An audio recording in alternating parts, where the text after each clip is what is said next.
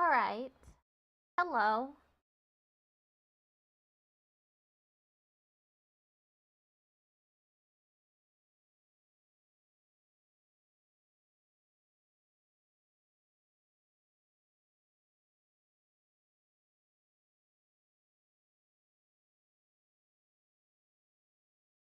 I have the timer up. Now it's time to play more Hollow Justice Ace Attorney. I'm not logged into YouTube. Let me correct that.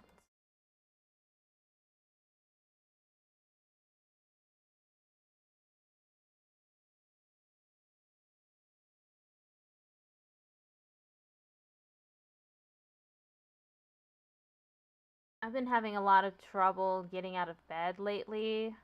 I say lately, but it's been like this for like an entire month. But I did manage to get the energy to start streaming today. Unfortunately, most of my redeems are gone because the tracking software I use, WaterZo, that has the redeems attached to it, the scene that they were in just doesn't work anymore. And I thought I had backed it up recently, but I didn't. So I'm back to no redeems again. And I decided that I'd rather not mess with that today. I'll do that some other day. But I removed all of them. Well, most of them. There's only like a few redeems left. Let me stream the game before I forget to.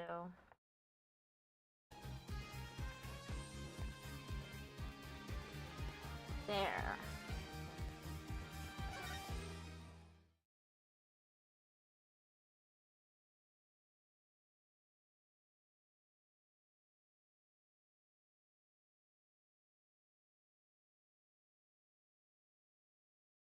December 20th, 10:15 a.m. District Court. Courtroom number 5. Court is now in session. All rise. Day 2. Where's the judge? I suppose we should reconvene the trial of Solomon Starbuck or something? Objection! Your Honor? Could you please come out from under your bench? There are no more bombs. I promise. Oh, yes. My apologies. I'm still a little jumpy when it comes to trials involving bombs. I mean, first the courtroom exploded. And then Mr. Tanay self-destructed. I guess that's one way of describing what happened to Tanate. Anyway, it seems that Mr. Justice was seriously wounded by Mr. Tanate's actions. So you, Mr. Wright, will be taking up the defense? Do you have an understanding of what has happened in the trial so far? Yes, Your Honor. The defense is ready. Very well. Is the prosecution also ready? I take it you'd like me to give the opening statement this time? Looks like the judge has become a pretty good mind reader. Well, he's certainly seen more than his fair share of colorful prosecutors. You could say he's something of a veteran of sorts. Let's see. In the previous part of this trial, we learned that the victim, Clay Turan, escaped from Launchpad 1 carrying the defendant, Solomon Starbuck. There were explosions on the second floor of the Space Center and on the rocket itself. The 2 astronauts used the Launchpad 1 corridor to reach the boarding lounge. And? How could the victim climb down the ladder if he was carrying the defendant? That was the mystery that needed to be solved. But Mr. Justice proved that the victim was killed in the boarding lounge. Prosecutor Blackwell, were you able to discover any new facts related to this point? Upon further investigation, we discovered an oxygen tank fragment in the lounge. Surprisingly, it would appear that Justice Dono's argument was correct. So that means the testimonies of the first 2 people on the scene are suspect. There were 2 people who claimed to be the first on the scene, but can we truly trust their statements? Let's see. The 2 people were Detective Candace Arm and Yuri Cosmos, right? You think that one of them might have given a false statement to the police? Yes, it's certainly possible. We might have to do a little more digging. And just as our team was about to cross-examine Detective Arm, The courtroom bombing incident occurred, and the trial was put on hold. That accursed fellow. He killed my witness. He killed Detective Arm. He definitely put the kibosh on anyone asking her about what she saw. Exactly. In other words, the question of who killed the victim in the boarding lounge has once again become the main focus of this trial. It's obvious Prosecutor Blackwell still thinks it was Mr. Starbuck. Fulbright said that Blackwell has a thing against the astronauts. Nevertheless, the defense argues there was a third person in the lounge, and that's who killed the victim. Objection! To make such reckless claims in a courtroom takes a bold man, or a stupid one. There was no third person in the boarding lounge. Or have you gone dotty already, old man? Objection! We'll see who's the dotard after I trounce you with my years of experience, little boy.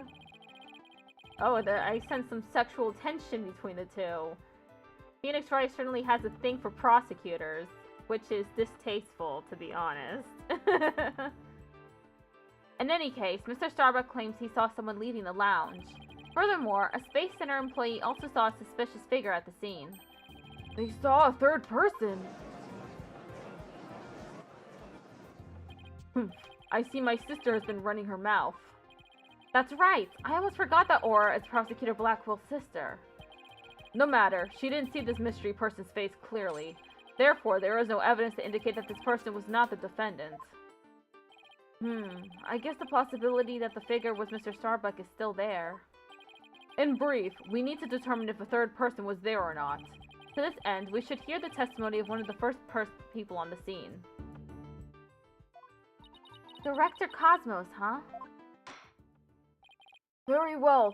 Bailiff, please bring the witness to the stand. Oh.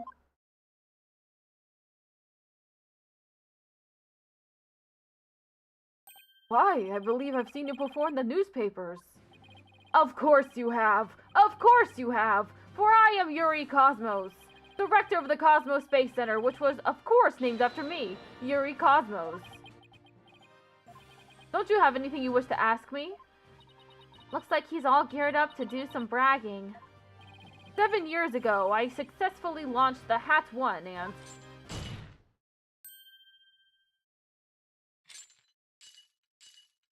Everyone already knows how brilliant you are. Even I am trying to hold back my tears at seeing such a gray man standing before me. So could you please proceed directly to your important testimony? Ha ha ha ha! I see this fine young lad as a proper appreciation of greatness. Then allow me to begin my epochal testimony that will be recorded in the annals of history. That speech of Prosecutor Blackwell's just now? It sounded more to me like he was poking fun at Director Cosmos. It's probably for the best that it sailed right over the director's head. Now then, Director Cosmos, the condensed version of your illustrious testimony. Please.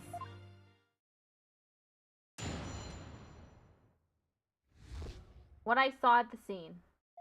Detective Arm and I rushed towards the boarding lounge together. We went via the control room and peeked in from there to see what was going on. We saw a figure standing in the middle of the lounge and Tehran lying on the floor. I hate to say it, but I can only imagine the standing figure must have been Starbuck. I see. So in your testimony you claim, you arrived on the scene after the two had escaped from the launch pad to the lounge, and just after the victim had been killed. Oh, the horror! The humanity! But what I saw is what I saw, and what I saw is what I said. Courageous action to take in the face of such terrifying explosions, wouldn't you say? To save my men, I went personally into the epicenter of danger, risking my own life for theirs. Well, what do you know? It sounds like the director really cares about his men. Yeah, although it sounds more like he was scared and just had a peek from far away. Is the defense ready to cross-examine the witness? Yes, Your Honor. Director Cosmos' testimony is pretty vague. I'm going to have to press him and draw out more information before I do anything else.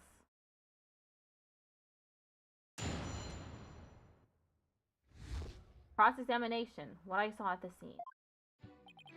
Detective Arm and I rushed towards the boarding lounge together. Where were you coming from? The 6th floor. We were making sure any stragglers made their way to the 4th floor. It was then we heard about Starbuck and Tehran and hurried to the 3rd floor lounge. On my galactic scooter here, of course. Why do you keep calling it galactic? Does it have something to do with space?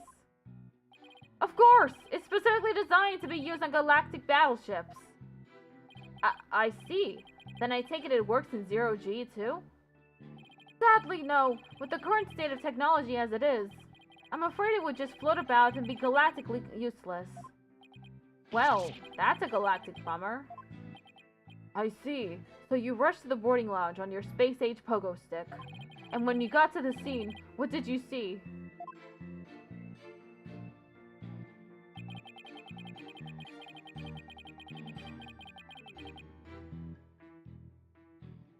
We went via the control room and peeked in from there to see what was going on inside. Let's see. According to this diagram,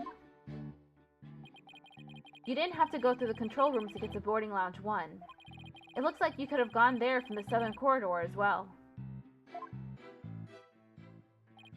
Yes, but in her haste, Detective Arm rushed ahead of me towards the control room. All I could do was merely follow behind her. I see.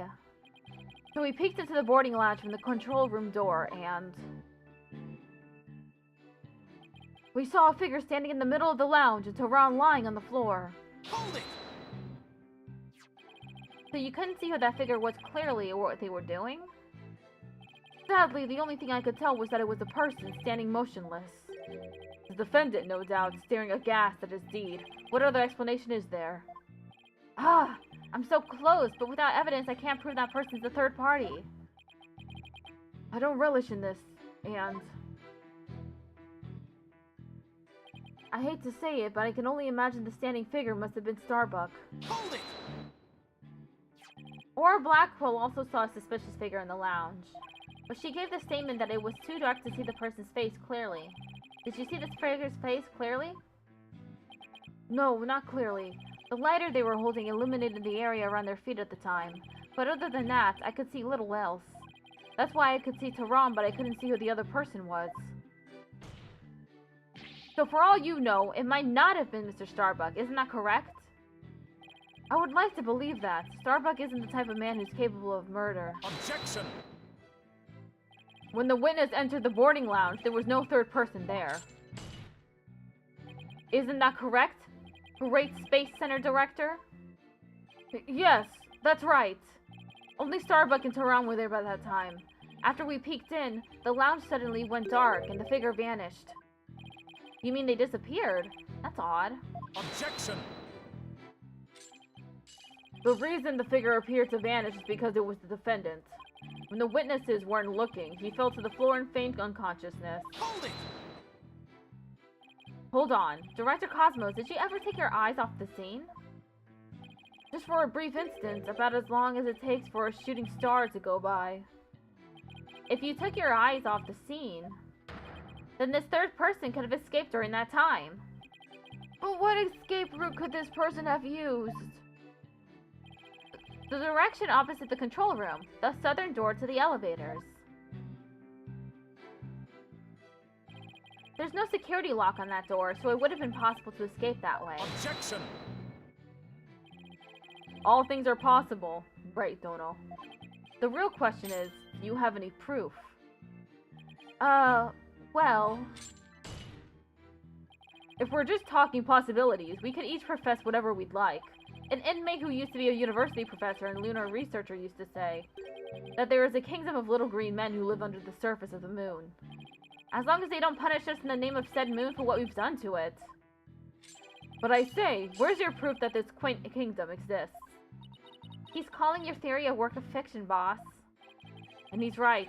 I don't have any proof yet. Still, the southern door was a possible escape route. I better make a mental note of that. Director Cosmos, may I ask you a question? Yes? Why did you look away from the boarding lounge? Ha ha ha! There's actually another tale of bravery behind the answer to that.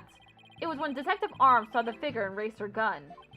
Being a great humanitarian and protector of mankind, I tried to stop her. What? You're saying Detective Arm raised her gun as soon as she saw the figure? I imagine her instincts as a detective told her they were the killer. I don't know about that. And were you able to prevent Detective Arm from firing her gun? I'm afraid I was too late. I was unable to stop her. She identified herself clearly, and then... she fired 2 warning shots at the shadowy figure. This information about Detective Arm's actions sounds critically important. Please add it to your testimony. Detective Arm fired 2 warning shots at the figure. Hold it! And neither of these 2 shots hit the culprit? That is correct. The detective appears to have missed on purpose. But did she really? There's something about this that bothers me. The Detective Arm fired 2 warning shots, did she? That's the first time that info has come out. Wonder if I can find any inconsistencies.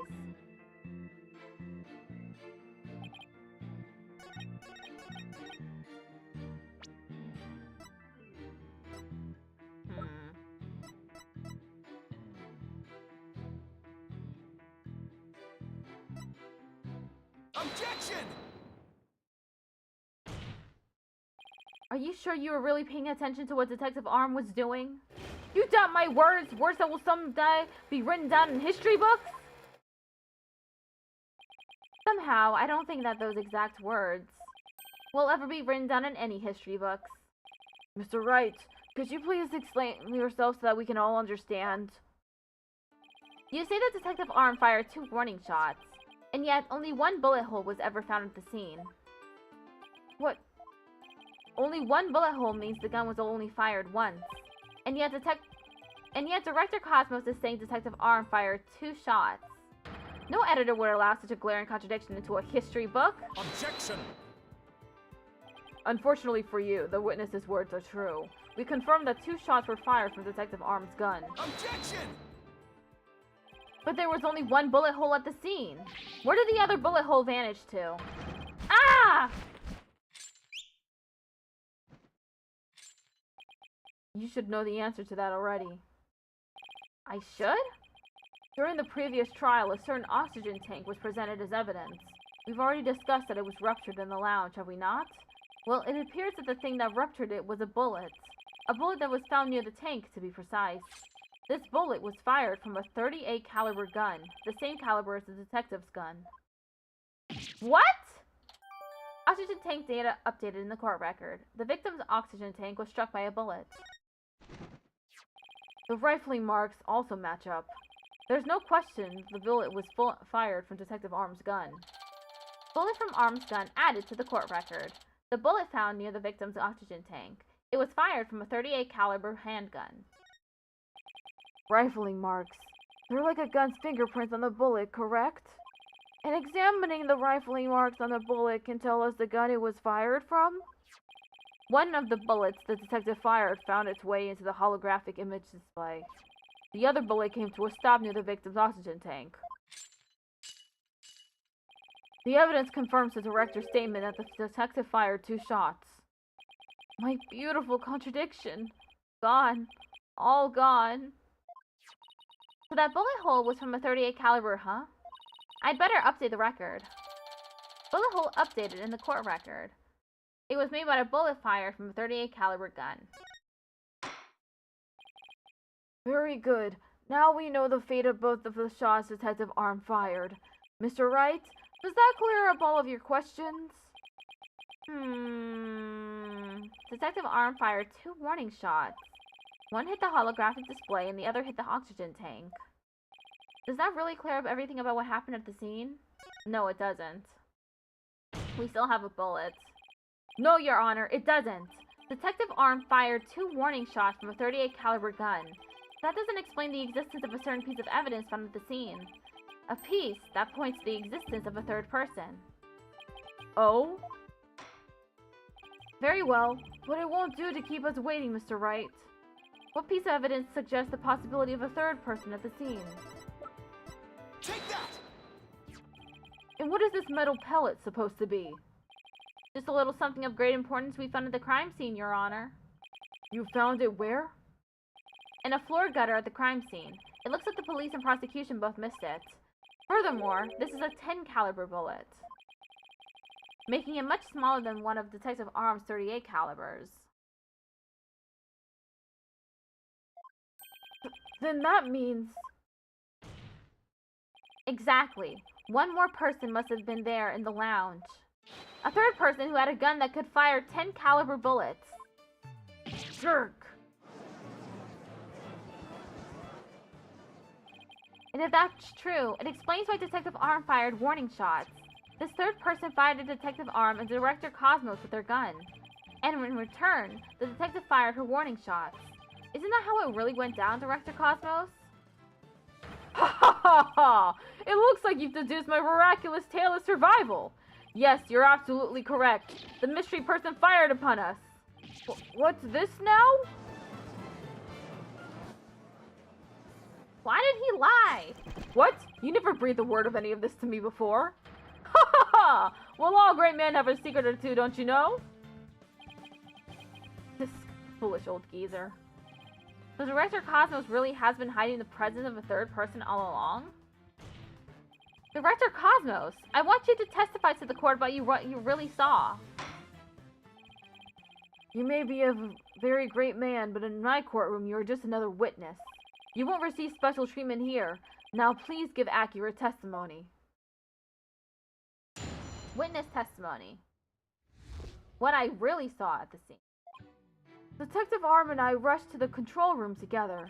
In the lounge, we saw a figure standing in the middle of the room and Tehran on the floor. We were still in the control room to the east when the figure fired at us. Given that there was no third person in the lounge when the witness entered it, does this mean the person who fired the gun had to have been the defendant? Not necessarily. It's still possible that it was someone else. Most likely, as soon as Detective Arm and Director Cosmos discovered this person, they escaped through the southern door, the one that didn't have a security lock. Objection! Double-edged swords or a tricky lot. Mishandle one and it is you who was cut down. Huh? Your reasoning could apply if Space Boy were the killer as well. Think about it. After being discovered, he could have fired the 10 caliber gun. Detective Arm would have responded by firing 2 warning shots. All he had to do was feign unconsciousness to invent the possibility of a third person. Objection! Objection! I was about to say that! Oh my god. I was literally about to say that he didn't have a gun when he was at the scene. The police didn't find a gun on him. So where'd he dispose of it? There's no way he could have disposed of it anywhere. But Mr. Starbuck didn't have a gun in his possession when he was found by police. Nor has a gun been found at the crime scene. Its absence can only be explained if there was a third person who took it with them. Objection! Recall the existence of a trash chute in the boarding lounge. The defendant could have simply thrown the gun down the chute. Yeah, but did you find the gun down the chute? Objection! But you can't deny the possibility of a third person leaving with a weapon. Come on, Phoenix. Ask them if they found the gun. If he just disposed of it in the trash chute, it's not like they were taking out the trash. So they should have been able to find the gun. Should have been right at the top. In a little hill. Objection! It's up to you to prove that possibility. And I trust you haven't forgotten my little piece of decisive evidence. What evidence? Why, the detonator switch that was found in Mr. Starbuck's pocket, naturally. The most compelling evidence of all that tells us he is the culprit. Ah! I did forget all about that! Look, your baldness, how deliciously obvious it is that they lack the evidence to rival mine. Wow, he sliced our third-person theory to ribbons and served it to us just like that. Yes, well, I have a question of my own, actually. That bullet that the mysterious figure shot, what did it hit exactly? It hit me. So does that mean you're a ghost? I was wondering when you would realize it, your baldness, that he's a ghost. Mr. Cosmos is an authentic, bona fide ghost. He can even pass through walls. Freak! Objection! to Blackwell. Shame on you for teasing the nice old gentleman. Oof, your baldness, it was all in jest. Please show yourself again. Are you sure? In that case, how did you manage to survive being shot, Director Cosmos?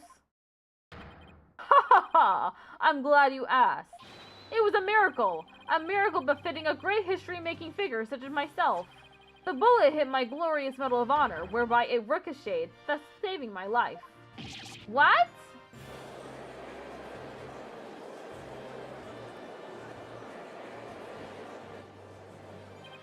That's unbelievable. I have to check this out. Oh, wow! Look at that! There's one extra Gaxa star. The odds are literally astronomical. I guess it really was a miracle. Beginning to really feel like the Cosmos is watching out for Director Cosmos. But why did you conceal this information, Director Cosmos? A great man such as myself has to hide things on occasion, no matter how much it hurts. It is the plight of the truly great. It may be hard for this generation to understand. I don't know, but it sounds fishy to me. What else is he hiding? Let's just cross-examine him and see what we can find out. Now then, Mr. Wright, your cross-examination, please. Cross-examination. What I really saw at the scene. Detective Arm and I rushed to the control room together. Hold it! We've already heard all about that part. Don't you have any new information? Well, let me see.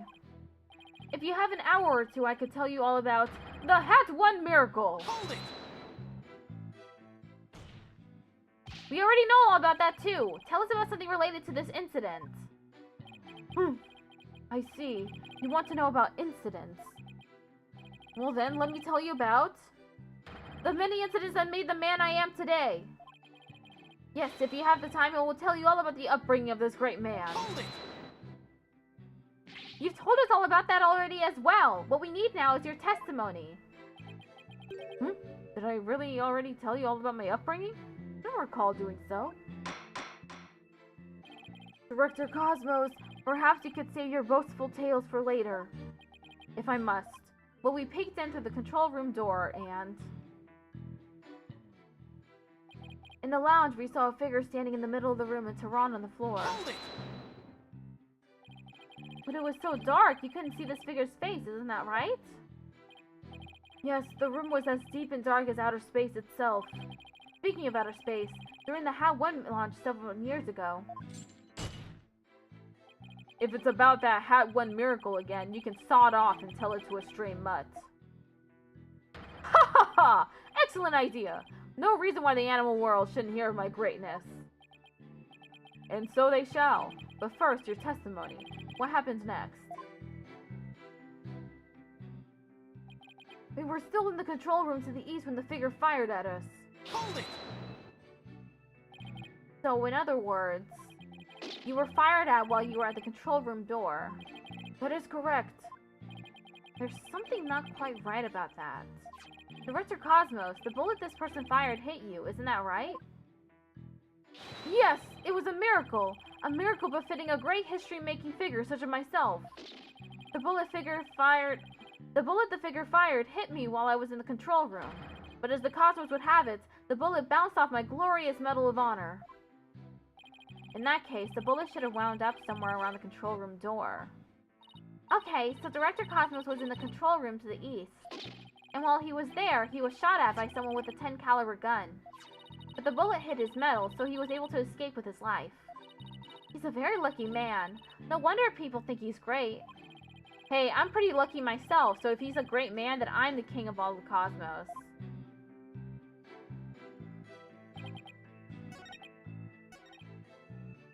Oh shoot, I didn't mean to do that.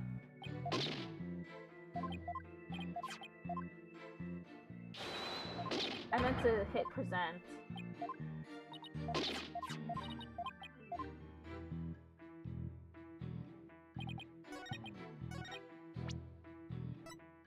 Okay. That door?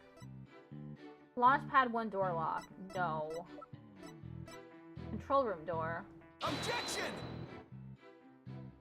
Oh shit, never mind. It's wrong. I was saying that...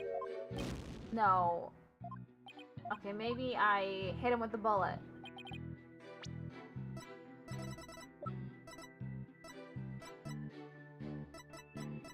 Objection! Director Cosmos, I believe you are telling this great court a glorious lie. A great man like me tell a lie? Have you ever heard of such a thing in all of history? My accusation is based on the positions of the people who were in the lounge. According to your testimony, you and Detective Arm were near the control room door, and the mystery figure was standing in the middle of the boarding lounge. If, as you say, the figure fired a gun at you from this position, the bullet would have traveled in this direction. However, we found a 10 caliber bullet here. Oh! I mean, he did get fired at, though. There was clearly a bullet hole in that little badge of his Medal of Honor. The trajectory and where the bullet was actually found contradict each other. Director Cosmos, where were you really when you were being shot at? Yeah! Ladies and gentlemen, I present to you the human merry-go-round. Objection! Don't tell me you've forgotten already. Didn't the witness himself just tell you? The bullet hit his medal. Of this, there was no mistake. Objection! But in that case, the bullet should have been found near the east side of the room. Are you trying to say that you can explain this inconsistency? Of course. I didn't think so. What? Oh, great Director Cosmos. Yes? Is there something you'd like me to expound upon? You were in fact not in the control room to the east, were you? You were looking into the lounge from the door to the south, is that not right? Ah! What are you getting at? Use your own brain. Your head must have some use other than housing that bird's nest. Bird's nest? Why does everyone pick on my hair? My beautiful, beautiful locks, my glorious locks of hair.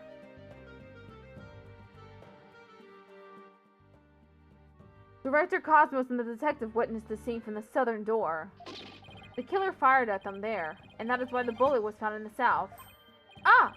That makes some sense, actually. Also, the witness being at the southern door is rather favorable for the prosecution. Huh? I've got a bad feeling about this. Oh, boy. How about it, Director? If you don't tell the truth this time... And he broke his chain. Yikes! His handcuffs! You will become but rust upon my sword. I relish the chance to cut down a great man. Alright, I'll tell the truth. Just put your sword away. He doesn't have a sword. You are correct. I, the great Yuri Cosmos, was looking into the room for the southern door.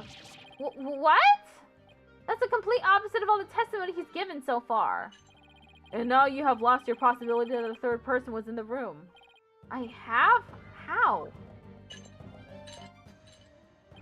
The director and the detective were near the southern door, meaning the killer couldn't have escaped through there.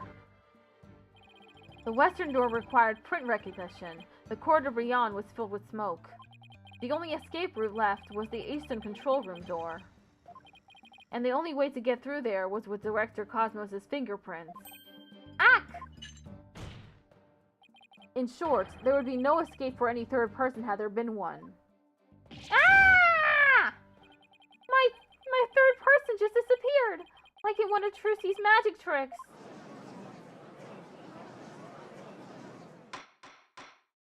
Order! Order in the court! Director Cosmos, why did you tell such an outrageous lie?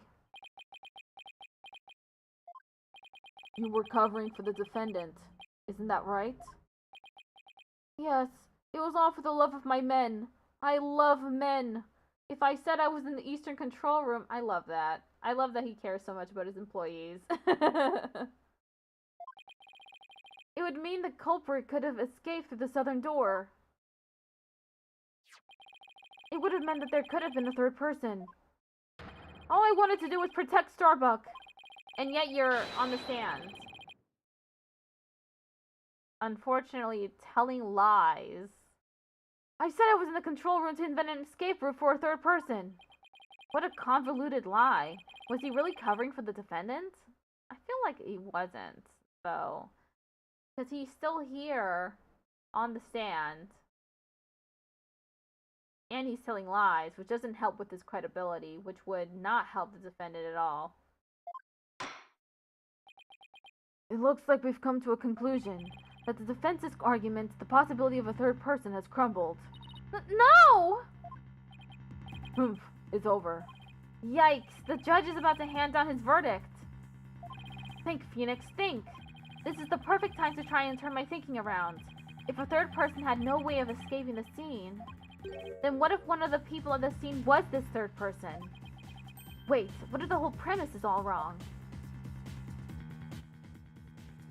Director Cosmos said that he and Detective Arm rushed to the scene together. But what if that premise isn't true? What if one of them reached the scene before the other one? And if that person entered the lounge, then they would be the third person. The defendant is the only one who could have killed the victim and shot at the director. There doesn't appear to be any room for argument against these claims. I will now render my verdict. Objection! Please wait, Your Honor. There is still one possibility. Oh, this had better be good, Mr. Wright. There is one and one only person who could have escaped from the scene, and that person would be the first person who arrived on the scene. Then, upon entering the boarding lounge, the second person to arrive came via the southern door. That's why the first person fled from the room, using an escape route that was accessible only to them.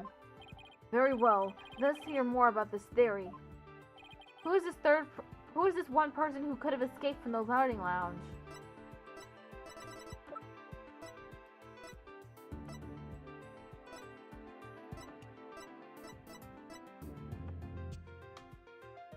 Take that! What? But that's... Mr. Wright, what are you claiming here? Of all the people who were at the scene, only the witness could have escaped. The director is the only one with the authority to open the control room door, after all. But that means... Exactly. The true identity of the third person is our current witness. Director Cosmos. Gah! What? What?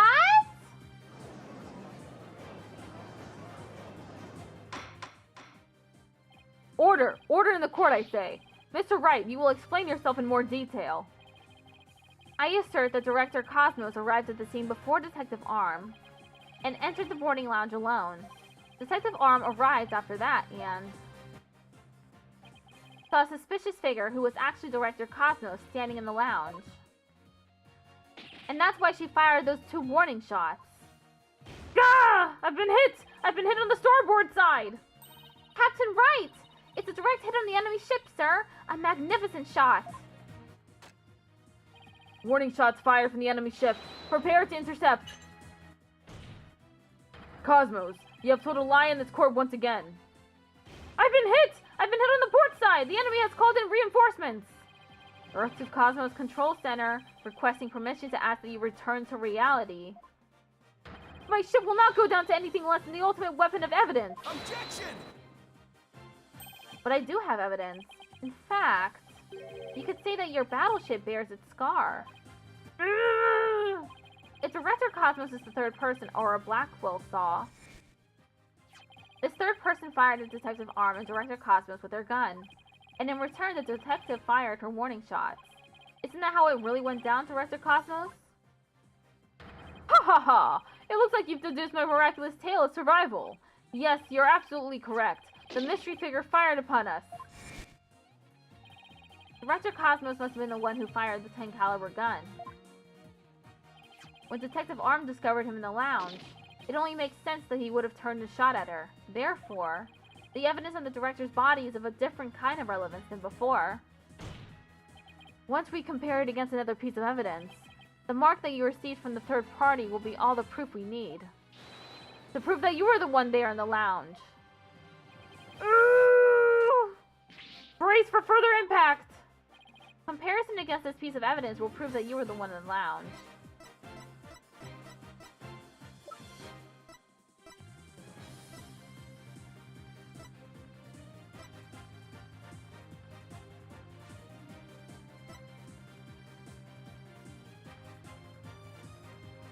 Take that! Damn it, never mind.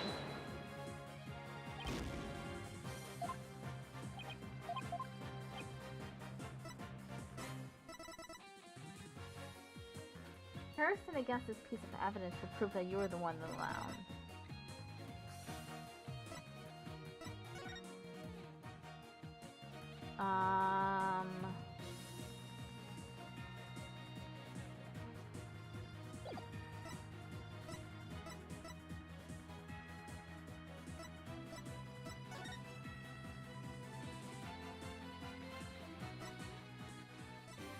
Only the Prince's Director, Cosmos, Starbuck, and Tehran are authorized. Equipped with backup power. Prince recognition attempts were recorded via security camera.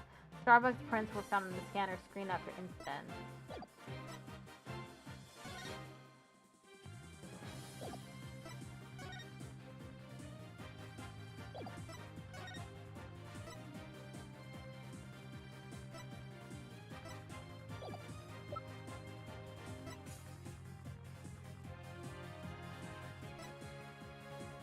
I don't know what the answer is.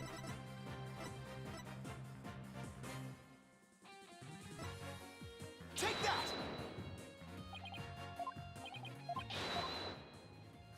This is not it, Your Honor.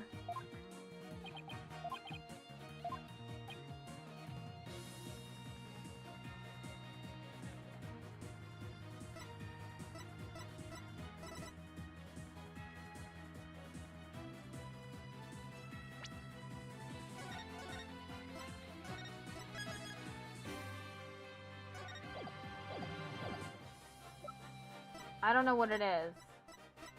I don't know. I don't know.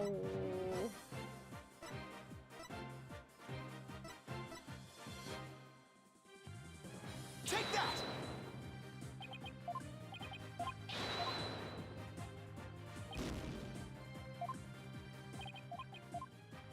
Okay, I'm just gonna try everything. Take that!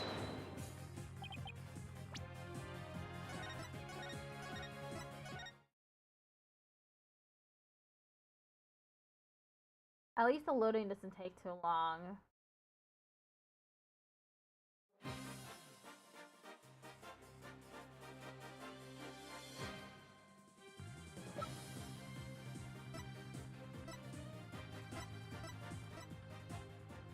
Uh-huh.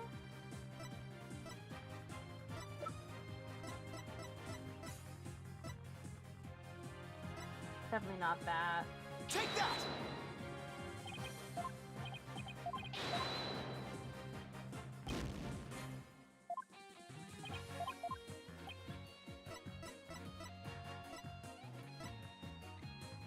Take that!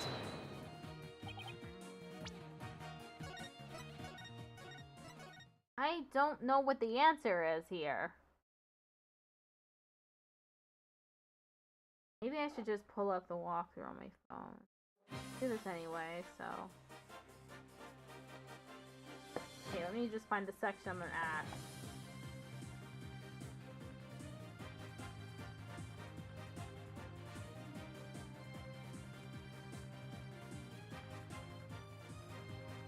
Dual Destinies.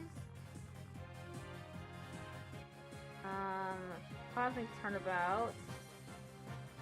Trial. Comparison.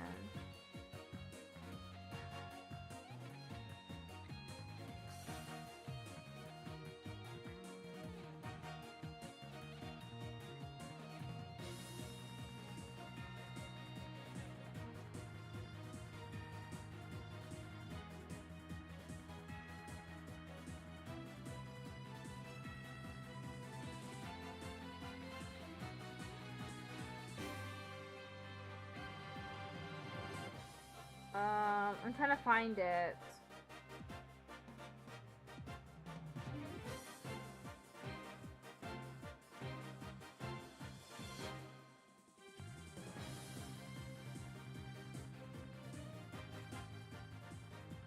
Present the bullet on the third statement. Then, is that he lied to protect the defendant. Present Yuri Cosmos' profile. As for proof, present the bullet from Arm's gun. Huh? Take that! The .38 caliber bullet found on the floor at the scene didn't hit the oxygen tank. It hit Director Cosmos' metal.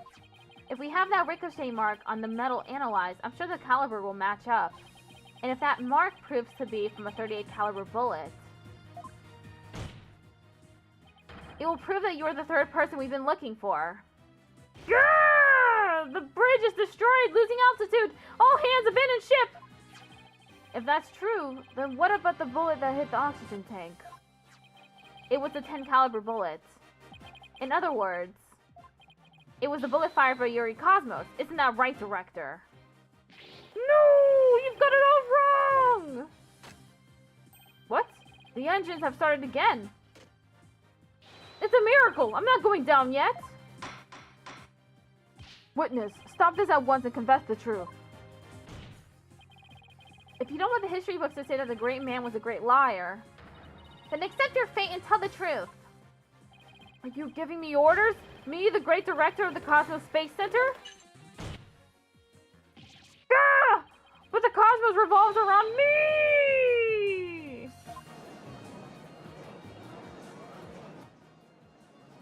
Ah! Someone get me off this thing! Order! Order in the court! And will someone please stop the witness from spinning?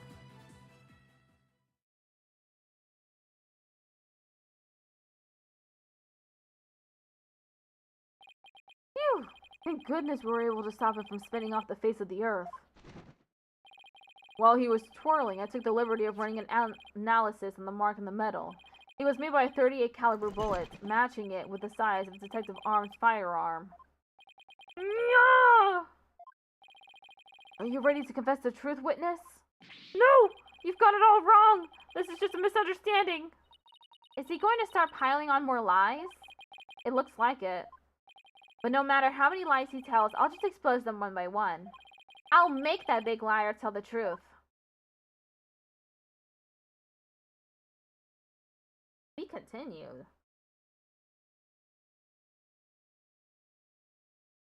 The walkthrough does say day 2 part 2. Why? That's so short. Yeah, it's only been like 40 minutes.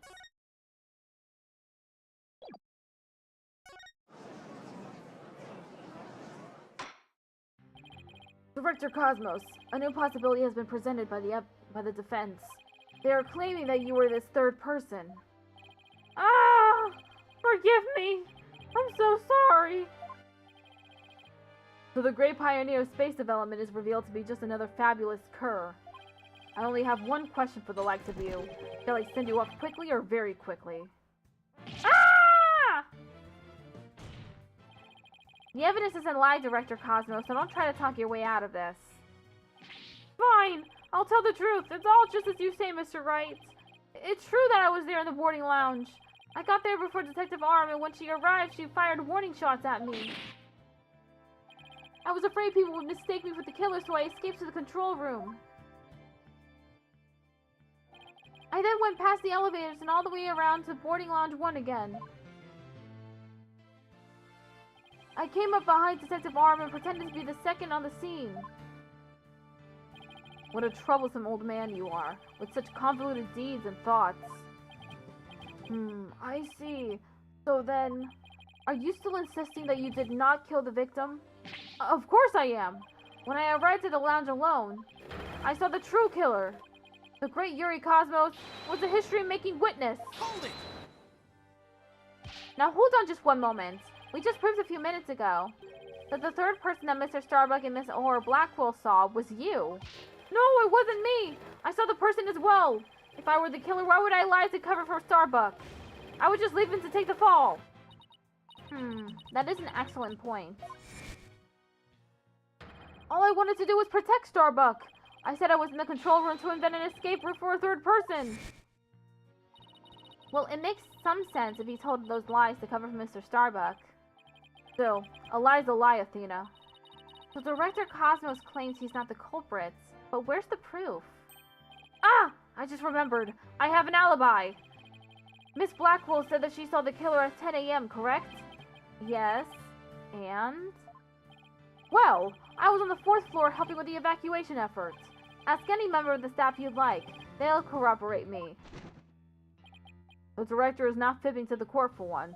I confirmed that he has an alibi for the time specified. So, you're claiming that Miss Blackwell saw the killer commit the crime first at 10 a.m.? And that you arrived at the lounge after that? Yes, and I believe the person I saw is the same person Miss Blackwell saw. Although it was pitch black, so it was more of a shadowy figure and less of a person. And I couldn't actually see their face, but it was definitely the silhouette of an earthling.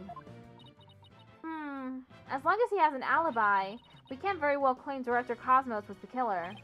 No, we can't. Then again, maybe we don't need to yet. I wonder if he was really covering for Mr. Starbuck. Your Honor, the defense moves to have the director testify about the person he saw. Very well. Director Cosmos, your testimony, please.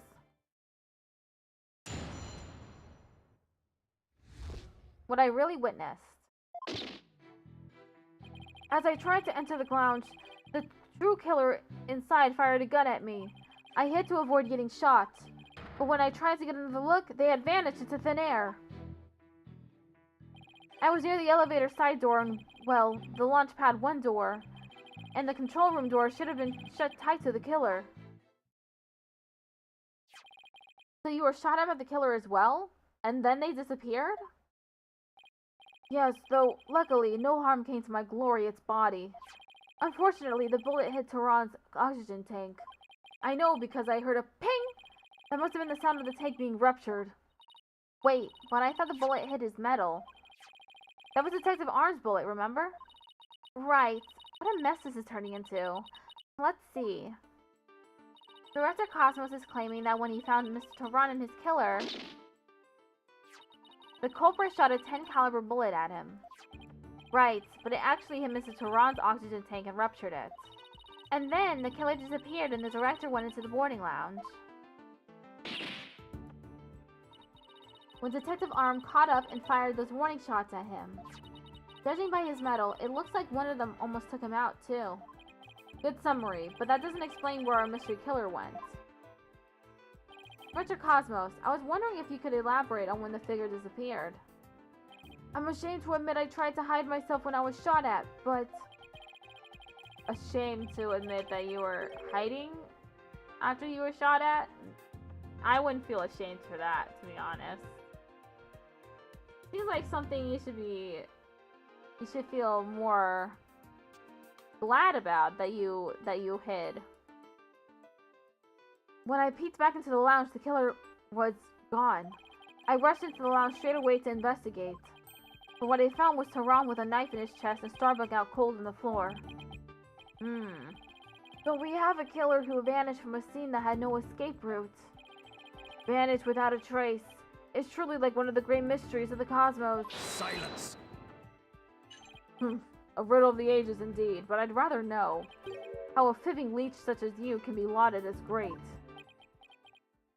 A great man is always misunderstood in his own time, but he must remain true to himself even if those around him don't understand. Wow, that might be the first true statement he's said all day. But how do you suppose this person managed to vanish so suddenly? Simple. Because it was Spaceboy himself. When he was spotted by the director in Aura, he quickly feigned unconsciousness. That would certainly take all the mystery out of the idea of a vanishing culprit. I want to raise an objection, but I don't have any counter evidence. Director Cosmos, when you saw this person, did you also see Mr. Starbuck on the floor? No, because it was as dark as a black hole in there. I didn't see Starbuck until the other person vanished and I entered the room. That wasn't exactly helpful. I'm prepared to accept your surrender, Bright Dono. Can't find any holes in his testimony, but I can't give up. You're right, why don't you let me help? Huh? While the director was giving his testimony, I detected a cacophony of discord. Which means he's hiding his true feelings from us, huh? This just might help us find out what happened to our vanished killer. That'd be great, Athena. Let's see what you can do with him. You got it, boss. I wouldn't want to miss this chance to delve into a great mind. Yuri Cosmos, prepare to hand over the secrets of your heart to me.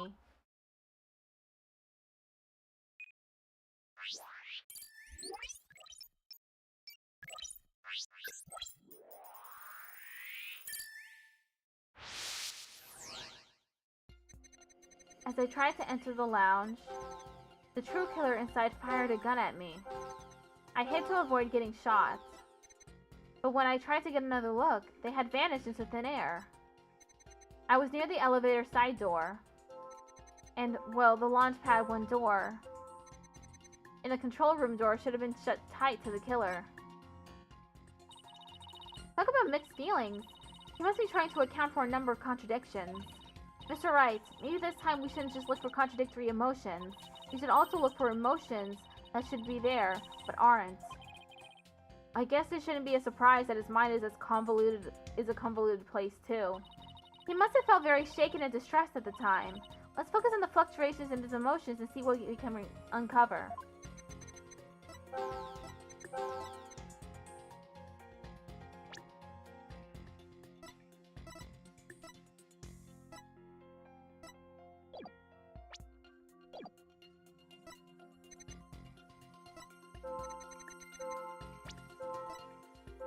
Got it! Correct me if I'm wrong, but you seem to be afraid of the launchpad door. The great Yuri Cosmos, afraid? And what basis do you have for that outlandish accusation? Whether I have any basis or not, you seem quite distressed by it. I'm most certainly not. Director Cosmos, there's something about the launchpad door you're not telling us, isn't there? Gah! Wow, he's speechless. It looks like you hit the nail on the head, boss. It's working, boss. One more punch and it'll be a knockout. There seems to be one more emotion that's at odds with his testimony. Go get him. Okay, back in the Matrix it is. Time to pinpoint our way to victory.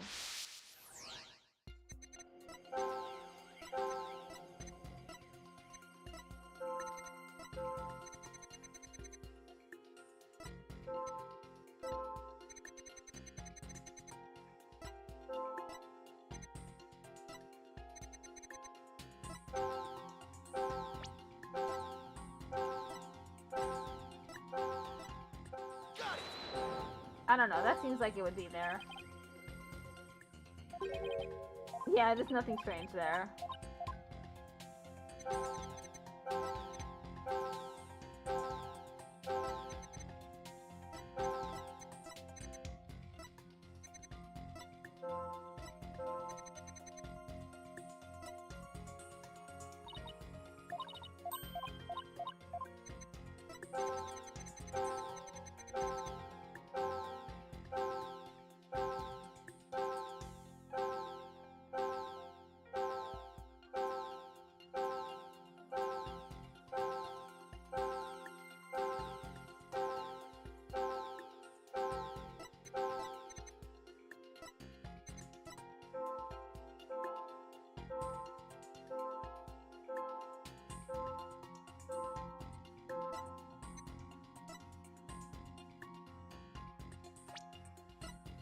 Got it! You must have thought it was very strange that the killer vanished into thin air. I did. That kind of thing just doesn't happen usually. And yet, at that time, you barely registered any shock at the occurrence. What? Why are you— No! I can only think of one reason as to why you weren't surprised by the killer's vanishing act. You must have had a good idea of where they went. Isn't that right? What? No, of course not. That's preposterous. Only I can enter the control room. And the area beyond the launchpad door was filled with smoke, making it impassable. And as for the southern door, I was standing right there. So there was nowhere for the killer to run to. Maybe or maybe not. You went into the room to check on Mr. Starbuck and Mr. Tehran, yes? What if the culprit took that opportunity to silently slip out through the southern door? I highly doubt it. As you recall, right after I entered the lounge, Detective Arm came rushing towards it herself via the southern hallway. Anyone trying to escape through there would have been caught by her. And yet, the director wasn't surprised the killer vanished. So you're absolutely sure there was no escape route for the culprit to use. I'll just input those 2 pieces of data, and... Yes, just what I wanted to see. Presto changeo! Less Discord. It looks like we're on the right track. Thanks, Athena. Now to make sense of what we've learned. Director Cosmos wasn't surprised that the culprit suddenly vanished from the lounge. It points to the possibility that he knew where the killer had escaped to. Furthermore, talking about the door to the launch pad made him uneasy. In other words, he's probably hiding something about the launch pad 1 door. When we put these 2 pieces together, only one solution to this puzzle comes to mind. Director Cosmos, did the real killer escape through here? Take that! The culprit went through the Launchpad 1 door to escape, didn't they? Yes. No! Disaster's to starboard! We're going to crash into an asteroid! A master tactician, you are not. But the area beyond that door was filled with smoke, wasn't it? True, but this is still the only logical answer there is. If we can just figure out what the director is hiding at the Launchpad 1 door, we should be able to iron out the logical inconsistencies. Drink! But that door requires fingerprint recognition. Only Starbuck, Tehran, and I have access. I don't see how the killer could have opened that security lock, do you? That's an easy one. The killer was right there in the boarding lounge, meaning there's a way he could have easily gone past that security lock. What's the thing of it? We did examine the prints on the fingerprint recognition device. I propose that the killer use this person's fingerprints to get past the security lock. Solomon? Was it Solomon? Take that! But that's...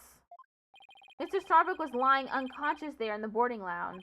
Anybody could have easily gone past the security lock by using Mr. Starbuck's prints. And actually, Mr. Starbuck's prints are exactly what we found on the device's screen. Ah! It looks like he does have something to hide up at the Launchpad 1 door. And I'm betting it's got something to do with the culprit's escape route. But I don't have enough information to see the whole picture yet. You know, something just occurred to me. Would you like to hear it? Huh? Oh yes, by all means. There's a security camera in boarding lounge 1. Right, the one that recorded the victim and defendant. What about it, Your Honor? If the true culprit escaped into the Launchpad 1 corridor, then that might be recorded on the security footage as well. Then the mystery would be solved. What do you think of my logic? I hope you didn't strain your faculties too much for that, Your Baldness.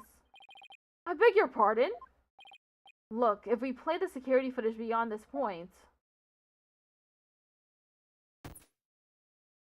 Oh my! The footage cuts off! The camera was running on backup power, but apparently the power cables were damaged. Most likely by the after effects of the explosion. There is no footage after this, be it of criminals or space aliens. And I thought it was such a good idea, too. Just because your grandchild is watching for the gallery, it doesn't mean you should try to show off too much, Grandpa Baldness. Ad break ends in 3 minutes.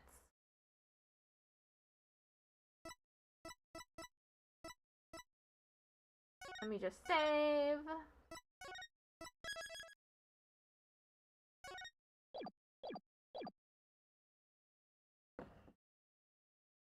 I'll put some music for YouTube.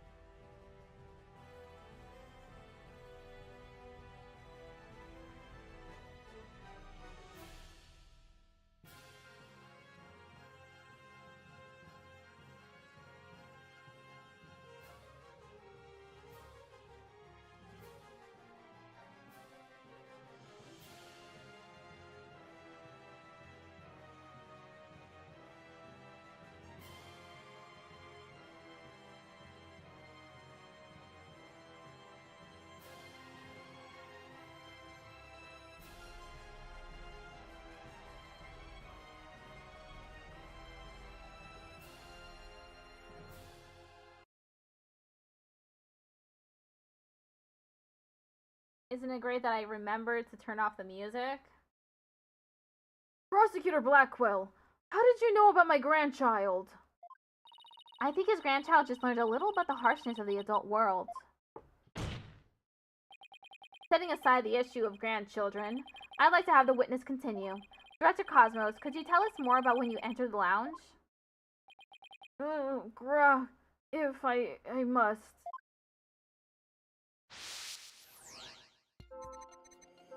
I hid to avoid getting shot at. After the killer vanished, I went into the lounge. But that's when Detective Arm appeared from the elevator side door. And then the detective shot at me. So you see, the killer could have only escaped to the launch pad, right? What do you think about Director Cosmos' emotional responses, Athena? Actually, my cat is really sick, you know? What? Oh, I'm very sorry to hear that. And on top of that, my dog just doesn't want to... And on top of that, my dog just doesn't seem to want to play with me. Why are you telling me all this now? Humor me, okay?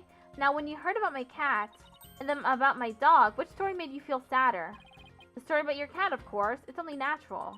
Exactly, that would be the natural reaction. But there's nothing natural with the director's reactions. I think how each individual reaction changes across the whole testimony will be the key. Sounds unnaturally complicated, but that somehow doesn't surprise me.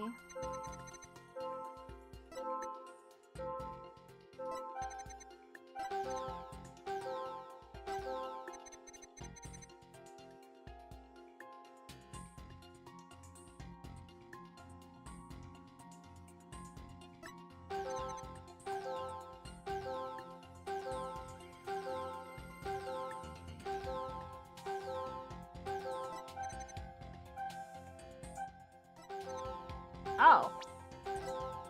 Got it. Director Cosmos. Why were you so surprised when Detective Arm found you, and again when she fired? Isn't that a bit unnatural? Sadly, even great men such as myself had ordinary human emotions. Our bodies are bound by the forces of gravity and emotions. Even a great man such as myself experiences surprise on occasion. Yes, I'm sure you do. But my real point is not the fact that you were surprised by, but rather what you were surprised by. Pardon me? First, you were surprised when Detective Arm found you in the lounge. And just after that, you were of course again surprised when she shot at you. But considering what you were surprised about, a strange phenomenon occurs here. Director Cosmos, what is strange about your surprise reaction is the fact that you were more surprised when Arm came. Sure, you were surprised when Detective Arm shot at you, but the surprise you felt when she found you in the lounge was much greater. Gawk!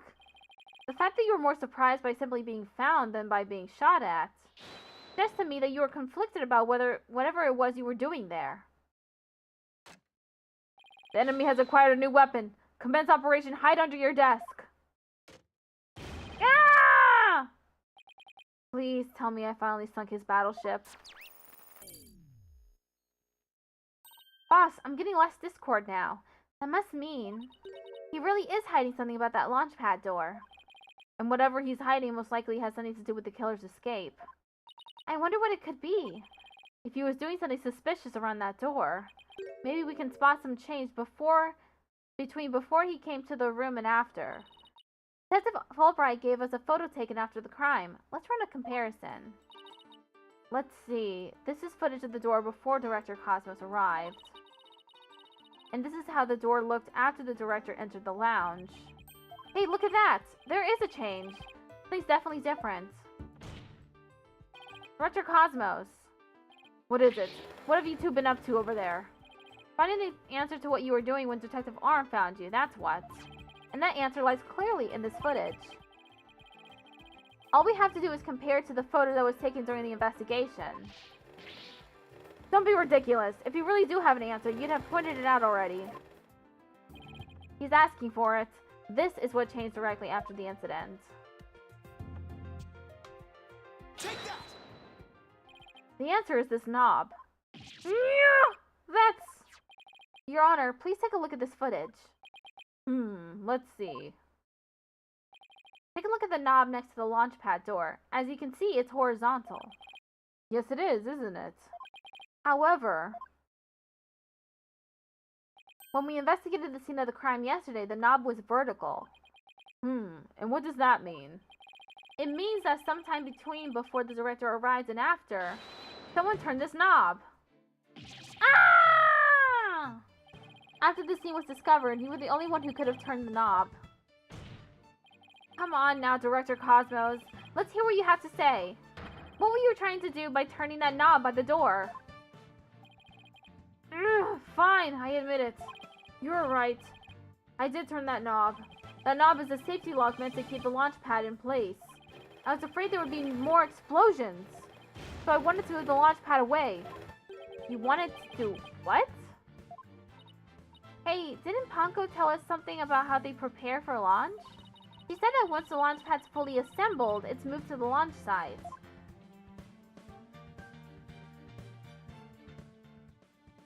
But the safety lock in the boarding lounge has to be disengaged first.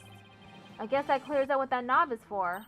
Oh, so if the killer escaped into the Launchpad 1 corridor, maybe they were transported along with the launch pad to the launch site? I don't think so. The Launchpad 1 corridor was filled with smoke. I don't think they could have escaped through that corridor. So then where did the killer escape to? I guess there are still some things we have to uncover. Director Cosmos, I request that you tell us about moving the launchpad in more detail. Fine, but listen carefully, for I'm about to give history-making testimony.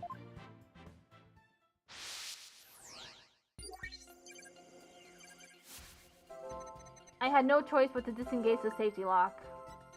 I fear there might be more explosions, so I had to cut the launch pad loose. Surely the only escape the killer had was through the launch pad 1. But that area was a sea of smoke. Confound it! Where on earth could they have gone? The director seems driven into a corner now. I can tell he's having a hard time hiding his true feelings. Just one final push then. His attempts to conceal the truth shouldn't be all that hard for us to break through. If we keep at it calmly, I'm sure we'll cross the finish line. Why did this make him happy? Got it! I had no choice but to disengage the safety lock. You make it sound like you were reluctant to do so. And yet, when you did it, you felt some joy, as if you were very pleased with yourself. Ah! How did you do it? How do you know everything as if you were there? Pretty impressive, isn't it? This is the power of analytical psychology. So, care to explain why you felt joy when you disengaged the safety lock? When I think back on the facts we've discovered up to this point, I have to believe that you were trying to fulfill some hidden agenda.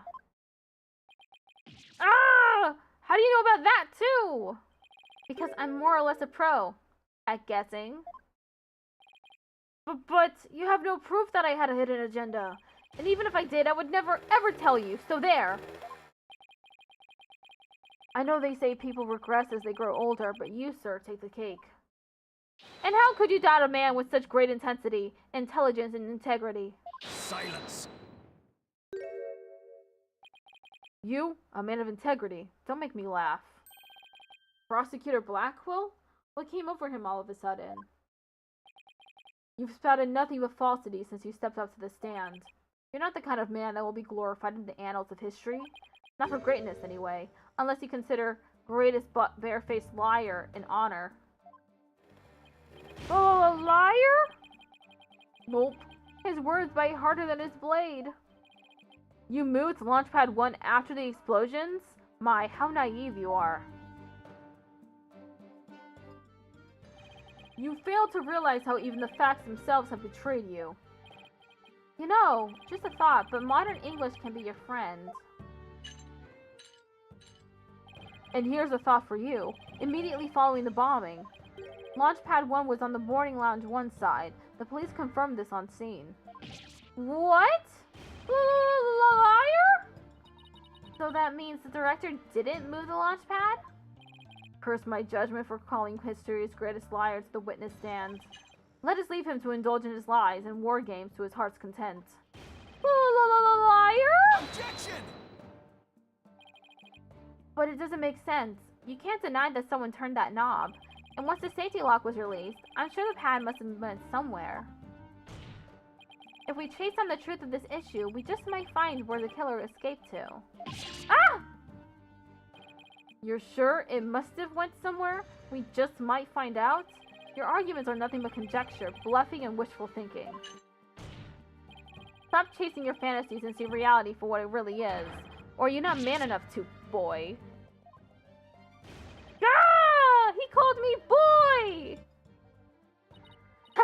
Talk about hitting below the belt. Youngins these days. I don't understand it. I'm sure Director Cosmos must have moved the launch pad. The knob was definitely turned after he came to the lounge. But the launch pad is right where it's supposed to be. Arg! Wait a minute. Maybe I have it all backwards. What if the director turned the knob, not to move the launch pad away, but to bring it back to where it was supposed to be? What are you blathering about? What if the launch pad was at the launch site before the incident? And then, after the incident, Director Cosmos moved it back to its usual spot. All he had to do was turn the knob to call the launch pad back. And it would be right where the police found it. Ah! Some of his hair fell. You made him sigh like Mr. Starbuck. Was what I said really that off base? It pains me to have to explain how wrong your own logic is to you. However, our great liar turned the knob only after he discovered the crime scene. Indeed, the pad existed beyond the lounge when our Astro Wonders made their escape. A fact that has been recorded for posterity on filmless film. Oh, right. So to reiterate, stop chasing your fantasies and see reality for what it really is, boy. Ah! Get a grip, Mr. Wright, and focus. We know that the launch pad must have been moved, but our deductions and the actual facts of the case are in direct contradiction to each other. Well, maybe the two astronauts never actually boarded the rocket. This footage could be fake, taken with body doubles after the incident or something. No way. On second thought, that's far too far-fetched, even for me. Never actually boarded the rocket? Hey, wait a minute. Maybe, just maybe. Huh? Prosecutor Blackwell, what if I told you that the two astronauts never set foot inside the launch pad area, but instead went into another place? And what if when the director moved launch pad 1 back, it was not from the launch site, but from another place? What would you say then? Cut the existential bullshit, or I'll cut you. Mr. Wright, you will explain yourself at once. I know I'm right. It was all the way around from the very beginning. Very well, Your Honor. Let me explain. Director Cosmos' reason for moving Launchpad 1 was...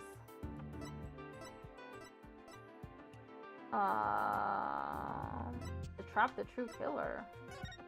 Maybe he was doing that. Because he wanted to trap the true killer.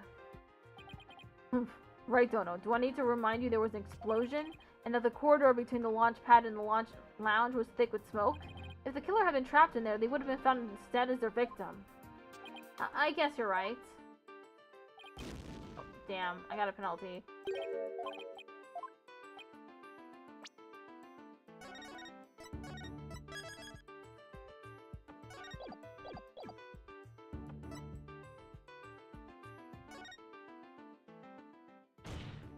Because he wanted to switch it with some other place. I'm sorry, but did you say switch it? But what could he possibly have switched the launch pad with? Oh, you'd be surprised, Your Honor. All it takes is a little thinking outside the box, and the answer becomes clear as day. This is what was switched to Launchpad 1. The Space Museum? Take that! Launchpad 1 was switched with the Space Museum? In the past, the Space Museum used to be Launchpad 2. It has all the same features as Launchpad 1 and can even be moved to the launch site. Meaning, the Space Museum and Launchpad 1 can also be switched with each other. You can't mean... The rocket the astronauts boarded was not the one in Launchpad 1. It was the one in the Space Museum. What? Balderdash! And yet, it's the only explanation that accounts for every riddle and inconsistency. This is how the Space Center was just before the incident. I see Launchpad 1 and the Space Museum have already switched places. That's right, and with the two switched like this, the astronauts entered the Space Museum from Boarding Lounge 1. This allowed the true killer to enter Launchpad 1 from Boarding Lounge 2 and set the bomb on the rocket. Come to think of it, the door to the Space Museum from Boarding Lounge 1, 2. Welcome, welcome. The Space Museum is open to the public every day of the year from 9 a.m. to 7 p.m. Exactly. Anyone could pass through the door to the Space Museum. There is no fingerprint recognition system on that door. In other words, with the two launch pads switched like that, someone other than Mr. Starbuck could have easily planted that bomb. Gah! After setting the bomb on the rocket, the culprit snuck into Boarding Lounge 1 and waited there, concealed, in order to kill Mrs. Tehran when the two astronauts emerged from the Space Museum. Recall that Miss Blackwell, Mr. Starbuck, and the director all saw a suspicious figure, who we can suppose, after killing Mr. Tehran, made their escape into the Space Museum. After that, Director Cosmo switched the two launch pads back, without realizing the killer was inside the Space Museum.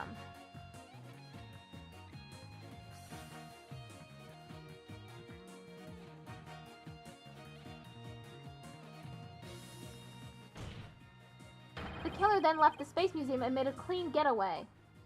Yeah! Right, Dodo. I see you know how to handle a sword and handle it well. Perhaps I should call you Swordmaster Bluff? I'm a seasoned warrior who has cut down many a prosecutor. Silence! But unless you can prove your theory, it's no better than a rusty sword. That's right! You have no proof I switched the launch pads! Somebody needs a better anger management counselor. If the launch pads really were switched, there might be a record of it somewhere. At this point, Launchpad 1 and the Space Museum were switched with each other. So the corridor beyond the door should be the one that belongs to the Space Museum. Let's see. This is an image of the Launchpad 1 corridor. Do you see anything different when we compare it to the security footage? Huh? That number on the floor. Well, what do you know? It looks like we have proof after all, Prosecutor Blackwell. And if this is just another bluff? Oh, don't worry. It's all right here. Right in this footage. Proof that beyond the... Oh, it says 2! Oh, the number's right there. It's behind,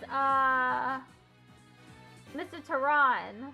The one holding up the defendant. Right behind him, it says 2 instead of 1.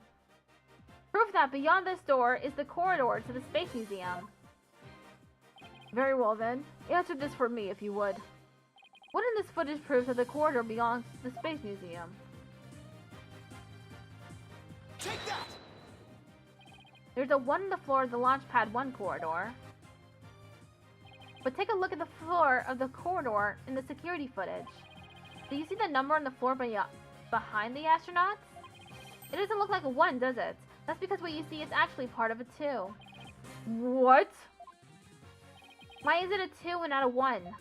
That's because the corridor you see is the one to the Space Museum. Ah! Ah! And so that means the corridor in this footage was not filled with smoke. That's right, because the explosion didn't occur in the Space Museum. The explosion occurred in Launchpad 1 on the side opposite the Space Museum. And now that we know the two astronauts escaped from the Space Museum, the mystery from the previous trial of how they got down the ladder is cleared up. Mr. Tehran, carrying Mr. Starbuck, simply took the elevator from the upper level down to the middle level. Just incredible. The two launch pads were actually switched, but you'd think someone would have noticed an event of this magnitude. Everyone was down in the basement shelter when the launch pads were swapped back. There's no way anyone could have known what was happening on the surface. Noise level down to 0%. Info update.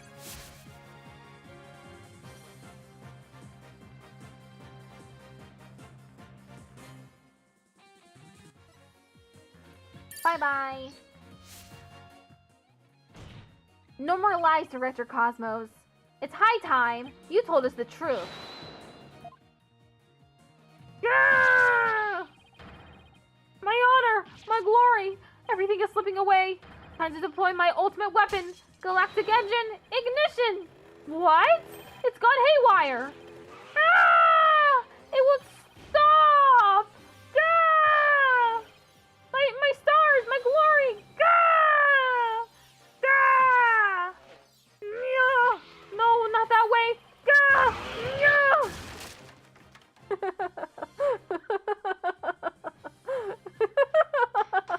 Not now, Your Honor. But bailiff, on your steed and after that witness. Why is he asking that? He's so dramatic.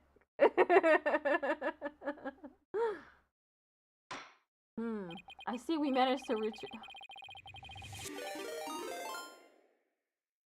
VH Sorceress just traded with 6 Hey, viewers. how you doing? Thank you for the raid. Hello, raiders. I'm Melody Wisp. I'm currently playing Apollo Justice Ace Attorney Trilogy. I'm on the second game, Dual Destinies, 4th case.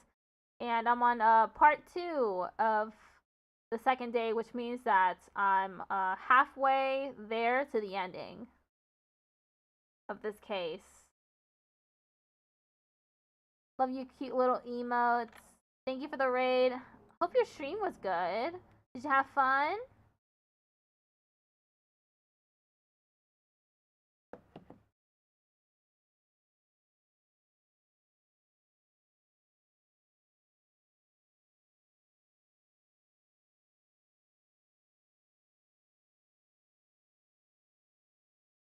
Whoa, you beat the Zelda CDI games?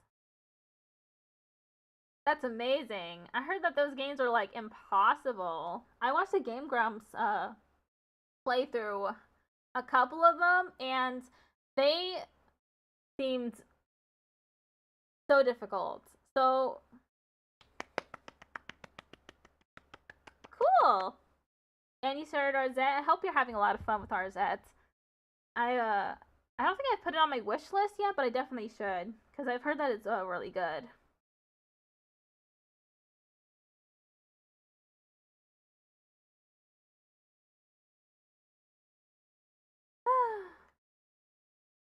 Okay, I'm gonna continue. I see we managed to retrieve you before you came to any bodily harm. Director Cosmos, do you admit you have switched the launch pads? I admit it's true. I switched Launchpad 1 for the Space Museum. Ah, it is good to hear words I can believe for a change. Before you do, Your Honor, 2 things. First, we don't know if Mr. Turan had prior knowledge of the switch. As for Mr. Starbuck, he was unaware of his surroundings thanks to his medication. Either way, Mr. Turan would have realized the instant he stepped into the Space Museum that it had been switched with Launchpad 1. So my first question is, if the Space Museum was perfectly fine, why did Mr. Turan feel the need to put on such a dramatic display? As for my second question, I'd like Director Cosmos to tell us why he switched the 2 launch pads to begin with. Please, I can't. I exercise my right to remain silent, but I will say my hands were tied. I was only doing what I could to keep my men from getting caught in that blast. The director is making a lot of really weird noises. Is terrified. He must have one heck of a reason for not wanting to explain why. Probably not a good time to try to pry it out of him, huh? Excuse me, but would you mind if I picked up my stars? Without my badge of rank, I'm nothing. I don't see why not. Bailiff, help the director retrieve his stars. That was a lot of stars. They came off him because he was running around in his little scooter. It appears the possibility of a culprit other than the defendant has presented itself. Mr. Starbuck, is there anything you wish to say? I don't get it. Don't get it? What don't you get? Director, why did you do all that? From the very beginning, you never meant for the launch to go ahead, did you? You tricked us! Mr. Starbuck! Starbuck, my boy. I'm sorry. I can't tell you the reason why, but I had to do it to protect the Space Center. Director! Will I ever get the chance to go into space again?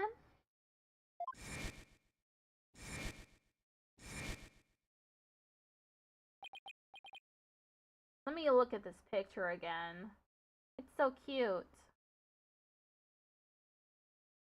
You have Tehran with his little bandage on his nose. And his cool little hat that cannot constrain his hair. The person all the way at the right might be related to Athena. I almost called her Akane.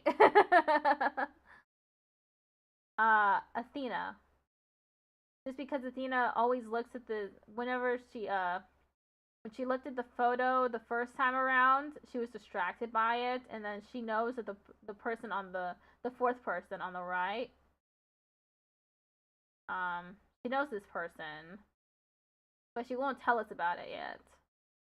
Yes, of course. I won't rest until it happens. I will get you into space again, my boy. And then the dream is still alive.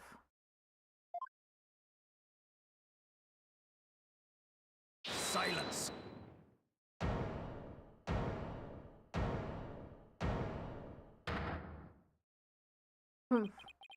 You're not going into space, Starbuck, but prison.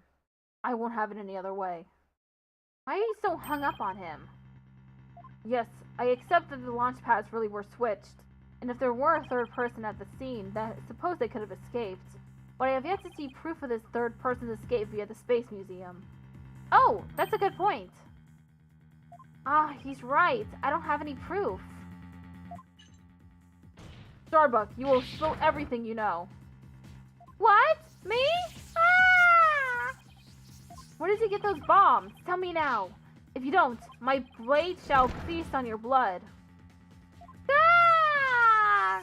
If I'm going to die, I want to die in space. I have to do something. Solomon Starbuck, prepare yourself. He's screaming. Now, you know violence isn't the answer, Prosecutor Blackwell. That annoyingly cheerful laugh can be none other than Champion of Righteousness, Bobby Fulbright here. In justice we trust. Detective Fulbright? Sorry to keep you waiting, Mr. Lawyer. I hope I'm not too late. I don't believe we had an appointment.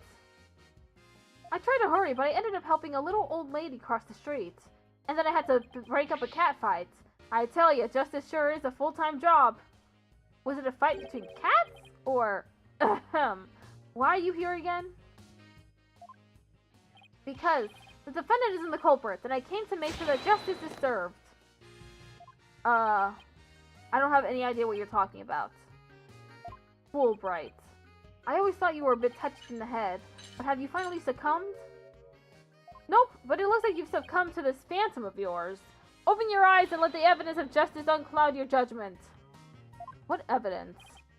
Come to think of it, he did say something about finding us some evidence. Thanks, you two. I feel a lot better now that I've been able to get that off my chest. I'm going to work extra hard to find that perfect piece of evidence for you. I didn't think he was serious, though. So what is it, Detective? Is it something that will prove Mr. Starbuck innocent? It is indeed. Have a look at this. What's this? A lighter?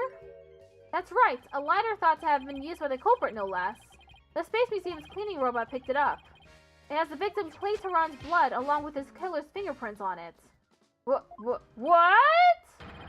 Gah!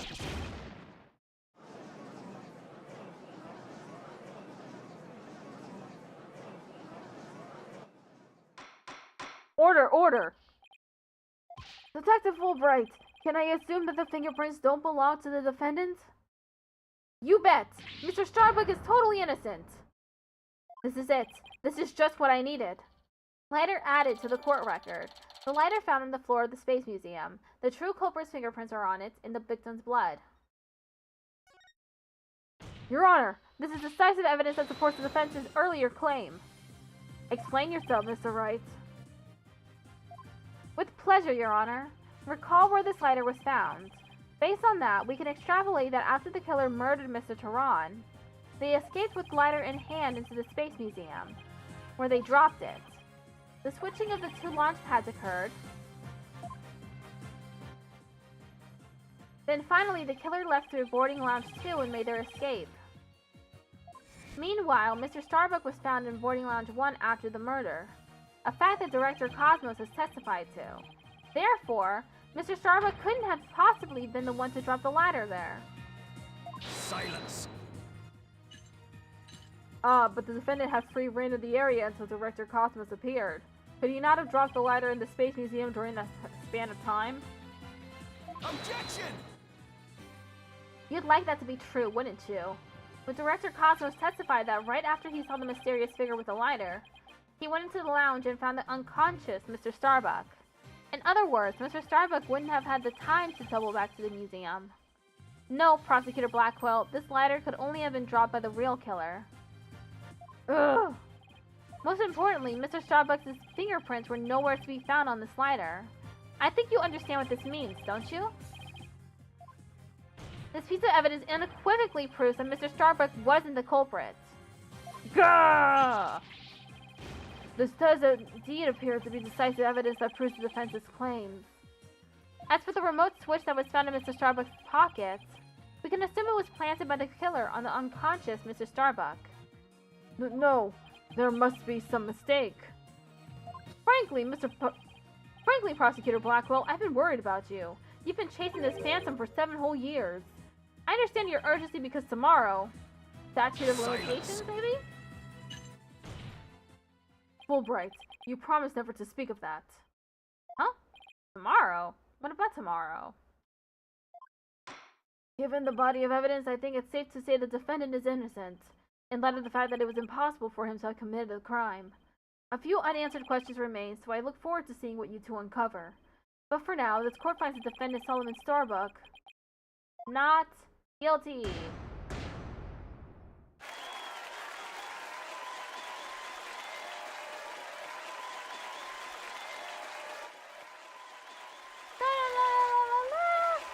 It's just on a loop.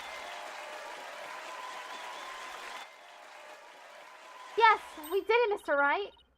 Looks like we pulled it off somehow, huh? With some help from Detective Fulbright. Mr. Wright, Miss Sykes, thank you. And please thank Apollo for me, too. You all are the best. Ooh, I wish we could tell Apollo about Mr. Starbuck's verdict right now. Yeah, me too, but that's going to have to wait. Now that a verdict has been reached, I'd like to bring today's trial to a close. Court is adjourned.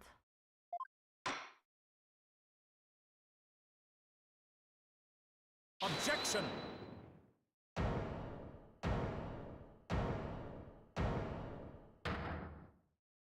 It's too late to object, isn't it? It simply is impossible. Something's wrong. Prosecutor Blackwell, are you dissatisfied with the verdict? Fulbright, what were the results of the fingerprint analysis for the lighter? Huh? The results?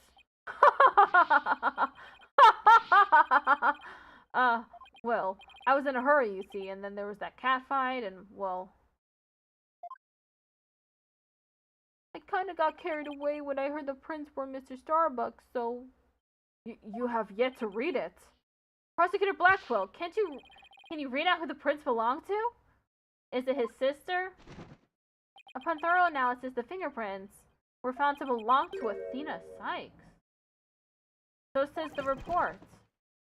What? What? Huh? Me?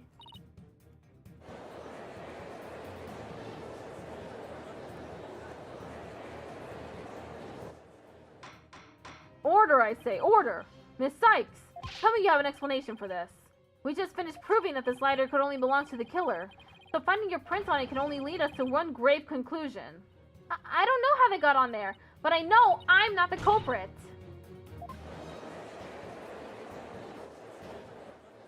This can't be happening. We built up our argument piece by piece, and I don't think any of our reasoning was faulty. So how could it have led to this? Later updated in the court record. Ah! What have I done? Please forgive me, I'm sorry!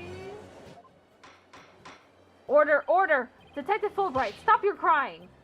What in the world is happening here? It's like the world's gone mad! Order, order! I will have order!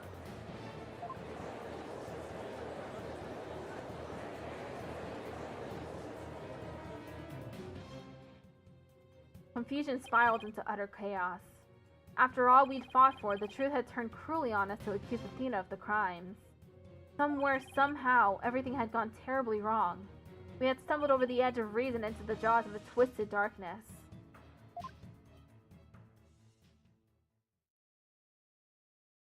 And that's the end? Oh my god. This trial was really short.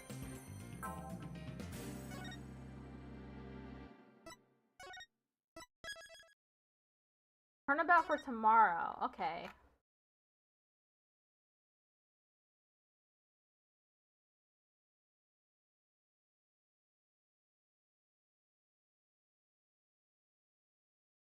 I'm just changing the team information, which I should do that for YouTube too.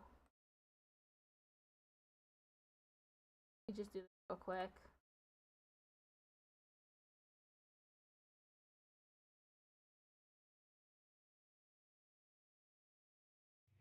Oh, another raid. Hello. I_am_slab just rated with 8 viewers. Ooh, welcome, raiders from Slab. How y'all doing? I saw that I saw on Blue Sky earlier that you were planning to do a stream where you were like explaining stenography to people. How was that? Sounds like it would have been really interesting. You showed everyone steno? Yeah! It's always really nice hearing that, hearing when people showcase steno. People know now? I love that. So this is actually a great time for a raid. I just ended case 4, which was called the Cosmic Turnabout. And now I'm starting case 5, Turnabout for tomorrow. This is Apollo Justice, Ace Attorney Trilogy, Dual Destinies, which is the second game. And we just learned that that our co-counsel for the case that we were just on, their fingerprints were found on a bloody lighter that was used as decisive evidence for concluding our client was not guilty. Her fingerprints were on it. Bloody fingerprints. And we just concluded that only the killer, that was the killer's lighter. Yeah, it's a mess. Exciting thing to stumble upon. No one can escape their past.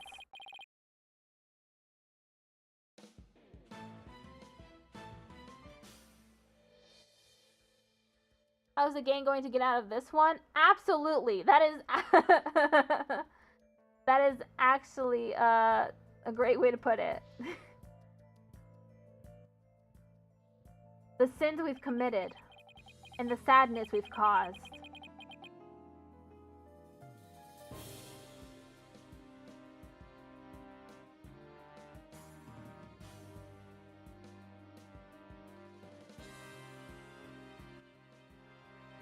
Vague and artistic, this one is. No matter how far we run, our past remains, as ever present as the moon in the sky.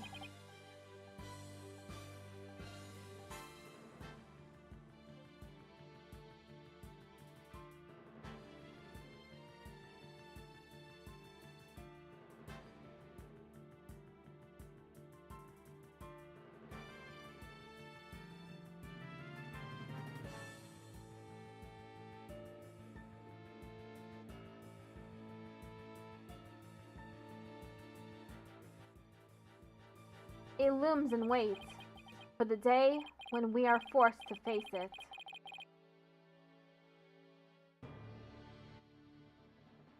But only in doing so can we truly make peace and move on and hope towards tomorrow.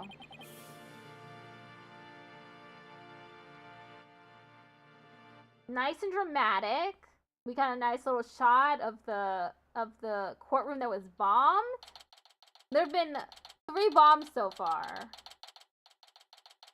2 bombs at a space museum / space center, and another one in a district courtroom. December 20th, 1:23 p.m. Write Anything Agency. They took Athena from the courtroom straight to the station. She's probably being questioned at this very moment.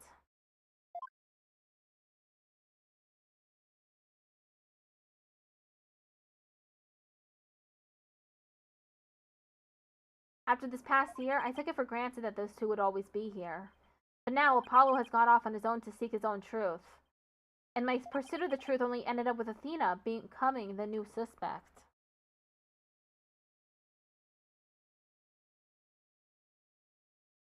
Some boss I turned out to be. It's even quieter in here than usual. Yeah, it seems so empty too. I just don't get it, Daddy. All of your reasoning during the trial seemed perfectly solid. Yeah, and I still believe it was. At least based on what we know. But now, Athena is the one who's being accused. During the trial for the bombing and murder that occurred at the Cosmos Space Center. The lighter used by the real culprit was found. This lighter proved the defendant, Solomon Starbuck, innocent. But Athena's prints were found on it instead. And she was subsequently arrested for the murder. But Athena couldn't have done it. It just doesn't make any sense. No, none of it does.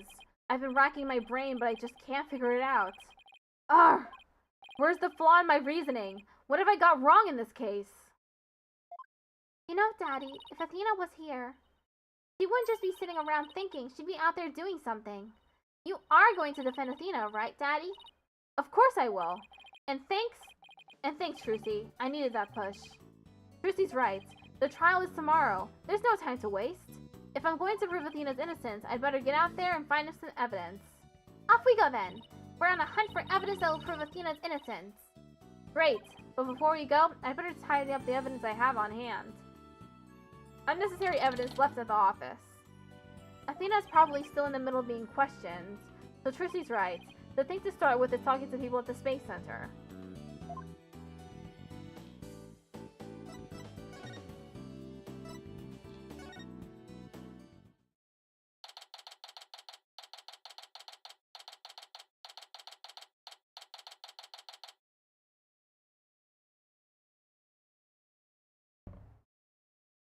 Cosmos Space Center entrance.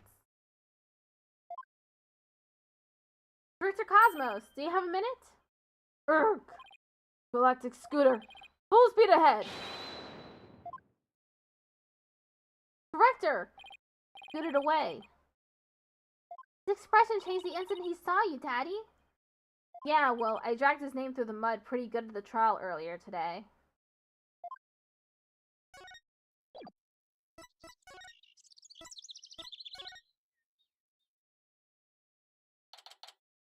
Boarding lounge. We were here only yesterday. Oh, hey! Mr. Starbuck, you've been released, huh?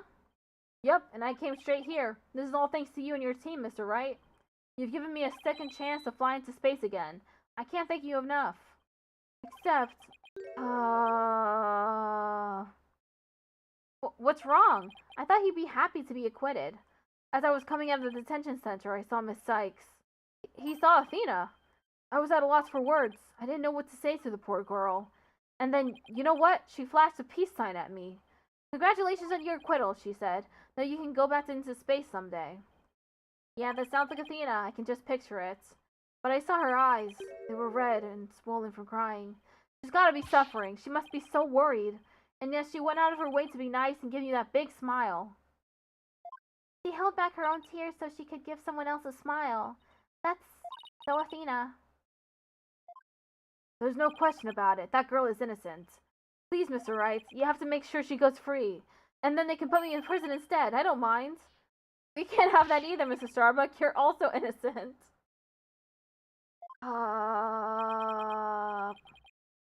Don't worry, Mr. Starbuck. I'm going to give her the very best defense I can. I promise to get her acquitted, just like I did for you. I know she'll be alright with you in her corner. I know you'll never give up on her.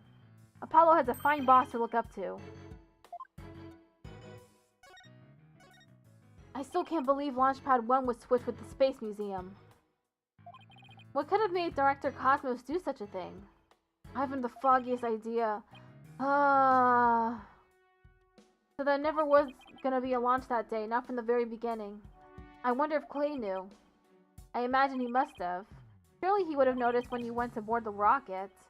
Pathetic to think I was the only one who got taken in. But I guess that's about how it goes when you're worth less than space debris. Is he going to be alright, Daddy? His expression looks as dark as a black hole. Well, that's just how he is. Mr. Starbuck, do you remember anything about the murderer? Not really. I only saw a shadowy figure in the dark after all. Yeah, I guess that was a little too much to hope for. Hey, I heard something from the police though. They said they never did find a 10 caliber gun down that trash chute. Just as I thought. The culprit must have carried it away with them when they escaped. So, was the person you saw holding a gun, Mr. Starbuck? I couldn't really tell. But it wasn't Athena, right? Could you tell if the person was male or female, tall or short? I can't even tell you that much. Man, I'm useless. When the culprit opened the door and some light came in, I should have been able to see. Door? Ah, yes. As I recall, they opened this door here as they made their escape. The door to Launchpad 1, right? Yeah, except right now the door leads to the Space Museum. You mean the Launchpad and the Space Museum are switched right now? Yeah, they're trying to investigate the theory you came up with in court. So they're recreating the conditions, huh? I'd like to see what's beyond that door now. Mr. Starbuck, could you open this door for us? Sure, let me just have my print scanned here.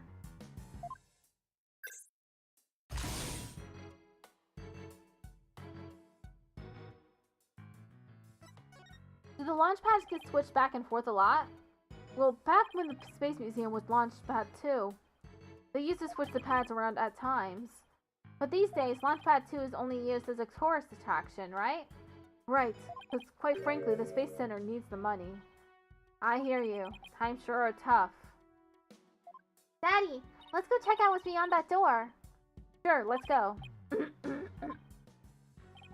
Hey, why don't I come along? I can show you around.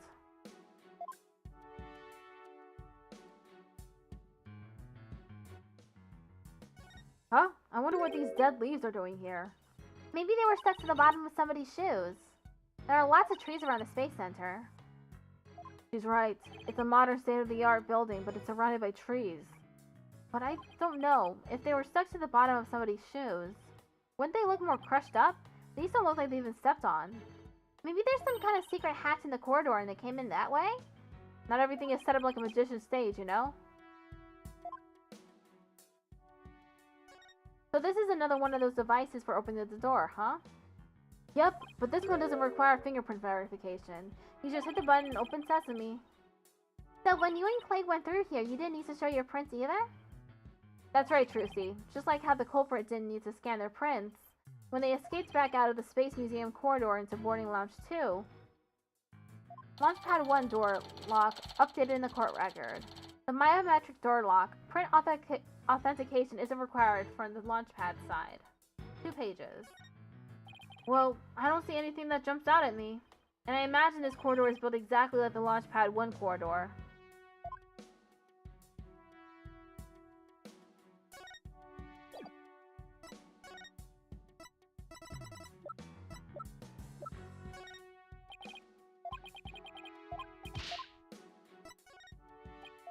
Okay, I'm just showing him all the evidence.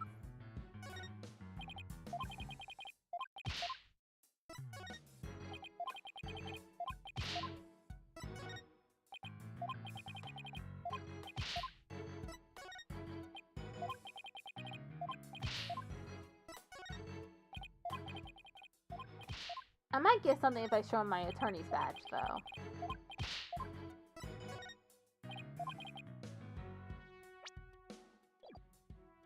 Clay always used to cheerfully greet me in a loud voice. And he did vocal exercises every morning, sometimes until he was hoarse, right? Exactly. You could always hear him, even through the wall. Hey, wait a minute. Did you know Clay? No, but like attracts like, as they say. Oh, not even the attorney's badge. Okay.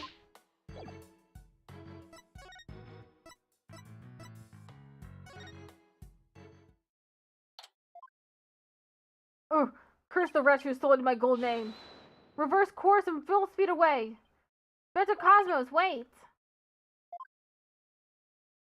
I'll handle this, Daddy. Take that! Grr! The mobility system has been compromised. Piercy's knife throw was a direct hit to one of his tires. Damn! And the streak continues. Maybe I should have kept a closer watch on what tricks she's been practicing. My dear old battleship, we fought many a skirmish together. It has been an honor. Daddy, he's going to blow that thing up. Nah, I bet all that button will do is make it go haywire again. Very well, I surrender. As a prisoner of war, I expect to be treated honorably. Director Cosmos, when you were talking in court about switching the launch pads, you used your right to remain silent about the reason as to why. I'd like Director Cosmos to tell us why he switched the 2 launch pads to begin with. Oh, please, I can't. I exercised my right to remain silent. But I will say, my hands were tied. I was only doing what I could to keep my men from getting caught in the blast. Oh. The center of the cosmos is shrouded in mystery, but I don't have any secrets left. Now that my battleship has been destroyed and I've been taken prisoner. Ooh! Magatama time! No secrets left, huh? I beg to differ. Looks like I'll have to undo his psyche locks if I want to get to the bottom of this.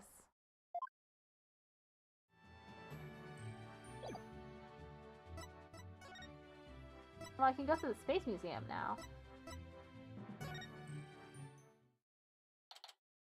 Wow, this place is crawling with cops. Ew, nasty. Looks like we won't get any investigating done here now. Let's come back later. Ooh, okay.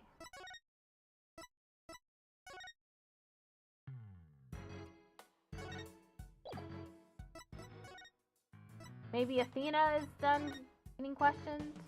Nope. Okay, so it is just a Magatama.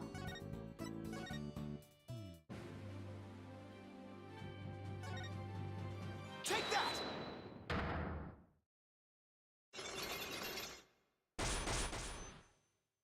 I gotta run. Thanks for being one of the 3 people who streamed Steno, and good luck proving Athena not guilty.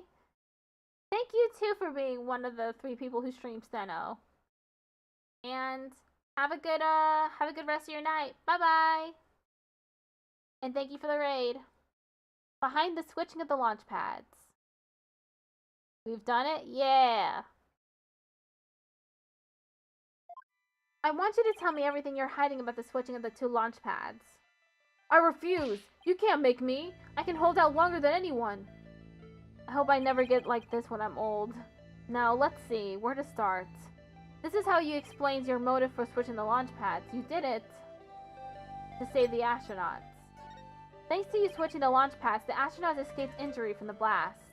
Instead, they safely boarded the museum's rocket far away from the actual explosion. My astronauts were... I almost said restaurants? My astronauts were raring to go out on an authentic adventure in space. How do you propose I had them board a fake rocket without them noticing? I agree, you couldn't have done it without help. For one, they would have figured it out the instant they stepped into the Space Museum. You figured you could fuel Mr. Starbuck once he'd been drugged with the medication, but without the help of this person, it would have been impossible to pull your plan off. Take that! You must have gotten Mr. Tehran to help you. Urgh! You stole the tranquilizers from his mentor's locker and slipped them to him. And then, when Mr. Starbuck in a daze, they boarded the replica rocket in the museum. Ah! Someone please help this poor prisoner of war! How is he able to spin around like that? It's amazing! If you really wanted to save the astronauts' lives, didn't you have just called off the launch? If I could have done that, do you think I would have gone to all that trouble? I guess he must have had a compelling reason why he couldn't call it off. But how did you know to switch the pads in advance of the bombing incident? Well, that's because... I was warned in advance. Once I received that warning, it was my duty to ensure my astronaut's safety. But it was just a warning. It could have even been a prank. Why did you believe in it so completely? Because I went to one of those mediums that everyone's talking about these days. Oh, I didn't realize channeling was back in vogue. Besides, I thought it was you yourself that got the warning via telephone. Yes, that's right. The bomber contacted me personally. My battleship is equipped with a special advanced communication system, you see. AKA a regular old telephone. It's been a while. Planning another launch? I see you haven't learned. I'll never forget the terror I felt when I received that call. The bomber said it's been a while? And that was enough to make you take the threat seriously? Perhaps the Director Cosmos took the threat so seriously because the Space Center had been involved in a bombing once before? Maybe. The culprit in the current case is the same person who was involved in this incident. The Hat 2 bombing. That must be where the answer to your secret lies. All hands! Ready the Galactic Scooter's main turrets! Teach this blockhead what a precision shot is all about! Ah! You got me! I guess I was way off on that one. Now let's see. The Hat 1 Miracle? The Hat 1 Miracle, that epic story of survival.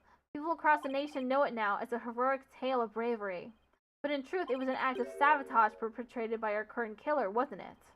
Very few knew about the previous plot, so when the killer said it's been a while, you knew beyond a shadow of the doubt that the danger was real and it wasn't a prank. Gah! Didn't anyone ever tell you to go easy on an ex-serviceman? Yes, the Hat 1 Miracle was really a desperate battle against an act of sabotage. I even lost the life of one of my staff members in the fight. Sabotage, murder. So this is the ugly truth behind the Hat 1 Miracle. I let my guard down. I thought the saboteur had been caught and that the case was closed. Huh? Wait a minute. The murder at the Space Center 7 years ago. This must be the person that Director Cosmos thought was the culprit.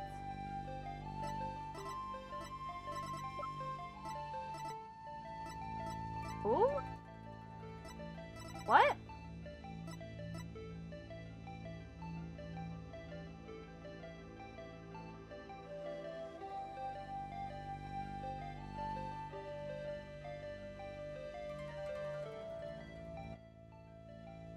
Oh! He's the only one... My bad. He's convicted of the murder at the Space Center 7 years ago. That's what it literally says in his profile. Take that! Simon Blackwell, the murder suspect in a case that happened here 7 years ago. The place and time of the two incidents, the murder and the sabotage, were the same. So you thought that he committed both crimes. But while Prosecutor Blackwell was behind bars, you got another threatening call. If the culprit this time is the same as 7 years ago, then it isn't Simon Blackwell. Realizing that, you were shaken. It meant the true culprit's been running free all this time. Nga! How do you keep seeing straight through me? Unlock successful.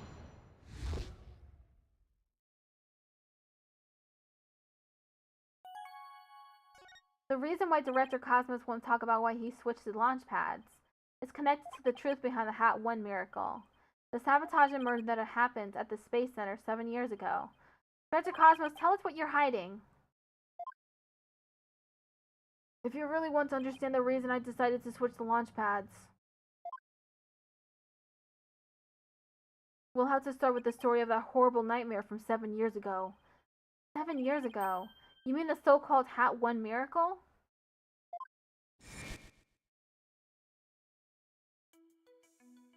The launch went smoothly, but once the ship entered outer space, the troubles began. It was all the handiwork of a certain person and their evil scheme. So Mr. Starbuck's traumatic experience wasn't accidental. Not only that, but before the launch, a very valuable piece of moon rock was stolen. But that wasn't the worst of it. One of my staff members was murdered. Wow, I had no idea such awful events were behind that exciting story of space heroism. All that in spite of the Space Center having very strict security in those days. All personal effects were examined thoroughly, coming or going. You couldn't even smuggle a withered old leaf through those checkpoints.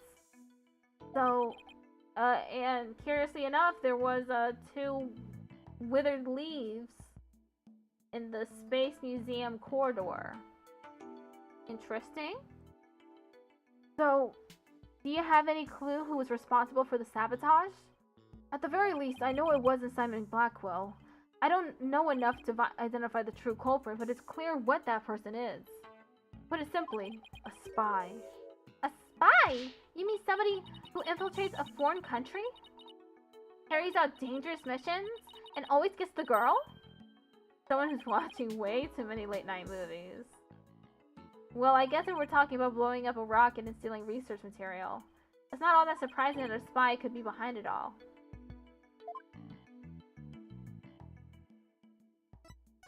Make no mistake, there's cutthroat rivalry between nations in the space R&D race. Some try to outdo others by any means possible, even deliberate obstruction. 7 years ago, we got a call before the launch warning as of sabotage. Blech. The same MO at this time. The same MO as this time. Yes, and here I thought the perpetrator had been caught, but it looks like I was wrong. Prosecutor Blackwell seems more like a ninja than a spy, don't you think? Aren't ninjas and spies basically the same thing? But there's a good reason we failed to find the real spy.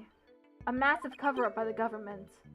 Government officials were too embarrassed to admit that they had allowed such a thing to happen in the hands of a spy. Don't tell me they made the police rush the investigation. They did indeed, and then to cover up the sabotage, they cleaned up the story. And that was the Hat 1 miracle, wasn't it? But then 7 years later, the same MO, advance warning of sabotage. That must have been the director's reason for switching the launch pads. 7 years ago, the spy gave you advance warning of their plans, just like this time. That was what made you decide to switch the launch pads, wasn't it? That's right. The caller knew the facts of the case 7 years ago, despite the cover-up. They knew about the sabotage, the moon rock, the murder, and they said, "You don't want things to go like they did 7 years ago, do you?" I immediately thought of calling off the launch, but the government wouldn't let me. We don't give in to the likes of terrorists. We must proceed for our country's honor. It was quite a moving speech, actually. Moving? Really? Maybe if you're easily inspired by political talking points. But I knew the truth. We had been warned, which meant that the danger was very real. And I knew there was no way to stop the spy. No matter what I did, they would find a way. That's why I switched the launch pads and staged the moving rescue scene. First, I snuck into the center the night before and switched the launch pads. That way the astronauts would go from boarding launch 1 to the Space Museum. Then I put a closed for repair sign at the door to launch pad 1 and boarding lounge 2. You did that so normal visitors wouldn't enter, right? What else did you do? I enlisted the help of several staff members, including Tehran. But you didn't let Mr. Starbuck in on it? He'd already been through enough, and he's no good at lying to keep a secret. I'm afraid I had no choice but to have him drugged. My plan went well until... Plays murder. Plays murder, huh? After the culprit made their escape, I switched the launch pads back. I did it in such a way that no one would find out, but after all that effort, Tehran is dead and the Hat 2 is destroyed. And the Hope capsule, which had returned to us only recently, was also lost in that blast. My home, the center of the cosmos, my beautiful Cosmos Space Center is done for. Wait, what did he mean by the Hope capsule was lost in that blast? I thought that the Hope capsule was found at the crime scene with Mr. Tehran. It had just been brought back by the Hope space probe with asteroid samples inside. So what kind of samples are they? What's in them?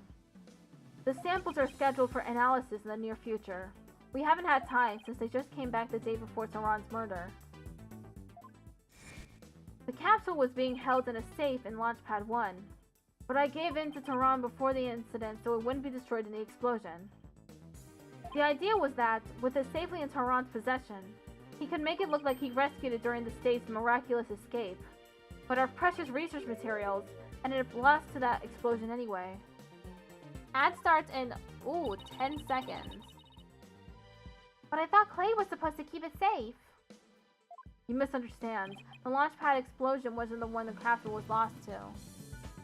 Okay, take a break now.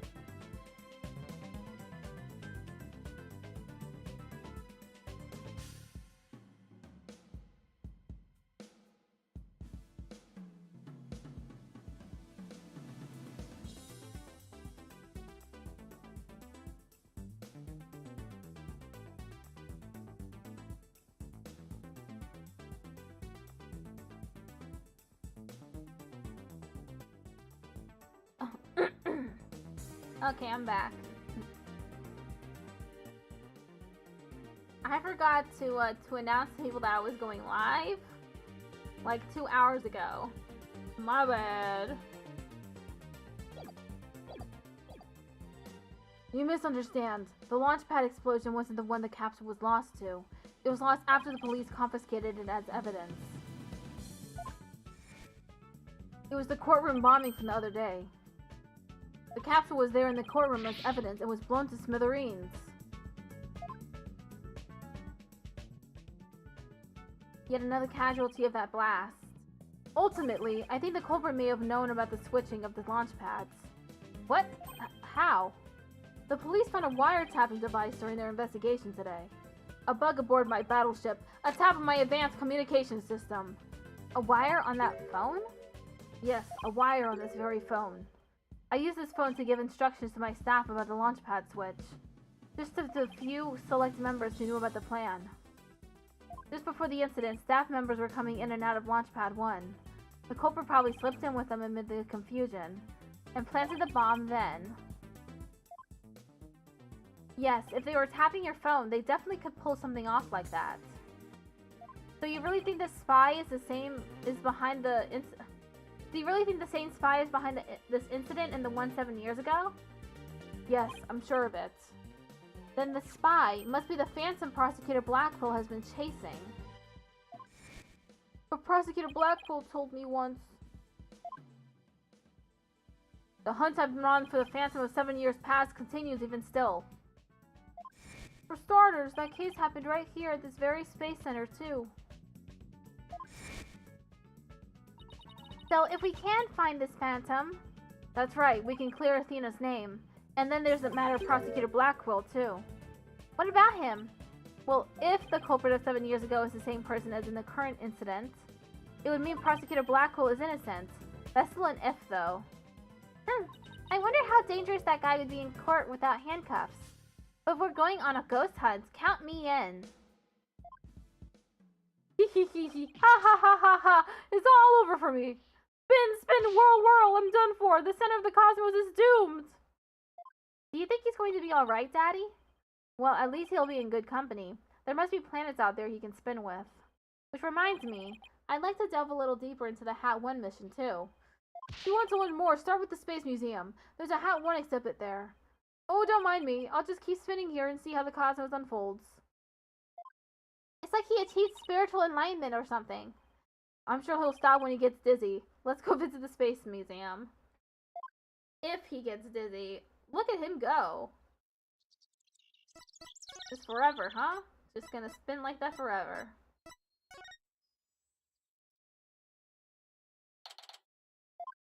Let's see.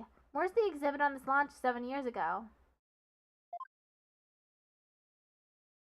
There. That's the Hat 1 exhibit.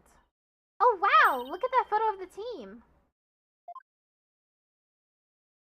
There's Clay and Mr. Starbuck, Director Cosmos, or Blackwell, even Ponko. But I've never seen the woman on the right before.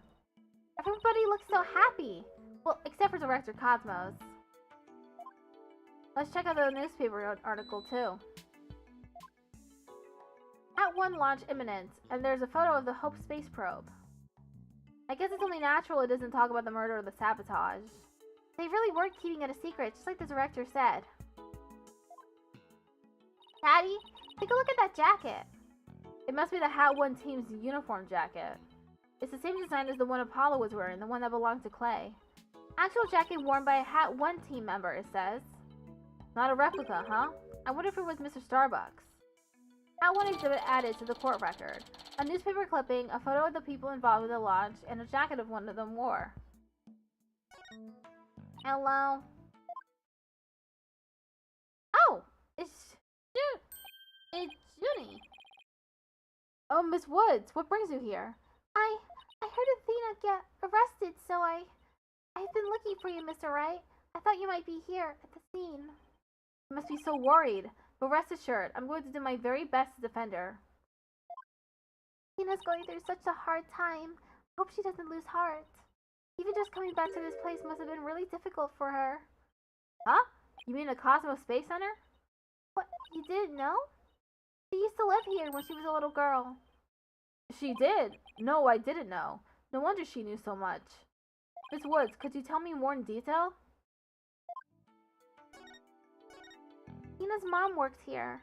If I remember right, she was a doctor of psychology or something like that. But why was a psychology specialist working at a space research facility? I don't really know. But I do know that she lived and worked here, so Athena lived here too. So it was far from Athena's first time here. I wonder why she didn't mention it.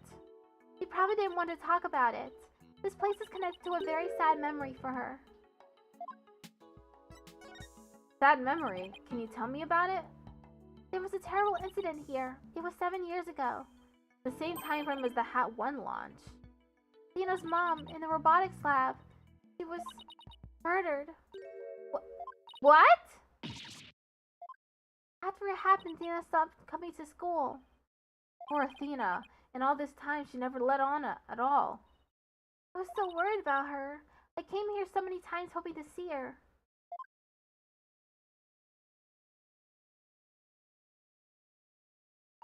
What is that? Aliens? Aliens attacking the astronauts? What the fuck? They're saying aliens exist? That is so fucked up that they just did this in the background. But I never saw her again.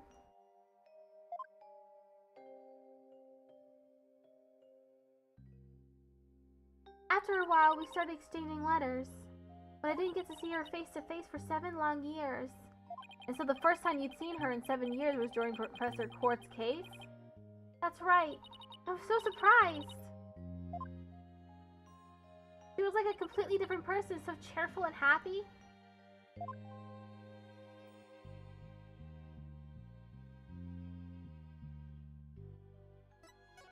What was Athena like as a child? She was very sensitive and kind. Didn't talk very much. She liked to draw and paint at home. That's completely different from the Athena we know now. Can't even begin to picture it. She never left the Space Center much because she was very sensitive to other people's emotions. When she went to crowded places, she'd get dizzy from all the emotions flying around. It must be hard to hear people's hearts as well as their voices.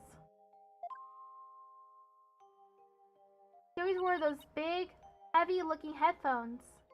She said her mother made them for her as part of her research. Huh, I wonder what kind of research it was. Because of her special ability, Athena couldn't handle being in school very often. And I was always out sick because of my weak constitution. Maybe that's why we became such good friends. We used to play together here at the Space Center a lot. It brings back memories. Sounds like Athena's mother played a big role here at the Space Center. Ooh, Daddy, show her that picture. Atta girl, good idea.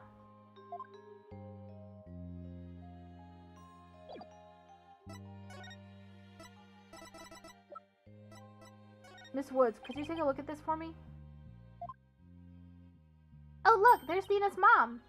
The woman on the far right, the one in the kimono. That's the Dr. Medi Sykes. Athena's mother's murder. Did it by any chance have any connections to the Hat 1 launch? What? Why, yes, it did.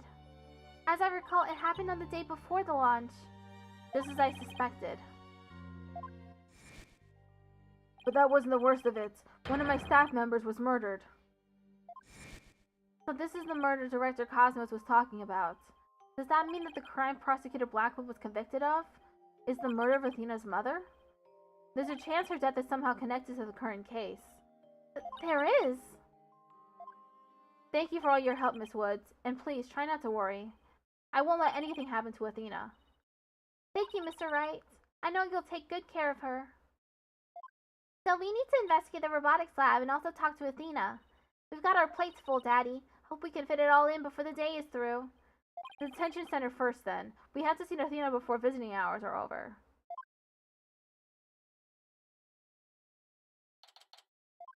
Well, if it isn't Mr. Lawyer, fancy meeting you here. Oh, hello, Detective Fulbright. Here on business? To tell the truth, I'm here to interview Ted tonight. The one behind the courtroom bombing incident? He suddenly said he's ready to tell the truth about that case. And what he was saying was so incredible, I just had to come right over to hear more. Incredible? What was he saying? Why don't you hang around and hear it for yourself? Really? Us? Are you sure? Ha ha ha! I give you my special permission.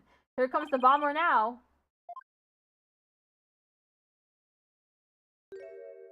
You, what nerve you have to come here? You're here to laugh at me, I suppose. Like I'd waste my breath on you. After all, you're the one who assaulted Apollo and put him in the hospital. Violence, no. Question, okay. No violence? Too bad Apollo didn't get a chance to say that before you attacked him. Fine, then just answer me this, Mr. Tonight. What is this truth of yours about the courtroom you blew up? No, I didn't do it. I didn't blow up the courtroom. When I killed Detective Arm, there was another person in the room.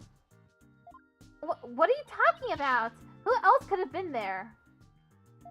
I saw it, I tell you. I saw someone's hand as they were stealing the remote switch.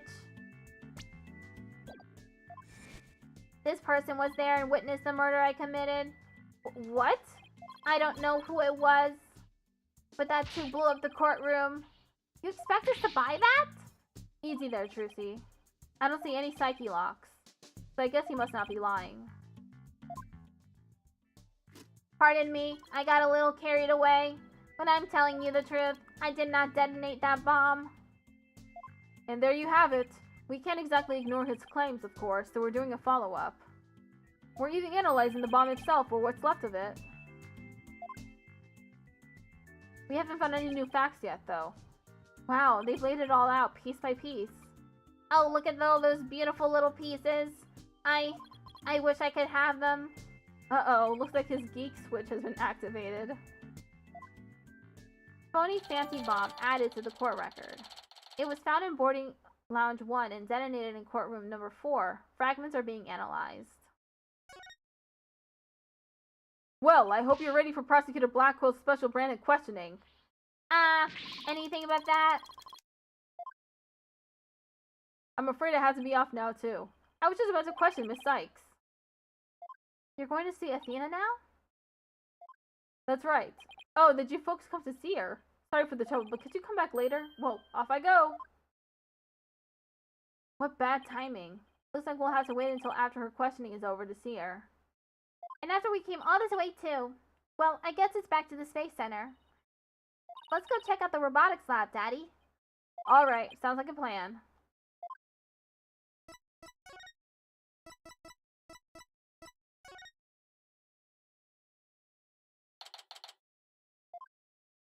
So this is the robotics lab, huh? Looks like it's exactly 1 floor above the boarding lounge. And where people were directed to evacuate from via the emergency ladder. This is where Athena's mother was killed 7 years ago. Speaking of someone who works with robots. Daddy, look! Over there! So they plan to use this bag to carry the capsule, is that right? Yeah, more or less. Say, why don't we stop talking about the case and have a nice cup of tea instead? Apollo and Aura Blackwell, I wonder what they're talking about. Well, come to spoil our fun? Just when I was enjoying our alone time. Trucy and Mr. Wright.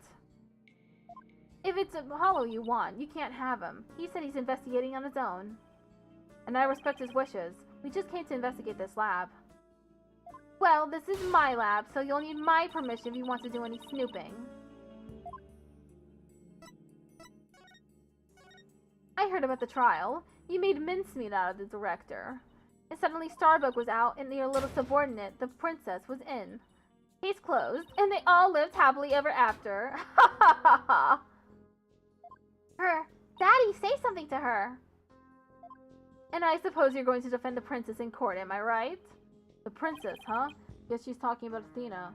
Of course, Athena is innocent. Oh my, such loyalty and trust. She seems pretty suspicious to me, though. The emotionally unstable princess. There's your culprit for you. Don't you agree, Apollo? I don't know yet. Apollo, how could you? What's wrong with saying I don't know if it's true? It's a very scientific approach. Your subordinate is more level-headed than you. Or should I say former subordinate? I can't believe it. Does Apollo really suspect Athena? Phew. All this laughing has worn me out. Your turn to say something, hunk of junk. Mr. Tehran, you look pale. Shall I help you to the sick bay? Mr. Tehran? But that's Apollo you're talking to. Oh, this hunk of junk is mistaking Apollo for Clay. Maybe Apollo is possessed by Clay's ghost. Mr. Tehran, how are your injuries? Mr. Tehran? Mr. Tehran, how are your injuries? Mr. Tehran? I guess Clay intends to hang around to haunt the princess that murdered him. Oh, and to haunt the lord that defends her too, of course. A robot that can see ghosts? Yeah, right. And I'm a spirit medium. Sorry, but apparently scientists just don't tell very frightening ghost stories. I intend to defend Athena no matter what you have to say about it. How perfectly foolish. That kind of blind belief makes people lose sight of the truth. Just like 7 years ago. Could you tell me more about the incident 7 years ago? Why? Do you enjoy trampling on people's feelings and rubbing salt in their wounds? Or do you just want me to talk? In that case, what should I ask for in return? I'd like to hear about that incident too. It helped me understand the current case better. Huh? Apollo knows about that case too?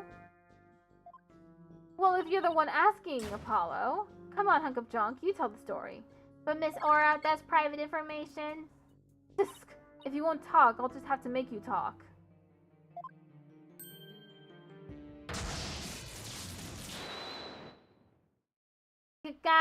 Yes, who cares about personal privacy? Not me. I am ready to utilize my blasting processing abilities.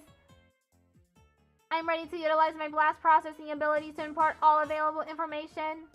Wow, what a magic trick. He's like a completely different robot now. The bodies of all the robots that come through this lab were designed by Miss Aura. I was born 7 years ago. Miss Aura was much younger then. Yikes, better watch what you say if you don't want to get recycled, Clonko. And then our hearts were created by that great genius, Dr. Mehdi Sykes. Hearts? Robots with hearts? Can you even make such a thing? Emotions are not irrational things. Our logic and our hearts can be integrated. The two navigation companions created by Miss Aura and Dr. Mehdi transcend humans. Yeah. Mitty. Huh? She just glanced over at her desk. Nobody could continue Medici's research. She and her work were truly one of a kind. And now the two navigation companions are all that are left of Metis here on Earth. The robots are all that's left? Isn't she leaving out a very important someone? We built the ultimate creations together, but now she's gone. I get the feeling Dr. Sykes loved her robots almost as much as she loved her daughter. And almost as much as she loved you. What are you talking about? Don't make me laugh. But you lost someone too, didn't you, Apollo? Your friend Clay. I guess you and I are pretty much in the same boat. Sigh. Miss Aura, would you like a tissue? Keep your trap shut, hunk of junk. Blanco is an important keepsake of your time with Dr. Sykes. You should treat him better. What does it matter? He doesn't feel pain and I can always repair his body. Besides, their hearts aren't actually in their bodies. What do you mean by that? The program Metis wrote runs on a separate mainframe. Their bodies are controlled remotely from there. Their hearts and memories are there too. These bodies are really just peripherals. So, I can do anything I want to them. I'm not so sure that gives you the right to physically abuse the poor things.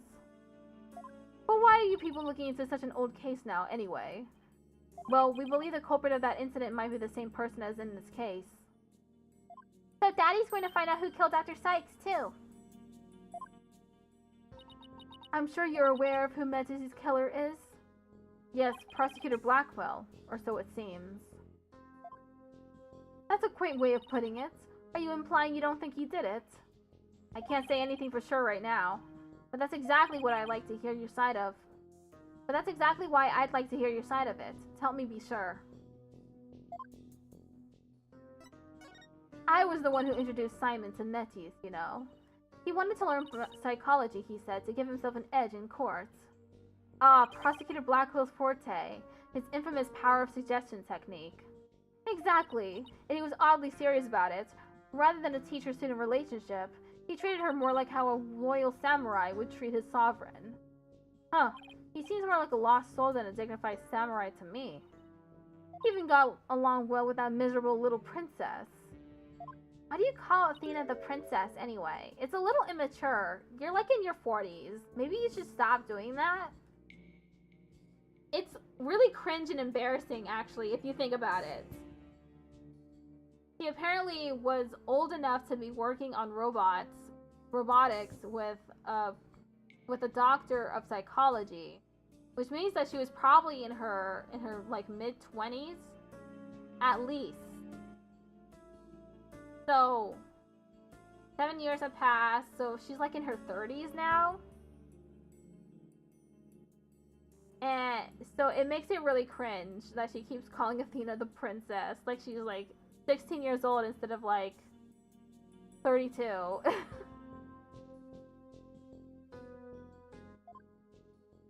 Well, she is Medici's daughter after all, although she's nothing like her.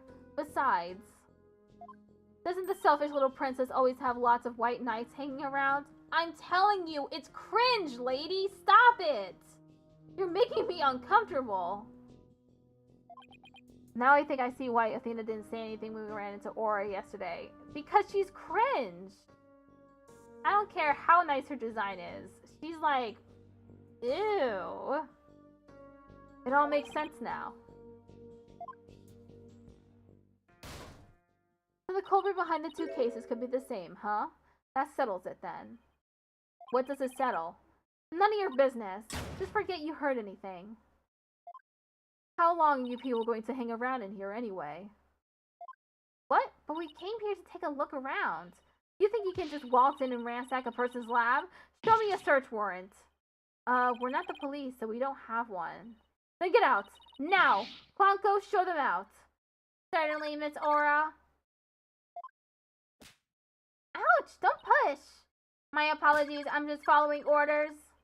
Ah!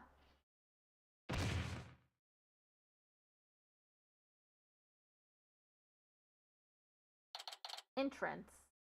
What a way to get shown out. The nerve of that woman! What's with that horrible attitude? I guess that's just how she is.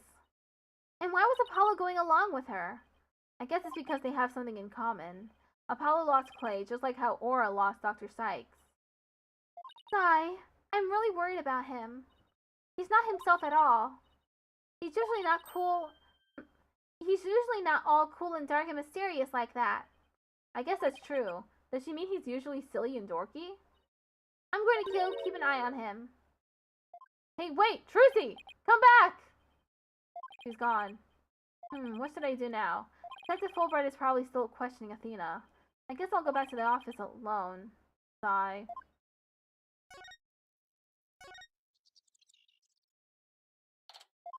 Well, here I am. The office has never felt so empty. I guess I haven't been here at the office all by myself in a long time. Sigh. When I first became a lawyer, my mentor was here with me. And then for a while after that, she was always by my side. Now I'm getting all sentimental. I must be tired. Huh? There's something on the floor. What's a letter doing here? Hey Nick! It's been a while, huh? Miss me? I know this handwriting. I read somewhere that you were holding a trial in the middle of an exploding courtroom? That must have really been something. Although, weird is par for the course with you. I think she, or whatever paper she's reading, is a little off in the details. I'd love to come visit, but I'm right in the middle of a difficult part of my training. So instead, think of me as you watch those Sail Samurai videos I sent. I'm sure they'll chill you right up. Yours truly, Maya Fey. Good old Maya. It's as if she knew I was feeling down and needed a lift. Maya was my assistant for quite a while. Believe it or not, but she's a spirit medium. That Makatama I used on Psyche locks, Maya's the one who gave it to me. But I wonder how this letter got here. Mr. Nick? Ah! Oh, it's you, Pearls. Aw, it's Pearly! Look at her! She's so cute!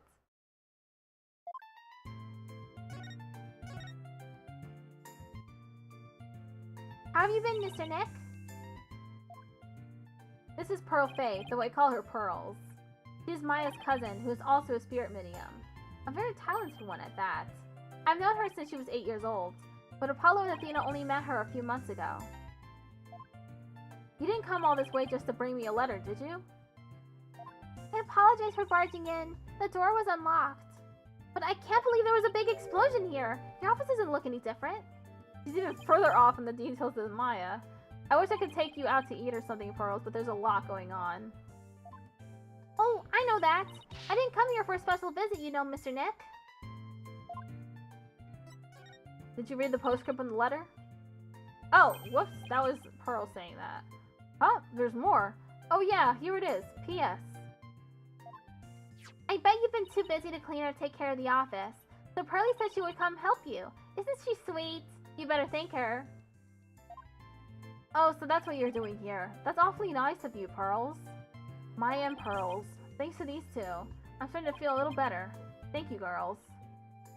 Now that I'm here, I'm gonna whip this place into shape. You just concentrate on your work and don't mind me at all. I'll need to talk to Prosecutor Blackwell if I want to learn more about his case. With the trial still going on, they must be holding him down at the detention center.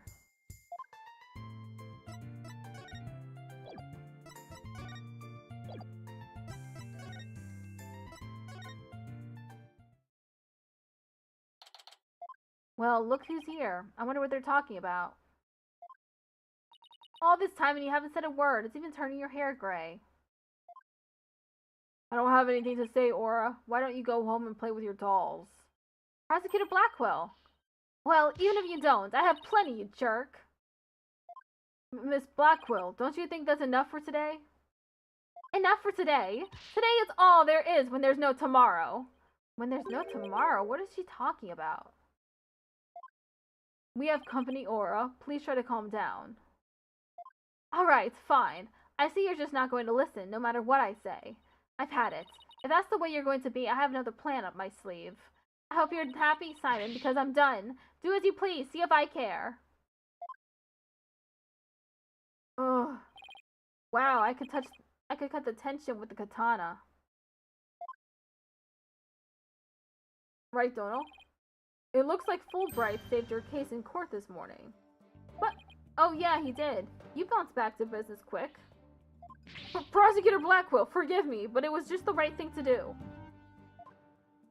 But as a result, Sykes-Dono was arrested. Was that the just thing to do too? Mr. Lawyer, I'm sorry, but it was evidence. What else could I do? Don't worry about it. I plan to defend her and prove her innocence. I wouldn't take things so lightly if I were you, right, Dono? This is a blade-proof brass, right? Prosecutor Blackwell, we're looking into the case from 7 years ago. You're looking for somebody you call the Phantom of 7 years past, aren't you? You villain! Where did you hear about that?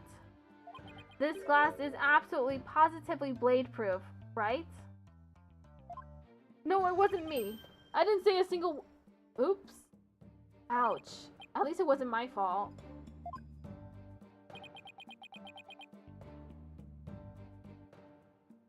Could you tell me who this Phantom is? And also, you didn't really kill Dr. Sykes, did you? Guard, the guest is leaving. Prosecutor Blackwell, please listen to me. The culprit in the current case might be the same as the one in the case 7 years ago. If you would cooperate, we could probably solve both cases. I suppose I could talk. The one who killed my mentor was without question me. I stole Sykes-Dono's mother away from her. I destroyed her life. Prosecutor Blackwell. Guard, where are you? Stop dragging your feet, I tell you. There he goes. No! We've upset Prosecutor Blackwell! Now what are we going to do, Mr. Lawyer? I almost said Dr. Lawyer. There isn't much we can do. Besides a Fulbright, do you mind if I ask you just a little more about that old case? Well, I guess it won't make any difference now. What would you like to know? Do you know anything about the trial that got him convicted? A little. The police call the incident the UR1 incident. Prosecutor Blackwell was charged with murdering his psychology mentor. Kind of like if your red Mr. Lawyer were to kill you. I don't want to think about that one. There were two decisive pieces of evidence, so a verdict was reached very quickly. Two pieces of evidence, huh? What were they? Let's see. The first was some security camera footage. He was the only one who used the corridor to the murder scene at the time of the crime. The only one, huh? Ouch, that does sound pretty decisive. Did you show me that footage? Oh, sorry, I don't have it with me right now. I guess I'll have to see you some other time. 7-year-old video added to the court record. Video showing the corridor to the crime scene. Blackwell was the only one to pass through at the time of the crime. And what was the second piece of evidence? This one's even more incriminating. A photo of the moment of the crime. See? There he is at the crime scene holding a bloody katana. It was the victims, kept on display in the room. She had a thing for Japanese culture. She had a thing for it? She wasn't Japanese? She was wearing a kimono. So she's just like a cultural appropriating psychology, doctor of psychology? Weird.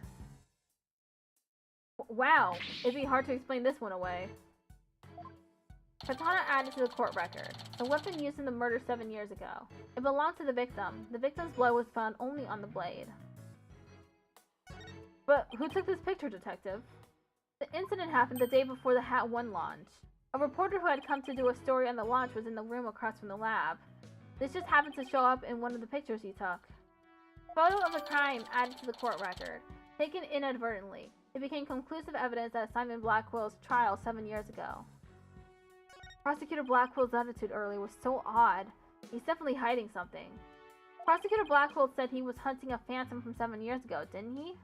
Yes, and I imagine it's getting more and more urgent as his execution date approaches. What did you just say? Execution date? What? Did I say something?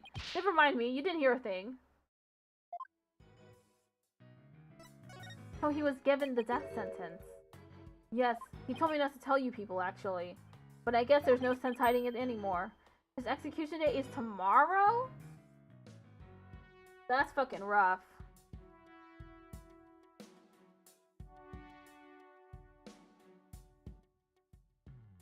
What? Tomorrow?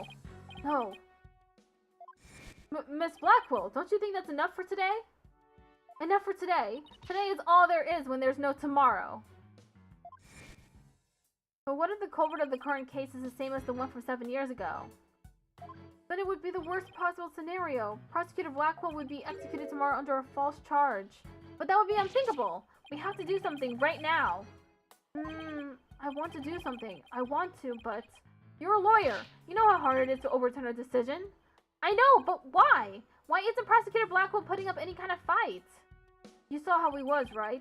He's been like that ever since his conviction. Totally uncooperative. Not even his own sister could persuade him. Uncooperative. When he's about to be executed for a crime he didn't commit? This isn't right.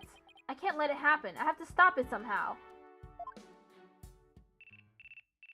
Oh, pardon me. Looks like I have a phone call. Right here. What? What's happening? You've got to be kidding. That's quite a reaction. I bet he's making some big show of it right now. Mr. Lawyer, the robots! The robots are... Detective Fulbright, get a hold of yourself. Some kind of robot malfunction? Not a malfunction, they're staging a revolt! The machines are rebelling against humans! They've holed themselves up in the Space Center and taken the visitors as hostages! They did what? No, Trucy! We have to get right over there. This is going to be one heck of a battle.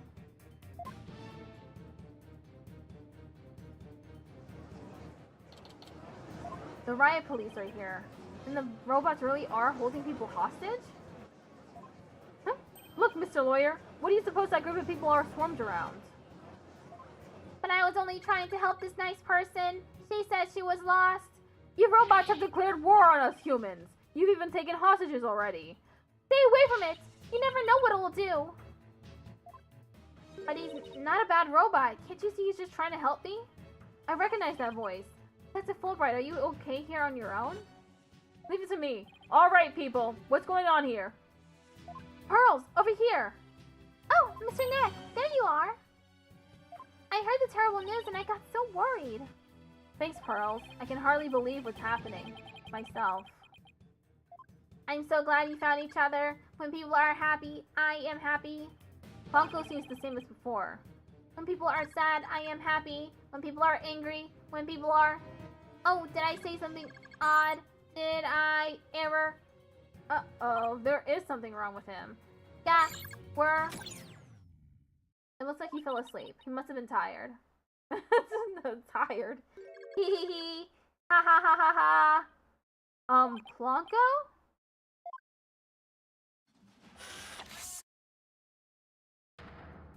Ha ha ha. Human beings are our enemies. It's time for the machines to take over. Ah! The robots are rebelling. Everybody run! Eek! It's an all-out war. It's the end of the world. Ha ha ha ha ha. Fools. How can you fall for something so cliche? I'm human too, you idiots. I'm just controlling these robots remotely. What? But it is true that I've taken hostages, so you better not make me mad. Hey, you.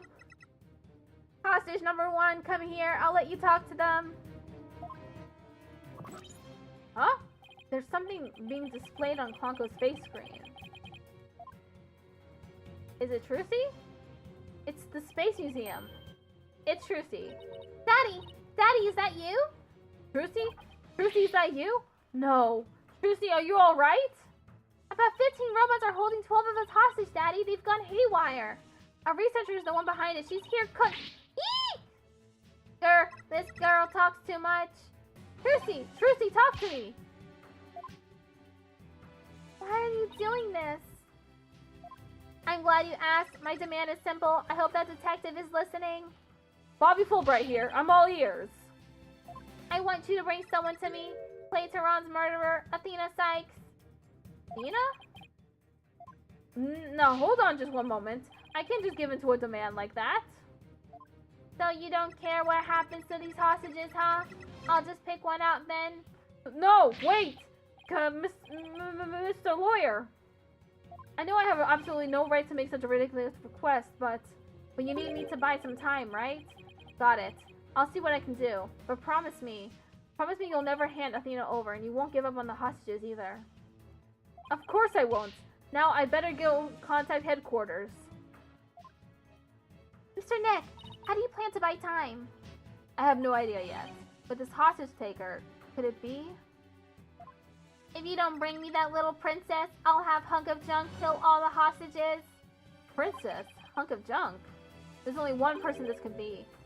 In which case, there must be something I can use as a bargaining chip. I don't have anything to say, Aura. Why don't you go home and play with your dolls? Prosecutor Blackwell. Well, even if you don't, I have plenty, you jerk. Miss Hostage Taker, Athena is not a murderer. What are you talking about? She's been arrested and they got her in detention. I'm telling you the truth. Look, the person you want is the real killer, right? Well, it's not Athena, it's someone else. Alright, let's hear your stupid little theory. Who is this real killer? I don't know yet, but the culprit is the same as the one in the case from 7 years ago. The UR1 incident. I believe you have a personal interest in that case? It's too late to change what's going to happen now, no matter how wrong it is. But is it really too late? You can still do something about it. You might even be able to fix it. Just what exactly are you proposing? What can I do about the 7-year-old case to satisfy the hostage taker? We try it in court. I propose we retry the case from 7 years ago. If you make that demand now, I'm sure nobody will deny you.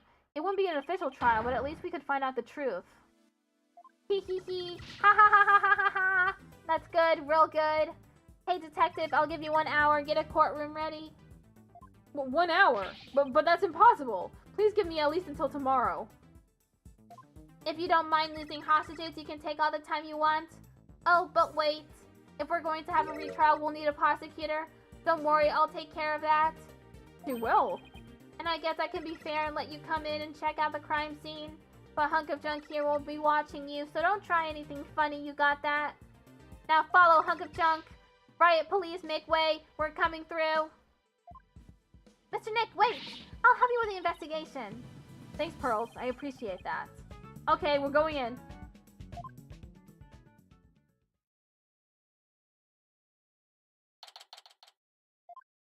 Aura dropped us off with a warning not to touch anything until she got back. I wonder what's taking so long. But we can't really start the investigation yet, can we? Even if we could, this mess makes it hard to tell what the room was like 7 years ago. Mr. Wright. It's the hostage taker! I'm back to my usual self now. You are still being monitored, however. But more importantly, an important guest has arrived. A guest?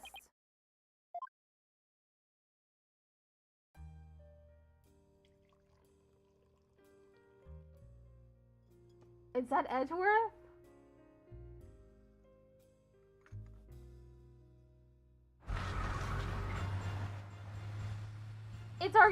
It's our lover! It's our boyfriend! Edgeworth!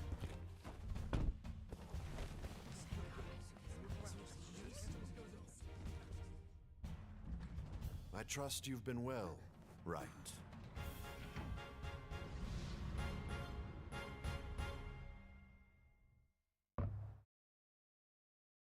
Edgeworth, what are you doing here?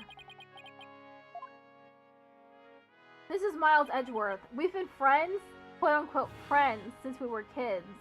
We faced off in court a number of times back when he was a prosecutor, but now...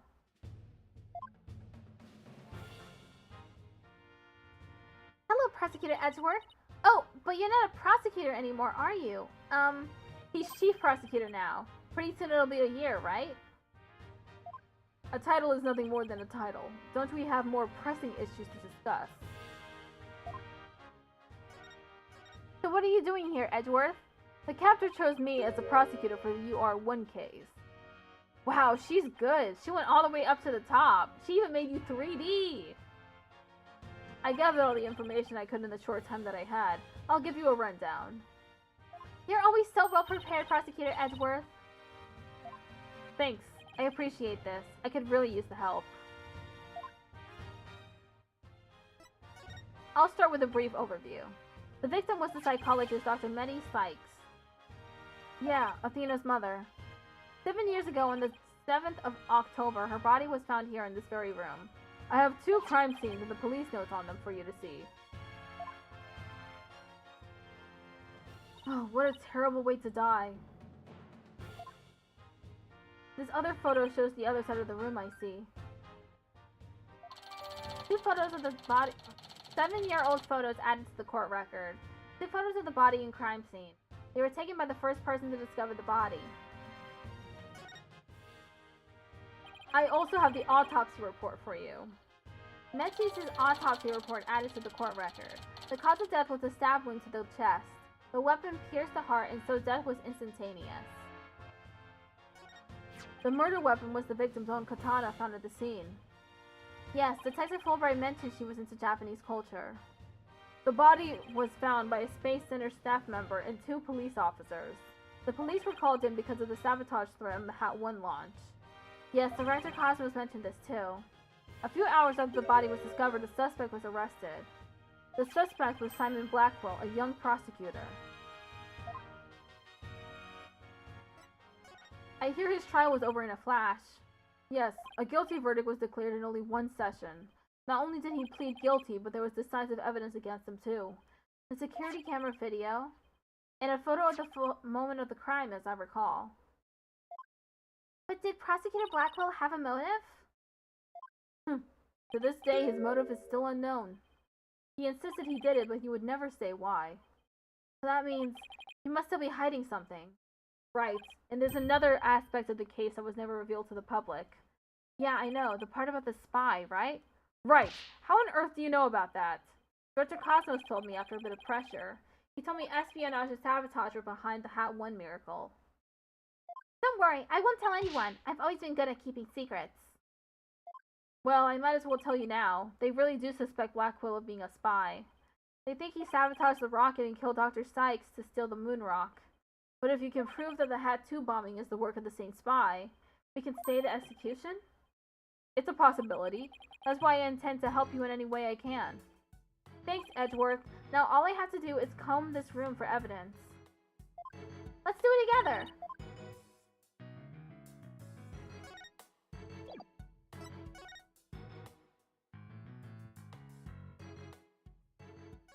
It's about as cluttered as my office, but I think it's a workbench. Mr. Nick, I think this must be a kitchen. Look at this photo. See the cute little food processor? That isn't a food processor, Pearls. That's the Hope capsule. It was scheduled to be loaded onto the Hope space probe that fateful day. The 3 people who came to collect this capsule discovered the body. The first on the scene, huh?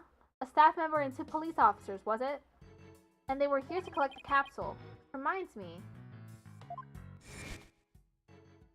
So they plan to use this bag to carry the capsule, is that right? Yeah, more or less. Hey, why don't we stop talking about the case and have a nice cup of tea instead? Hollow and Oro Blackwell? I wonder what they're talking about. Edgeworth, did those 3 people have a bag with them for transporting the capsule? Oh, you mean this? It's a custom-made shock-resistant bag. But how did you know? Oh, I just overheard Apollo making inquiry about it. That's all. So he's looking into the case from 7 years ago on his own, is he? Hope capsule updated in the court record. It was in the crime scene 7 years ago. It was launched into space and only returned to Earth a few days ago.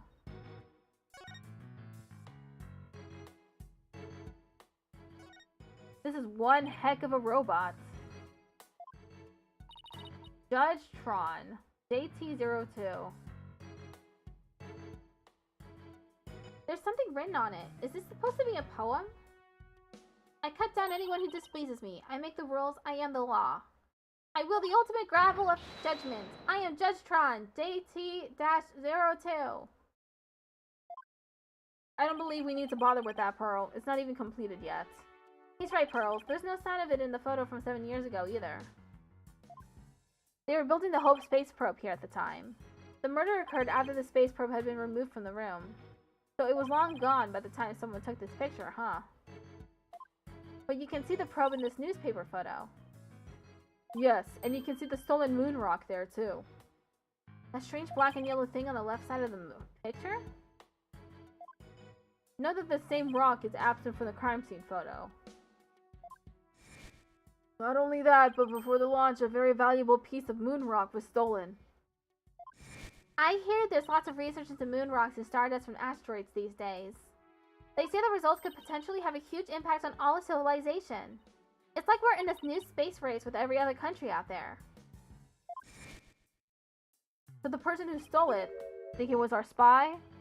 I'm sure of it. Dr. Sykes was probably killed because she was a roadblock in their plan. Unfortunately, the government thinks Prosecutor Blackwell is the culprit.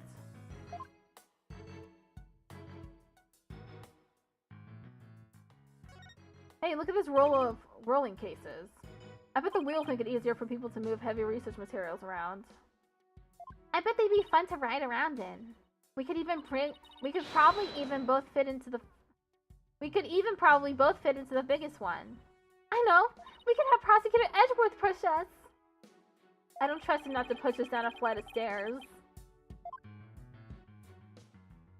What's this? A giant robot arm, maybe? It's pretty big for an arm, but you're right. I think those thin parts here are finger bones. They're even about as long as my legs. And there's a spiked ball and giant drill on this floor, too. Is Aura trying to build some kind of weapon of mass destruction? Maybe she wants to use it to demolish a big building or something? I can picture her gleefully tearing down the street, doing just that. I better not think about it anymore. What's this? It looks like a giant power plug.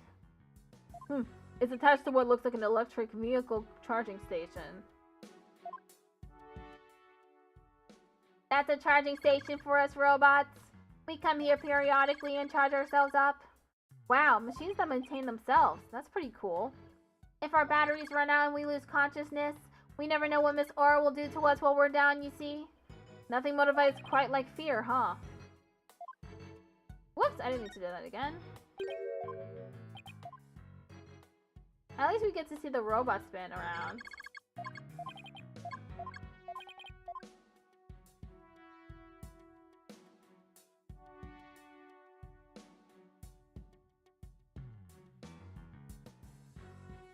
I thought I saw a circle. Nope.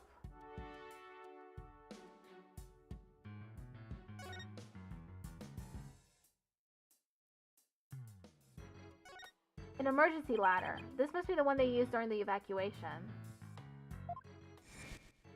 The explosion disabled the elevators. So I lowered my emergency ladder like the detective leading the evacuation told me to. As Miss Blackwell was climbing down the side of the building, she saw the culprit inside. I wonder which would have been scarier, that or looking down. Emergency ladder added to the court record. It was lowered to the ground from the window of the 4th floor robotics lab. It was used to evacuate Space Center personnel.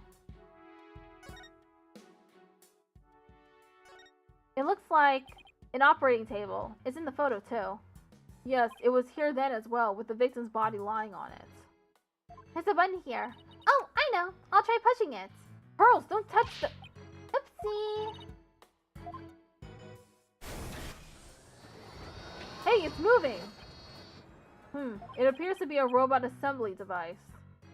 Disassemble anything in a flash. Disassemble anything in a flash. Push the dismantle button. That sounds pretty neat. Can I push it, Mr. Nick? Please don't push any more buttons, Pearls.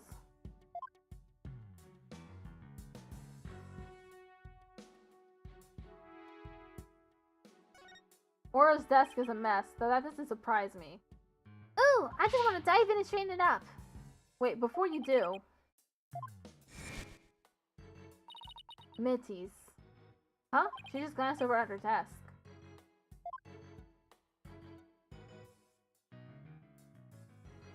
It's Nettie Sykes. Congo, can I talk to you? I really hope it's back to normal. You wish to speak to me, Mr. Wright? If you're going to hit me, please avoid the face area. Hey, don't put me in the same class as that woman. What was Aura like 7 years ago at the time of the incident? When Mother died, Miss Aura was confused. Huh? So he calls Dr. Sykes Mother, but Aura Blackwell Miss Aura? With the loss, she exhibited a severe acetylcholine imbalance. Excuse me, but I have no idea what that means. Pardon me, searching for alternative expression. She would spend the nights crying and then take out her feelings on those around her. After Prosecutor Blackwell was found guilty, she repeatedly demanded a retrial as well. That is correct, but without new evidence, her requests were ignored. And then little by little, Miss Aura began to change. She started to hate it when I called her Mama Aura. And before long, she started hating the court system and abusing Clonko, huh? The murder destroyed so many lives. Right. Take a look at this paper on Dr. Sykes and Miss Blackwell's research. Tonko and Clonko. They're the robots with hearts that Dr. Sykes created. Tonko series features. Can determine the presence of a human with a heartbeat detection system. Recognizes people by scanning their spacesuit or uniform jacket ID tag. Can also recognize a person by facial features once the face has been registered. Can infer people's emotions by analyzing their tone of voice and communicate with them. Oh, I see why they keep mistaking Apollo for Tehran then. Because Apollo's wearing his uniform jacket. A heartbeat detection system lets them determine when a human is present. In addition, they can recognize people by their ID tag or facial features. And they can infer people's emotions by analyzing their tone of voice. That's amazing. Hey, I don't know, Edgeworth, they might be even more human than you. What's that supposed to mean? Kinda sounds like these robots can do what Athena does. Robots with a heart added to the court record. It explains the recognition and communication features of the Ponko series of robots.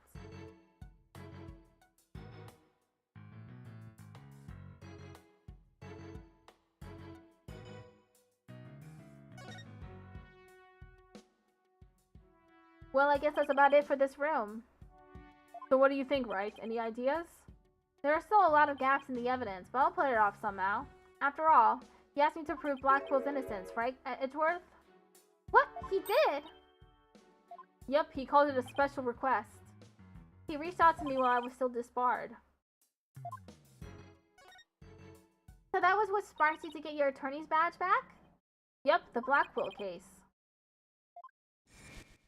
Right, I have a special request. I want you to clear one of my subordinates of suspicion. Hey, I'm not even a lawyer anymore, remember? Haven't been one for a long time. That 8-year misunderstanding has been cleared up and you must be eager to return. I'm sure you're familiar with the other case that ushered in the dark age of the law. Very soon a convict will stand as a prosecutor in court. I want you to keep an eye on him. Aw, just when I'm beginning to actually like the job I have now. Right. I'm sorry to drag you into this. Because of the espionage aspects, I wasn't free to give you all the details. Hey, no need to apologize. It's just like I said on the phone the other day. I know that the type of criminals you're after now aren't small fries anymore. It looks like your target finally decided to make a move. Yeah, it's for this very reason I returned. Time to bring it to an end. I'm going to end the dark age of the law. That's what this is all about. The dark age of the law. It sure comes up a lot these days on TV and in the papers. And I hear there are more false charges and fabrication of evidence than ever before. Oh. Ad break.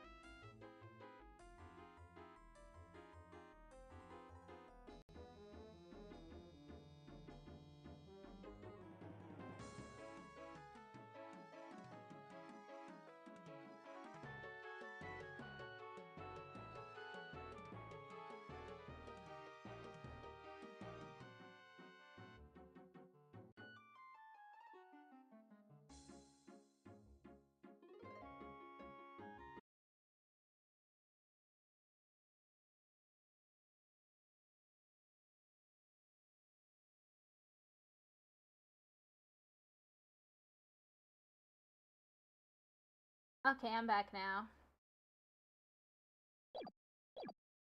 When I became chief prosecutor, the court system had already lost the people's trust. It all began 8 years ago. A lawyer was caught fabricating evidence, and a year after that, a prosecutor was found guilty of murder. Wait, do you mean? That's right, he's talking about my case and Prosecutor Blackwell's.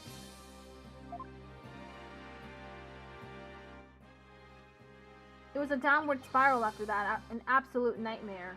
After those 2 cases, the mass media launched an all-out attack on the courts. Public opinion was tainted, and before long, the legal world itself was sucked into it. It's such a shame. Once suspicion forms, it's very hard to shake. Lawyers and prosecutors were supposed to trust each other, pursue the truth together.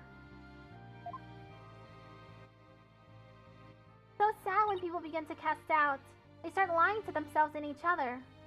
Yes, and do absolutely anything to win. We're in an age now where winning is valued far more than the truth. I'm sure it's caused our new chief prosecutor to lose many a night's rest. Is it just me, or did his brow get even more furrowed than the last time I saw him? The hostage taker's disdain for the courts is a perfect example of the times. Aye, it sure is. Do you have any idea who the hostage taker might be? Well, somebody who mistrusts the court system and who can manipulate war bots. It can really only be Aura Blackwell. Who else but her would want a retrial of that case from 7 years ago this so badly? Kevin Blackwell's older sister and the owner of this room. I agree with your conclusion. Perhaps she intended to force Miss Sykes to confess. Actually, I think she had a much more horrific plan in mind for Athena. The important thing is for you to solve UR1 and prove Blackwell's innocence. And then maybe she'll release the hostages. I'm counting on you, right, to set that prosecutor and those hostages free. And I'll be counting on you in court to help me too. Of course, I'll do everything I can to help uncover the truth. And this isn't an official trial, I'm more at liberty to be a little unorthodox. Mr. Wright, are you finished with your investigation? Yeah, but I'd like you to tell the hostage taker something for me. I have to go to the detention center. I can't start the trial until I've talked to Athena. She's already given her consent. I'll accompany you to the detention center. So I'm still being watched, huh? I'll see you in court, Edgeworth. Even if it will be an undocumented trial, it'll be good to face you in court again.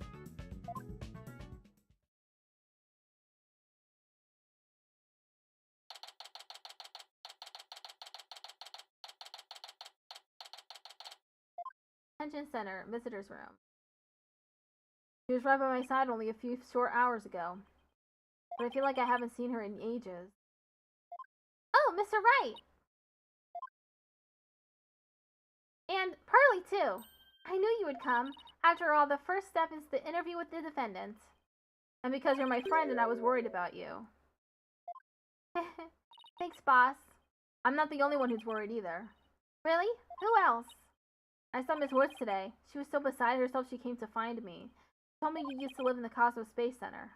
No wonder you knew so much about the place. Oh, so you know, huh? I'm sorry I didn't tell you. That's alright. But there are some other things I'd like to ask you. Sure, you can ask me anything. I promise I won't keep any more secrets from you. Tell me about the day Clay was murdered. I was actually at the Space Center that day. In the Space Museum. Right where the culprit fled to? That's not good. I never could fully deal with what happened 7 years ago. But when I saw the center again during the news coverage of the Hat 2 launch, I thought maybe if I went there, things would be different this time. That must have taken a lot of courage to face your past like that. So I went to the Space Museum the evening before the explosions. This was before the launch pads had been switched. There was a sign that said closed for repairs and they weren't letting anybody in. Yeah, the director couldn't very well switch the pads if there were people in there. But I snuck it anyway. Did you want to see that Hat 1 group photo, the one with your mother in it?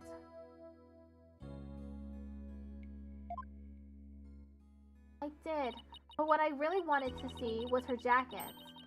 That jacket on display, that was Dr. Sykes? Hat 1 exhibit updated in the court record. And the jacket worn by Dr. Sykes. But I should have known it wouldn't be easy to get over such a traumatic experience. The second I saw that jacket, it all came rushing back to me.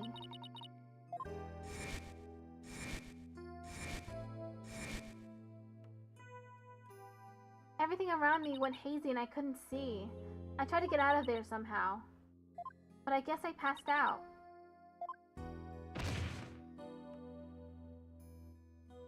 When I came to, I was in the passage behind the rockets. I was in the shadows where people couldn't really see me. Maybe you got confused and went the wrong way when you were trying to leave? How long do you think you were unconscious, Athena? I was out until about noon of the next day. I didn't even know about the explosions. When I woke up, nobody was around, so I just went out into boarding lounge too. My mind must have still been fuzzy because my memory is vague after that. I don't remember how I got home. No memory, huh? This is gonna be tough. It reminds me, what if I'm the one who killed Clay? I think that's enough of that, Athena. Let's talk about something else. So during the entire incident, she was unconscious in the Space Museum. Of course I believe her, but will anybody else? What kind of research was Dr. Sykes, your mother, doing? Machines that could tell people's emotions by their tone of voice, and my special ability. Someday when people travel to distant planets, their companions will be robots. So she said they had to be able to understand how their human companions felt. Wow, robots that can understand people! I was just a convenient subject for her research. All she ever did was work, and she never paid any attention to me. Oh, sorry about that, dredging up all that old stuff. No need to apologize. I guess her home life was complicated. Oh, by the way, Miss Woods said something about you always wearing headphones. I always wore these big, heavy-looking headphones. She said her mother made them for her as part of her research. I had to wear them every time I went out. Oh, I hated them so much, but she wouldn't listen. What were they for? Oh, she gave me some kind of explanation, but I don't remember now. It was too difficult for a little kid to understand. Okay, but let me say this one thing. I don't think your mother only thought of you as some handy subject for her research. I want to believe that. But just about the only things my mother left me with are Rigid. And this earring. Ooh, it's beautiful! It's made of a piece of real moon rock she had for research. Maybe she did love me in her own way. I'm sure of it. I'm pretty sure she did. I'm really sure she did, actually. Because that's what I want to believe, too. Moonrock earring added to the court record. I better ask her a little more about her mother's research. I should show her that paper I found in the robotics lab.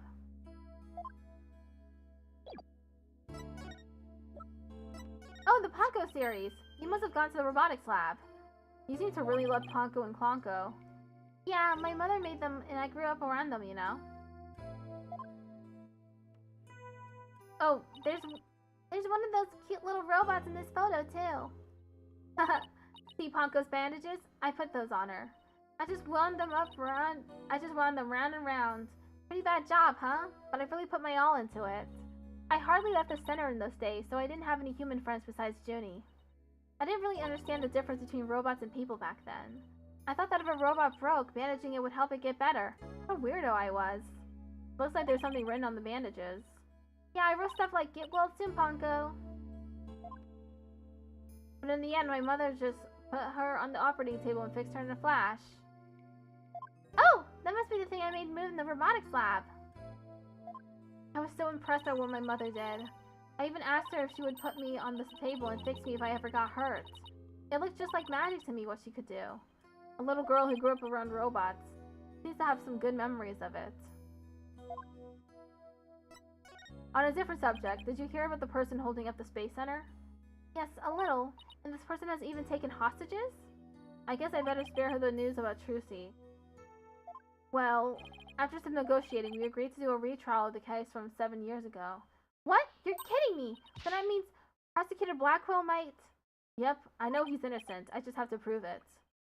So wait, did you know him back then? Yes, he used to come visit my mom a lot.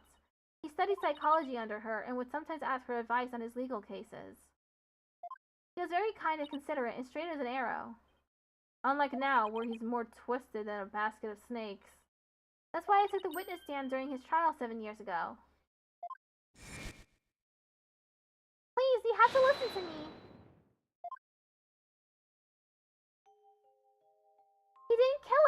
His heart is screaming that he didn't kill her. I was a fool. How can anybody else know what I was talking about? He heard the voice of his heart. You were only 11 then, right? You were very brave just to give testimony. Pearls is right. You did the very best you could at the time. But nothing I said did any good. I was a shaking, scared little girl, small and ineffectual. Even after I went to live with my relatives in Europe, I stayed closed up in my shell. But you're different now. You're always so bright and cheerful. Thanks. That's because one day I came to realize that I had to fight. I couldn't give up. I exercised hard and I studied hard. I wanted to become the strongest lawyer I could be. Oh, whoops. Ah.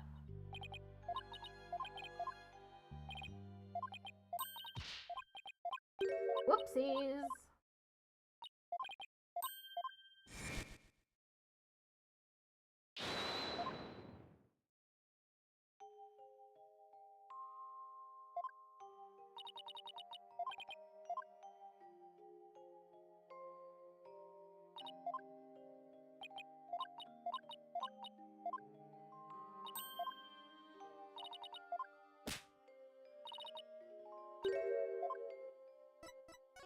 I wanted to save Simon, but I had no idea how. Then I met Mr. Wright, and thanks to him, I realized that if I became a lawyer, I could prove that Simon was innocent. I also realized that psychology could help me do this. I mean, psychology was my mother's specialty. When I studied it, I felt like she was there with me, supporting me. It doesn't seem like Athena knows that Prosecutor Blackwell is due to be executed tomorrow. I wanted to prove Simon's innocence personally. I wanted to do it so bad. Even now, I want to fly out of here and go save him. Come to think of it, she said something like that during the Themis Legal Academy trial. She mentioned there was someone she wanted to save. She must have been talking about Prosecutor Blackwell. I heard some prison guards say that you had an interview with Simon. How was he? What did he say? No, I can't tell her. How can I lie to Athena? He was doing well. He was happy about the possibility of being proven innocent. He was? I wonder if he smiled like he used to back then. If I can't prove Prosecutor Blackwell's innocence in this trial, I don't think Athena will ever forgive me. I just have to free him. Failure is not an option here.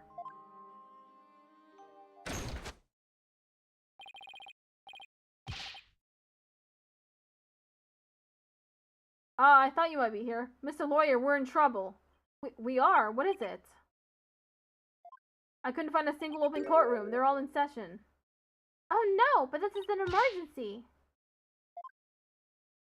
It's very difficult to interrupt a trial once it's underway.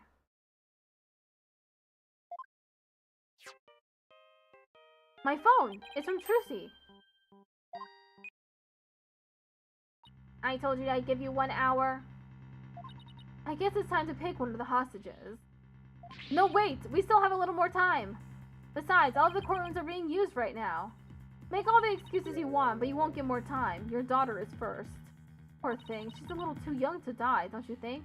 No! Don't you dare hurt her! There has to be something I can do. The cruelest injustice is about to befall us. No, this can't be happening! Mystic Maya, help us! Wait a minute, Maya? I read somewhere that you were holding a... I read somewhere that you were holding a trial in the middle of an exploding courtroom? That must have really been something, although weird is par for the course with you. A courtroom blew up. That's it, there is a courtroom we can use after all. Okay, time's up. Too bad. Any last words you'd like to say to her? Hold it! Aura, please don't add to the crimes you've already committed. So you know who I am, do you? It wasn't like I was trying to keep it a secret anyway.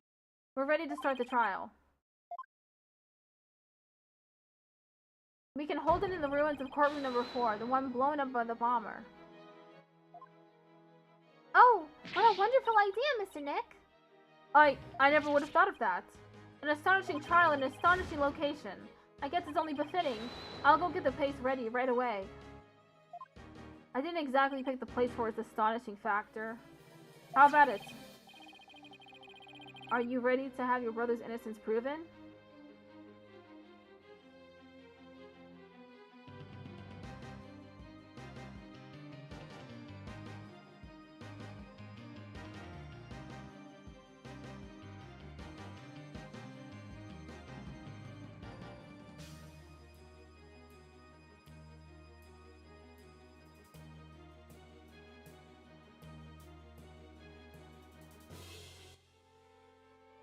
How about it? Are you ready to have your brother's innocence proven? My brother? Oh, I'm sorry. Did I forget to mention? It's not Simon you'll be defending. What? Not Prosecutor Blackwell? I indict Athena Sykes on the charge of murdering her own mother. You'll be defending the little princess there, the one behind the glass. Oh, she's still being cringe. I cannot deal with her being cringe like that. What? See you in that mountain of rubble you've chosen for our courtroom, Mr. Wright. What is she talking about? Athena? Of course. Why didn't it ever occur to me before? If Prosecutor Blackwell is innocent, somebody else has to have been the culprit. Did I kill my own mother? No. No!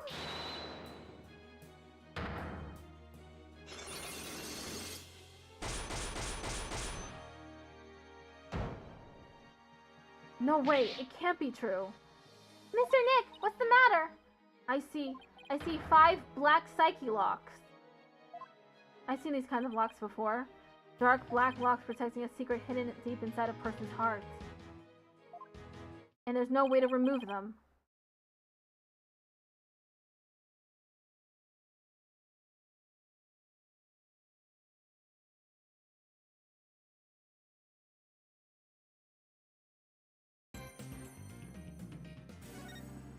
I think I'll continue.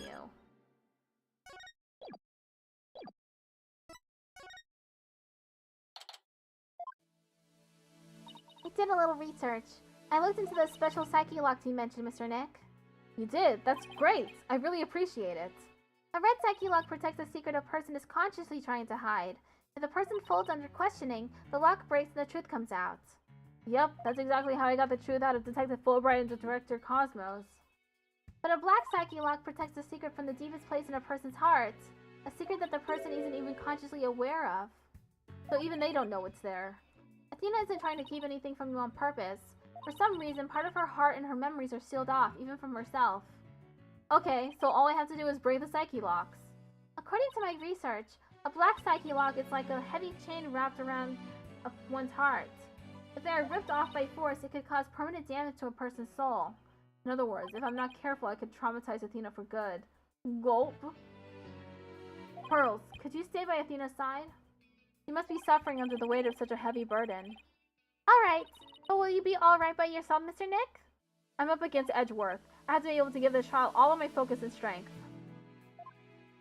I can't do that from there. I'll just hold you back. No, that's not it. I just meant I can relax and concentrate if I knew you were with Athena. You're the only one who can do it, Pearls. Alright, I'll do it then. Good luck, Mr. Nick. Good. Now that my mind is at ease, I'd better get ready. I'll just tidy up the evidence and take out what I don't need. It's time to end this nightmare that started 7 years ago.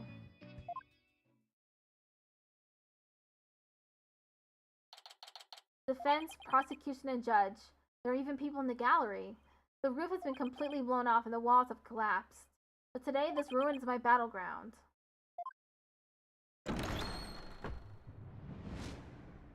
We even got the judge here. Court, or some facsimile thereof, is now in session for the trial of Athena Sykes.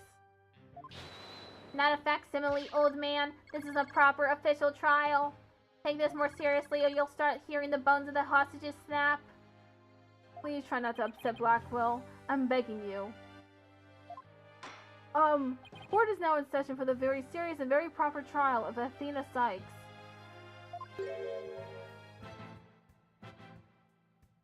This is no trial. It's nothing more than a ridiculous farce. What did you say? Edgeworth, did you not hear what I just said to his honor?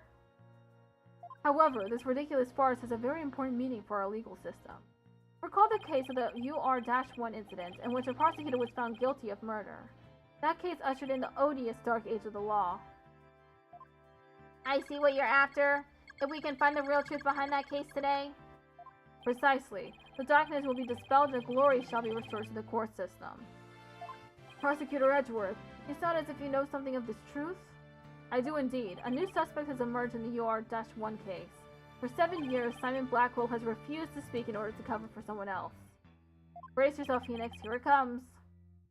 I'm sorry, Bright, but the situation is what it is, and I must do what I must. The prosecution moves to indict Athena Sykes on the count of murder in the first degree.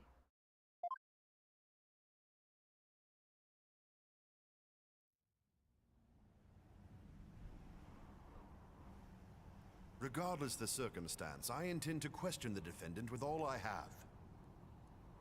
For that is a part of my creed.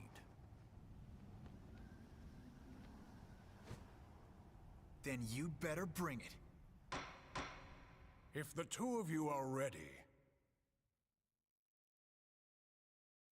Court is now in session for the trial of Athena Sykes. Your Honor, the defense was born ready. The prosecution is also ready.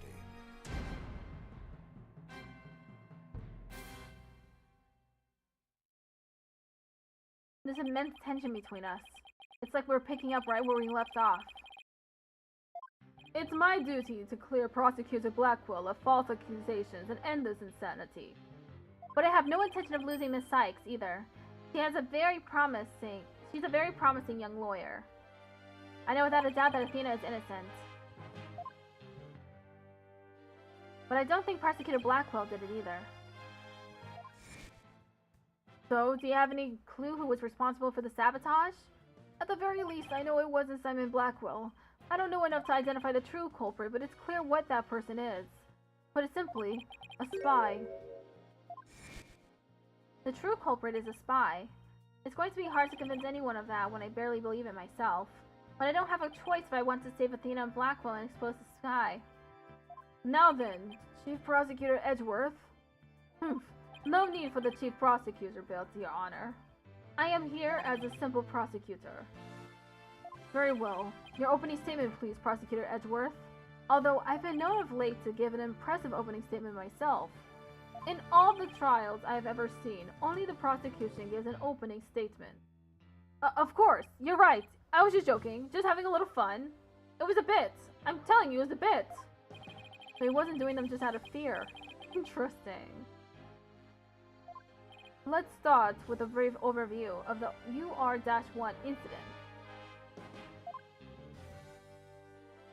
The incident occurred at the Cosmos Space Center 7 years ago, on October 7th. The victim, psychologist Metty Sykes, was killed in the robotics lab on the 4th floor. Athena's mother. Simon Blackwell, a young prosecutor at the time, was found guilty of the crime. There were two deciding factors that led to his guilty verdict. One, Blackwell was the only person in the corridor to the lab at the time of the murder. And two, this photo, which captured the moment of the crime.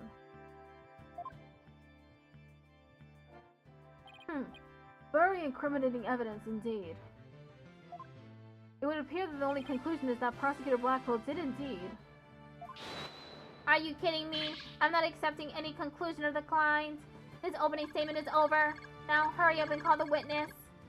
Excuse me, Miss Blackwell, but we must follow proper procedure for these things, you know.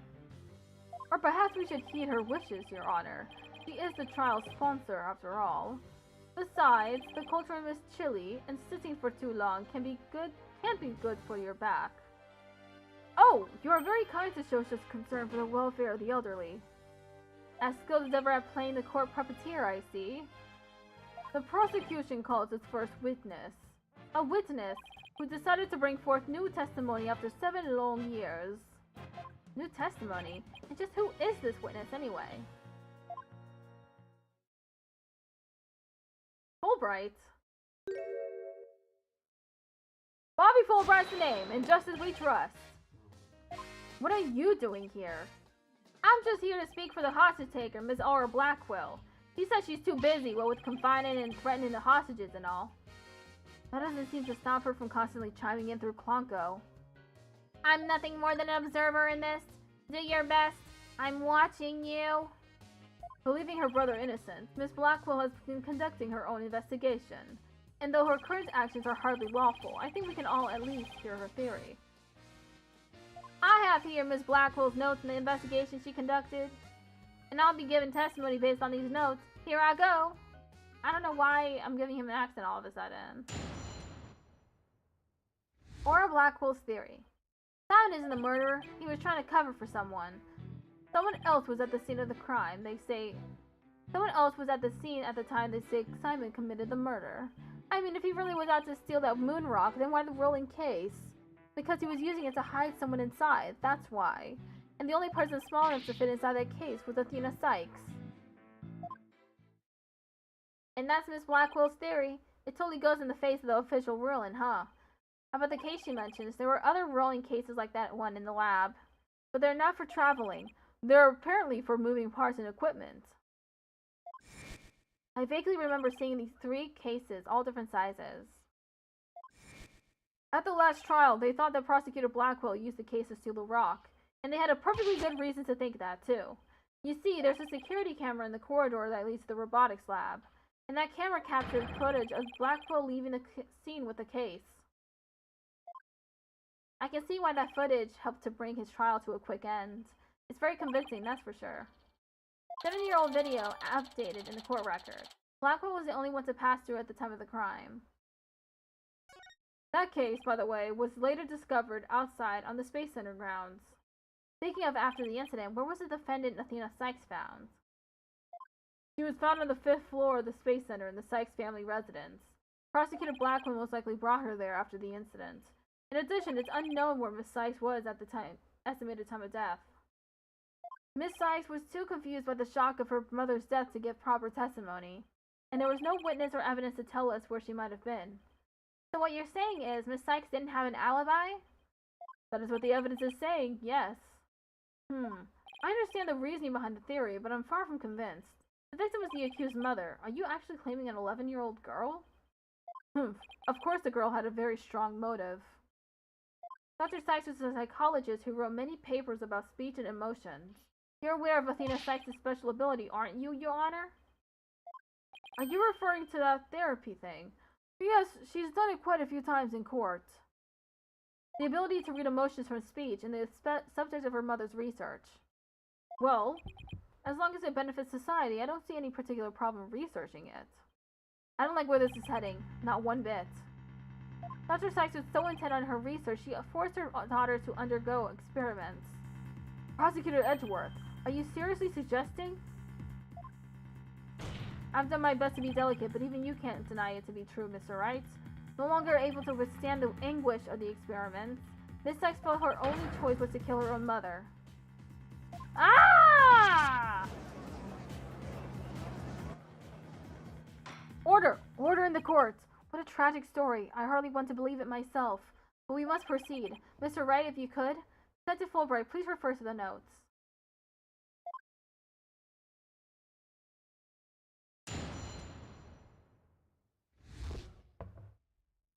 Or Blackwell's theory. Simon isn't the murderer. He was trying to cover for someone. Hold it! So Prosecutor Blackwell willingly accepted a death sentence to protect someone else?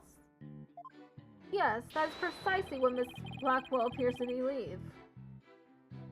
And that is what I believe as well. Prosecutor Blackwell is no murderer, Mr. Wright. But Athena Sykes certainly didn't kill anyone either, Mr. Edgeworth. So it appears neither of us can afford to go easy on the other. Fine. I expected no less. Oh, I remember this tense atmosphere. So invigorating.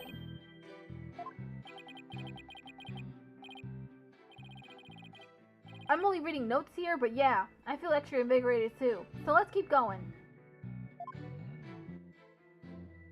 Someone else was at the scene at the time they say Simon committed the murder. Hold it! But that's just speculation. Objection! No, Miss Blackwell has proper grounds for her claims. Objection! Then why didn't you say so in the first place? Objection! You're the one who screamed hold it, and cut me off. Fine, so maybe I jumped the gun by a teeny wee bit. Ha ha ha ha ha! Now I know what they mean when they say close enough to argue. Moving on.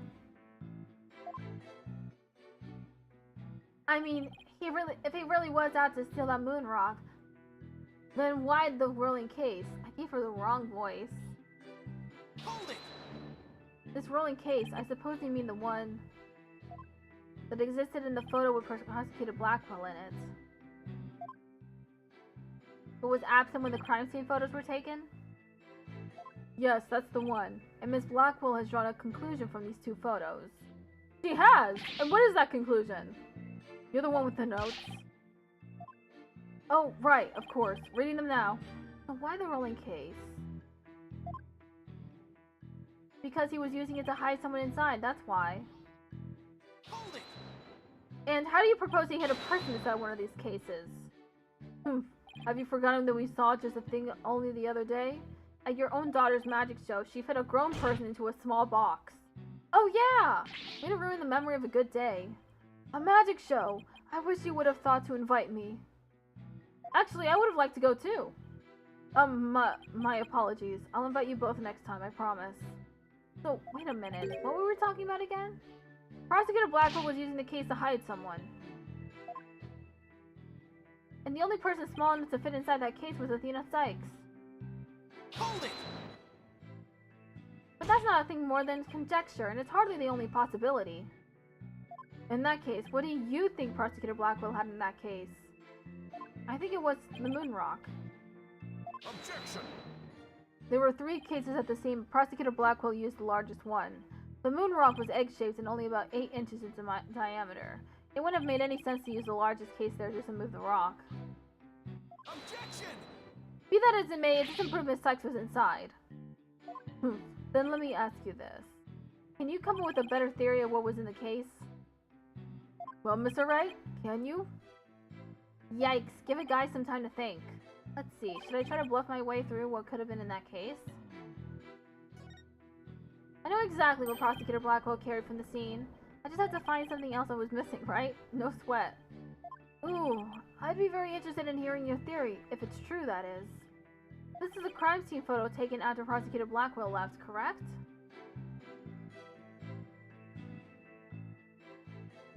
Uh-huh.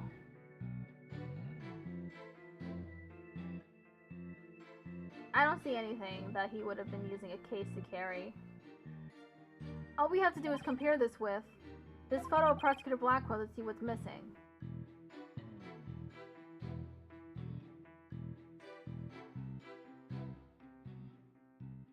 Did you really hide a child in the biggest box? Biggest carrying case?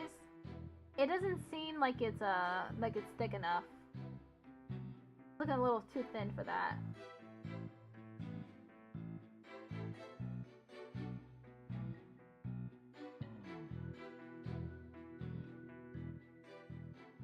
Was it maybe the robot?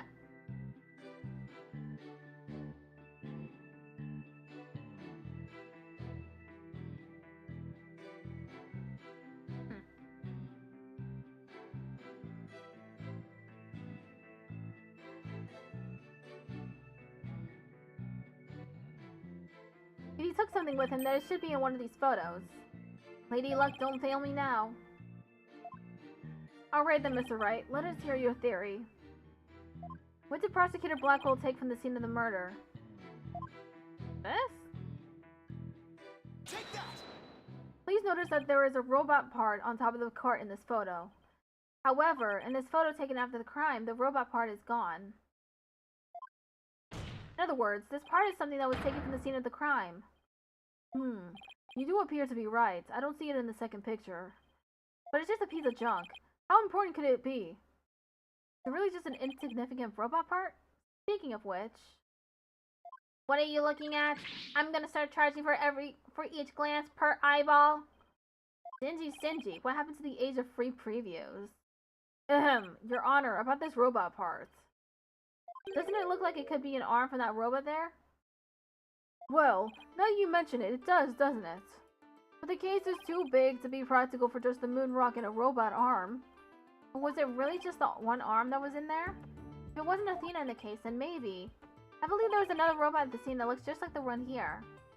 Your Honor, it is the defense's assertion that it was this other robot that was in the case. What? Objection! We can't be certain that part belonged to a robot. Yes, it looks like the arm of the one before us, but it could be something else entirely. Besides, it's wrapped entirely in bandaging, making it difficult to verify what it is. Objection! I know for a fact that it is a robot arm. I can even tell which robot it belongs to just by looking at it. With this information, we can investigate whether it was there at the time or not. But Mr. Wright, I thought you were more of the technologically illiterate type. When did you become such an expert? I feel somehow abandoned. Not to worry, Your Honor. I still know next to nothing about machines. But I know this piece of evidence proves which robot the arm belonged to. Take that! The robot in this picture is named Ponko. But take a look at Ponko's arm. It was Miss Sykes who bandaged it up like that. She must have thought the machines heal in the same way that people do. What an adorable, naive mistake. It reminds me of my own grandchild. The robot arm at the crime scene had the same bandaging wrapped around it. In other words, this robot arm could belong to none other than Ponko.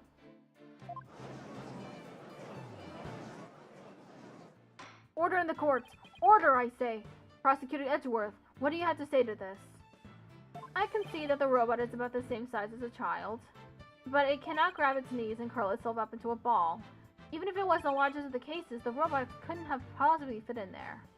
The case does come up to be about mid-thigh on Prosecutor Blackwell. I see your point. The robot is much taller than that. You've got me there.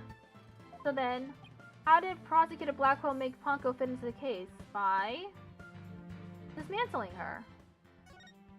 Of course Ponko would fit. All Prosecutor Blackwell had to do was dismantle her. Once taken apart, the robot could have easily fit inside that rolling case. It appears to be a robot assembly device. Disassemble anything in a flash. Push the dismantle button. That sounds pretty neat. Can I push it, Mr. Nick? It sounds rather violent, but Mr. Wright does have a point there. Objection! Except that there was a body on the table where robots are dismantled and assembled. There would have been no room to take the robot apart. Objection! But what if it wasn't done on the table? What if the katana was used instead? You mean the sword? Yes, Your Honor. Miss Blackwell, I'd like your opinion as a woman of science. Isn't it true that the katana could have been used to take the robot apart? I suppose so. Their joints are made of a very tough material. A blade could slice through them. Thank you for your expert opinion, Miss Blackwell. Thanks to you, we now know that the existence of the severed arm in this photo proves that Ponko was taken apart. In addition, since the rest of Ponko was not found at the scene, we can conclude that the true meaning of this photo is very different from the original interpretation. You can't mean... That's exactly what I mean. This photo does not capture the moment of the murder. It is instead a picture of the moment after the robot was sliced apart. The blood you see where the arm was cut off was transferred there by the bloody katana. Most likely, the rest of Ponko is scattered around Prosecutor Blackwell's feet. Not hearing this? Therefore, what was transported inside that case was not the defendant, but a robot. Miss Sykes never was at the scene at the time of the murder. My head, my body, where am I? Ah!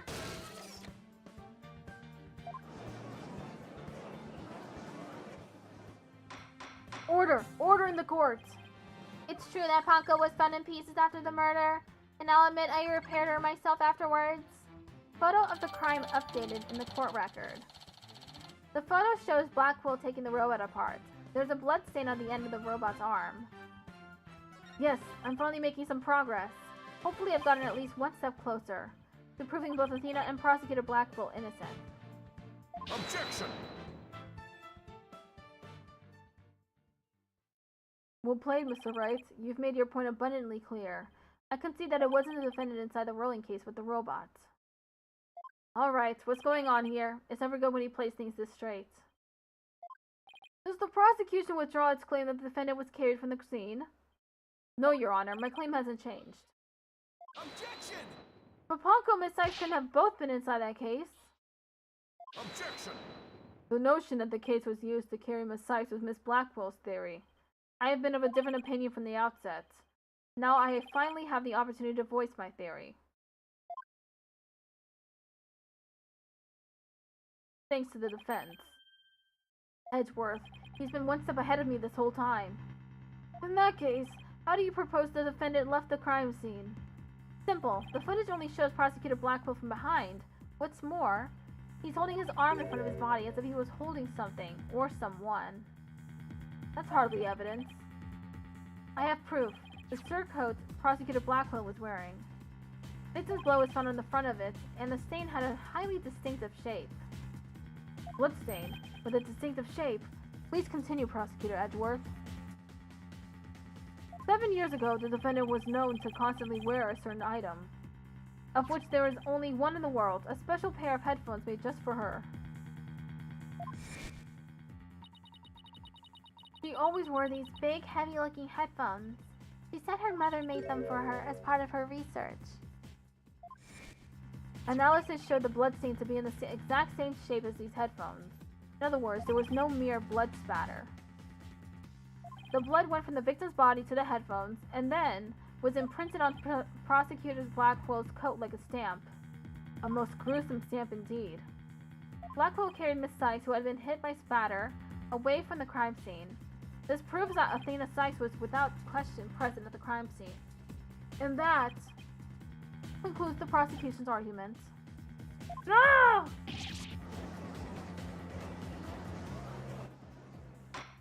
Order! If the defendant was indeed at the scene, it deepens the suspicion against her. Objection! But we've all shown that the robot was there at the scene as well. Objection! Hope you're not making the ridiculous claim that a simple robot was the real murderer. I don't really think that, no, but you can't see the possibility isn't there. Detective Fulbright, was the robot questioned at the time? No, I don't see any record of it.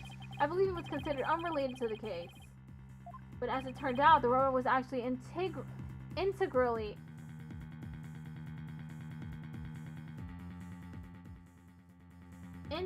related. Your Honor, the defense would like to call Punko to the stand. A robot witness? It's better than a parrot witness. Order! Order in the court! Prosecutor Edgeworth, what do you think about this? Mr. Wright has called all manner of witnesses to the stand over the years. So why not a robot? Nothing surprises me anymore with him. Very well. I will allow the witness. Bailiff, please summon the robot named Punko. Witness, please state your name and occupation. My name is not Witness, my name is Punko. Yes, I realize that, but when you are at the witness stand, you are the witness. No, I'm not. I'm Punko. Say it with me, Punko. What an utterly inflexible little robot. You're the last person who should be calling anybody inflexible. Haha! You remind me of my own grandchild who just learned his own name. Oh, how precious. Alright, Punko. Whoops. Alright, Punko. I'm going to ask you some questions. Questions? You have questions? Hooray! What are your questions? I want to know if you were there at the scene of the murder of Miss Sykes. It was 7 years ago on the 7th of October around 2 p.m. in the robotics lab. Certainly. Just one moment. Searching data. Search complete. Yes, I was there in the robotics lab. It would seem this robot's testimony is necessary to this case after all. This is great. I just knew Punko must have seen something important. A murder committed right before this poor little girl's eyes. It's inexcusable. The judge seems ready to adopt Punko as another grandchild. So, little Punko, do you think you can give us your testimony today?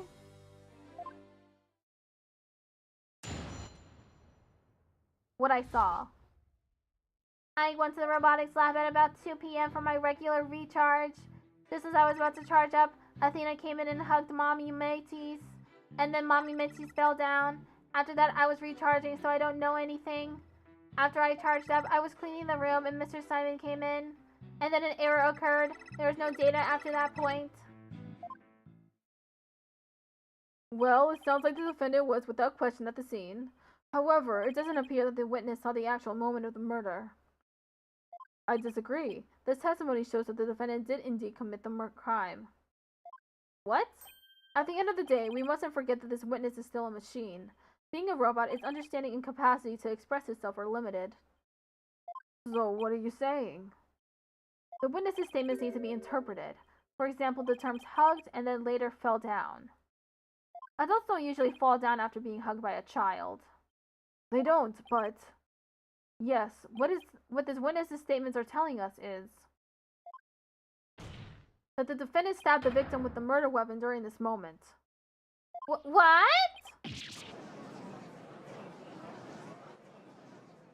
Before Miss Sykes hugged Dr. Sykes, did the two of them converse? Yes, they did. They spoke to each other very loudly, but I don't know what they said. Athena is usually so quiet, so I was surprised. Spoke very loudly. We can interpret this to mean they argued. I see. Murder after a heated argument, and then the victim fell down. I agree that it does sound like a reasonable interpretation. However, Ponko doesn't seem to remember anything that happened after that. When I am recharging, I go into sleep mode. But I remember everything before that. I have a very good memory. You may as well admit defeat now, right? A cross-examination would be useless. Don't be ridiculous. A cross-examination is never useless. Until now. Think about it. Robots don't lie. This robot is both an important witness and valuable evidence at the same time. Nevertheless, I will have my cross-examination. Humph, I see you haven't changed. You never were one to worry about wasting time. Very well. Even if I may be a waste of time, you may proceed, Mr. Wright. I'll show you both just how fruitful any cross-examination can be. Cross-examination. What I saw. I went to the robotics lab at about 2 p.m. for my regular recharge. Hold it! Your regular recharge? What is that exactly? I have to refill my battery's power or else I stop working. I go to the lab to do that. So that recharge occurred around 2 p.m. around the time of the murder? That's right, I go every day at 2 p.m. Just as I was about to charge up, Athena came in and hugged Mommy Mateys. Hold it! Hugged her, huh? Which Edward took to mean stabbed her with a weapon. He said the two of them were talking before Miss Sykes hugged her mother, is that right? Yes, they were talking very loudly, but I couldn't tell what they were saying. Couldn't tell, even though they were speaking so loudly? I'm only allowed to listen to voices that are directed at me. If it listened to every voice, it would be little better than a mobile eavesdropper. Well, that explains why some of Ponko's testimony is so vague. It's a shame that our little friend wasn't listening in, however. We could have learned what they were talking about just before Dr. Sykes was killed. Now then, what happened after that? And then Mommy Macy's fell down. After that, I was street charging, so I don't know anything. Hold it! I don't want to delve too deeply here, but could you tell us how the victim appeared and acted at this moment? Mommy Macy's was very surprised when she was hugged. I heard her heart pound. Her heart? Mr. Wright, have you forgotten about this document we found in the robotics lab? These robots have a heartbeat detection system. Yeah, but if they could detect her heartbeat even though the murder was instantaneous and she was stabbed in the heart, then that means that she didn't die in that moment. Plus, you know, how did the child get the body to the chair? Like, there's that too. Now that he mentions it, I do remember reading something like that there. They detect the presence of people by the sound of their heartbeats. But wait a minute, that means if Dr. Sykes really did die at this moment. Ponko, how was Dr. Sykes after she fell down?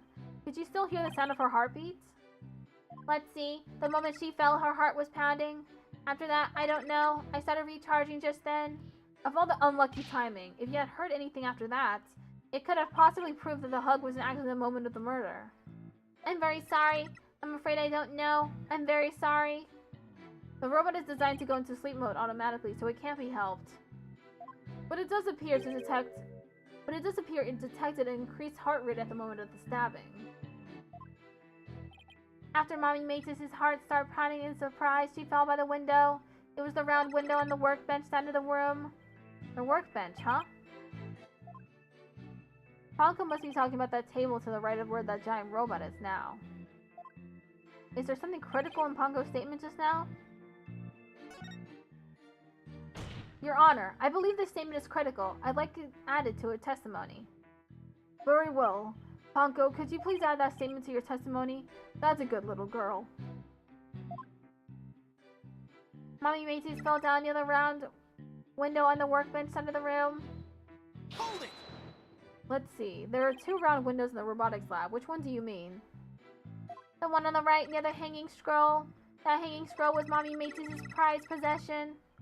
Okay, in the pictures of that crime scene from the 7 years ago, there is definitely a hanging scroll and a Japanese theater mask hanging on the workbench side wall. But is there some problem with the statement? After I charged up, I was cleaning the room and Mr. Simon came in. Hold it! Prosecutor Blackwell, I wonder what he went there for. His objective, I don't know. I guess I can't very well ask Ponko to speculate. So what happened after Prosecutor Blackwell arrived? And then an error occurred. There was no data after that point. Hold it! You don't remember what happened next? An error, huh? I wonder if... All data is suddenly cut off at that point. I don't know anything after that. The answer to that question is right here. According to the defense's theory, this photo shows when the robot was being taken apart.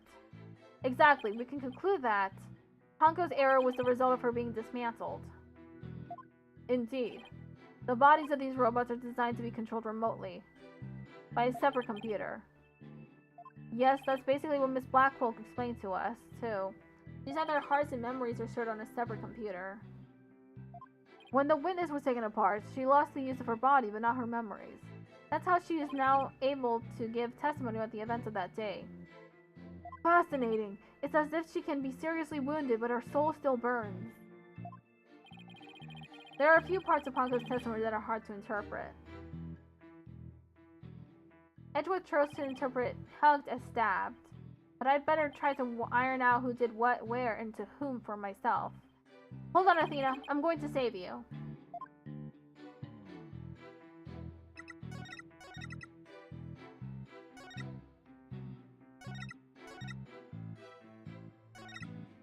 Huh.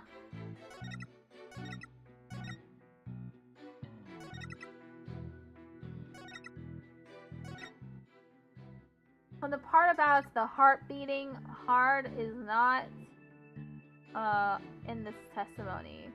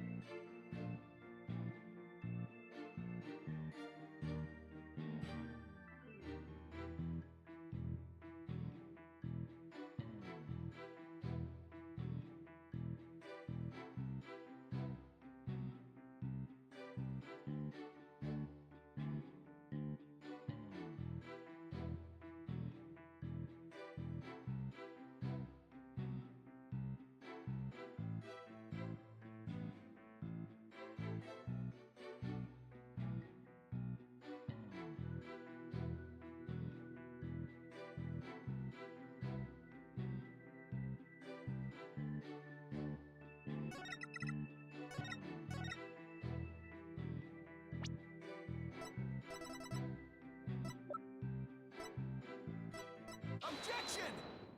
Ponko, your statement may have just inspired a breakthrough. Ad starts in 1 minute. I was helpful. Hooray! I'm so happy. Just to be sure, let's go over it again, okay? The victim fell near the window on the workbench side of the room. However,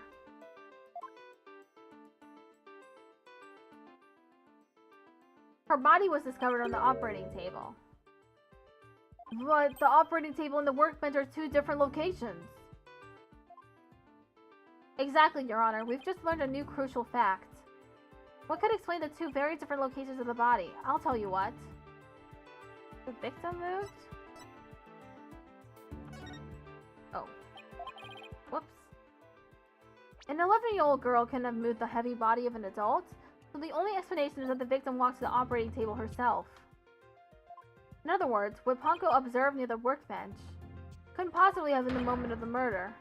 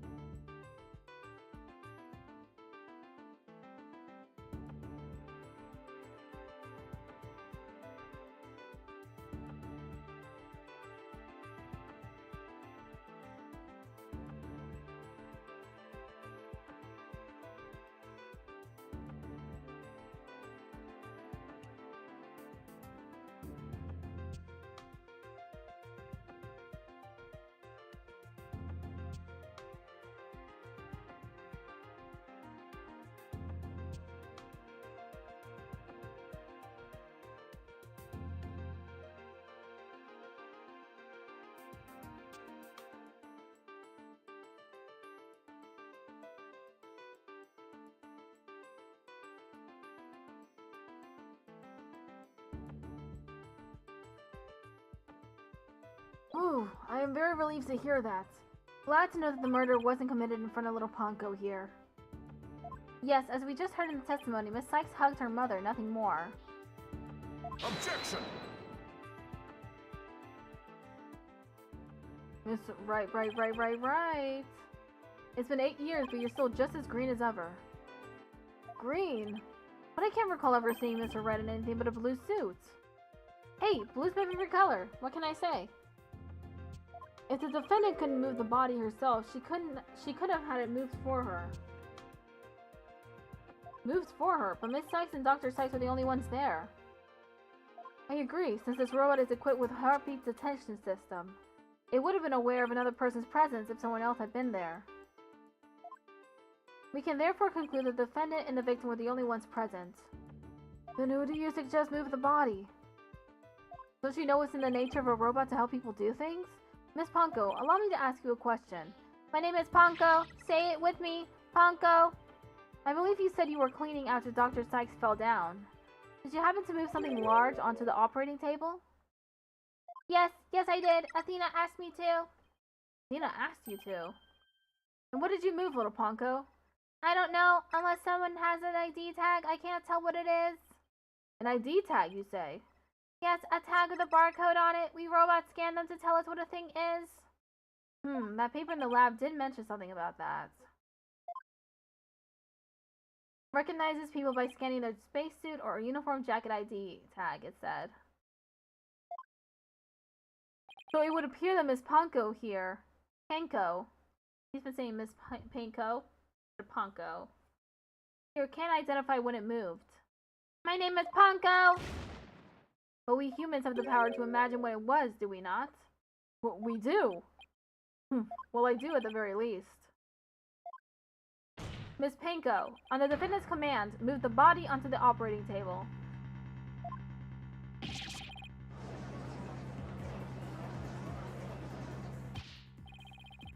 Ponko, did you really move Dr. Sykes' body? This is really important. Isn't there any way you could tell? I don't know. Without an ID tag, I can't tell. Give it up, right? If the victim's heart was stopped, the robot's detection system would be useless. Furthermore, Dr. Sykes usually wore her white clothes while she was working. She kept the jacket with her ID tag on it draped over a chair in the robotics lab, and only wore it for special occasions. In other words, the victim wasn't wearing her ID tag at the time. From the robot's point of view, her body was simply just another object. Objection! But Ponko is equipped with a facial recognition system. If she really did move the body, she would have recognized the body as Dr. Sykes. But she didn't, so that means... Objection! A face can easily be covered with a piece of cloth, a mask, or anything else for that matter. With her facial features hidden, the robot wouldn't be able to tell it was Dr. Sykes. He's right. To summarize, Miss Sykes stabbed her mother near the workbench, then using the robot, she moved the body to the stable, where she removed the sword and was stained in blood.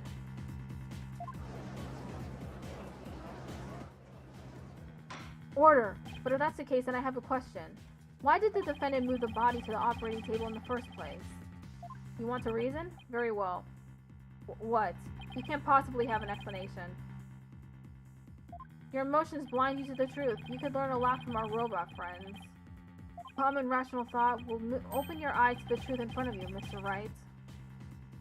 Now then, do you remember the operating table's one special feature? I believe I read that robots can be assembled and disassembled there, isn't that right? Oh my god, I'm giving them all the same accent. The same exact voice. My bad. I don't mean to do that.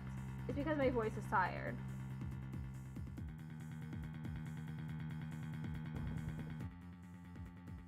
That's right, and it's to the defendant, who was just a child at the time. The table was like a magic box that could make robots appear or disappear in seconds.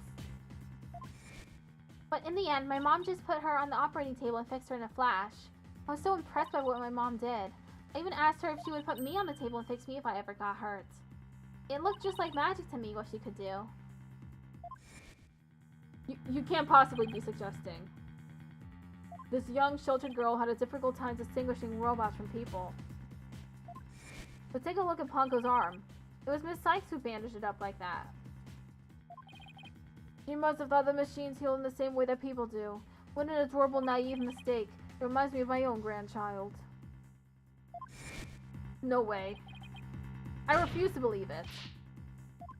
Ms. Sykes made a childish, naive, and cruel mistake. She thought that if a robot could be dismantled and vanished without a trace... Prosecutor Edgeworth, if you're about to claim what I think you are, I demand that you word it as delicately as you can. With all due respect, Your Honor, all I can do is present the truth as it stands. The reason the defendant moved the victim's body to the operating table... Hold it! No! Don't say another word. Just stop. Was to dismantle the evidence so that she could get away with her crime. That can't be true!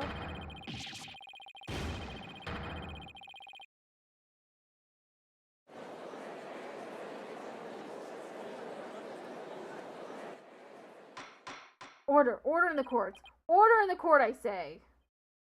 Edgeworth, she was just a little kid. How can you say such a horrible thing? Horrible? Like I said, you're just as green as ever. I came here today as a prosecutor to seek only the truth, no more, no less. My theory is simply the result of a rational consideration of every possibility. Objection! But dismantling isn't the table's only function. It can make repairs as well. It's conceivable that Miss Sykes moved her mother to the table in order to fix her. I suppose that could be another way of interpreting it. But dismantle or repair, it doesn't matter either way. What do you mean? After murdering her mother, Miss Sykes may have come to her senses. Perhaps she did want to make it appear as if it had never happened, and that's why she tried to repair her mother. Yes, that's one possible explanation. But we mustn't forget the facts of this case. The victim was observed to fall down after being hugged by the defendant, and the body was moved per the defendant's command. These two facts that indicate the defendant's guilt, remain unchanged. This just can't be true. Mr. Wright, do you have any evidence to refute the prosecution's claim? Evidence, right. See, can't think of any. I'm afraid I don't have any evidence. Becoming chief prosecutor, I've learned that the truth isn't always pretty. Now accept the truth, Mr. Wright. Your subordinate murdered her own mother. Your Honor, the prosecution demands a verdict. The hostages have suffered enough. What a terrible and tragic conclusion. The defense has no counter-argument. I see no need to further prolong this trial. Edward's argument seems solid enough, but there's no way Athena could have ever done anything like that. What do I do? There has to be something, but I can't think of a single thing. I can. The heartbeat. Prosecutor Blackwell! Oof. This is quite the farce you are conducting here. I could die from laughter. Prosecutor Blackwell, what are you talking about? What I'm talking about is that your argument is based on an entirely false premise. Go on, we're listening. Could this be the miracle I need? But what is Prosecutor Blackwell trying to pull here? 7 years. For 7 long years, this case has been on my mind. Not for an instant did I not think of it. I'm the one who killed my mentor, and I don't think you can alter that fact now. Your baldness, I will take to the stand, and I won't take no for an answer. Of course, Prosecutor Blackwell. Please go ahead.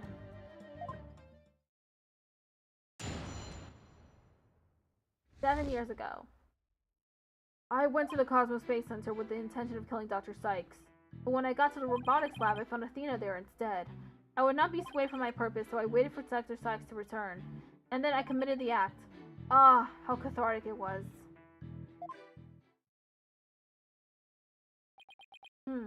The little Ponko here witnessed the victim falling. In other words... Objection! I don't need any of your other words, old man. I can guess what happened. Which would be... She fell means she fell, merely that. A mother and child floating around. Perhaps she tripped. Not that it matters. When I entered the lab, there was no trace of Dr. Sykes to be seen. There was no dead body either, of course, meaning she must have left the room. The murder occurred after the time period Ponko described in her testimony? You should hardly take stock in the words of a wind-up toy. Objection! Then how do you explain the fact that the defendant had the robot move something? Athena was always tinkering with robots on the operating table to amuse herself, and she always had Ponko move the heavy ones for her. That day was no different. Ponko moves a heavy robot for Athena. This is awful. What he's saying seems to make sense, and yet... Objection! Prosecutor Blackwell, are you trying even now to turn away from the truth? Don't you realize we could bring the dark age of the law to a close today? Objection! You expect too much from me. I'm just a murderer beyond redemption.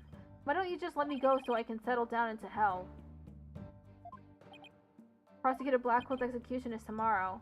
If the truth doesn't come out now, it's all over. Are you saying that the little girl and the robot had nothing to do with the murder? That's right. So let's hear your verdict. If we don't hurry, I might miss the ferry across the Styx.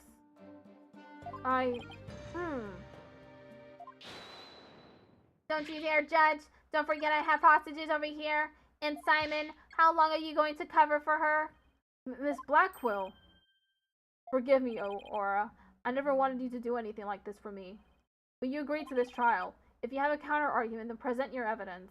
That's the rule of the courtroom. Isn't that right, Chief Prosecutor? Blackwell, you selfish... Well, to be frank, I don't like this, but it's my duty to make a decision. If no one has a counter-argument, I will announce my verdict. Is this really happening? Is it really going to end just like it did 7 years ago? I wanted to do it so bad. Even now, I want to fly out of here and go save him. No, I can't tell her. But how can I lie to Athena? If I can't prove Prosecutor Blackwell's innocence in this trial, I don't think Athena will ever forgive me. I can't let this happen, but I just don't have the evidence to counter Prosecutor Blackwell's testimony.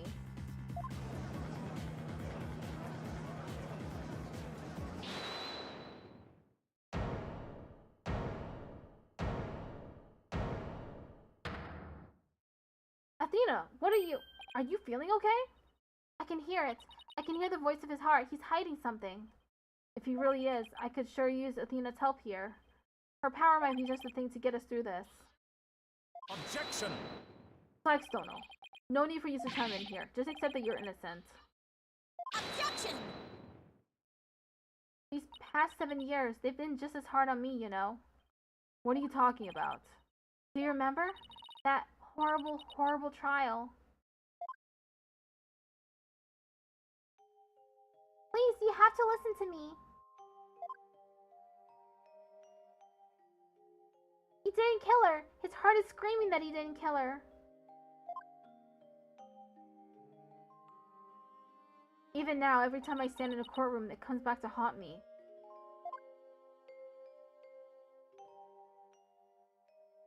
Not being heard no matter how hard you try, feeling so helpless.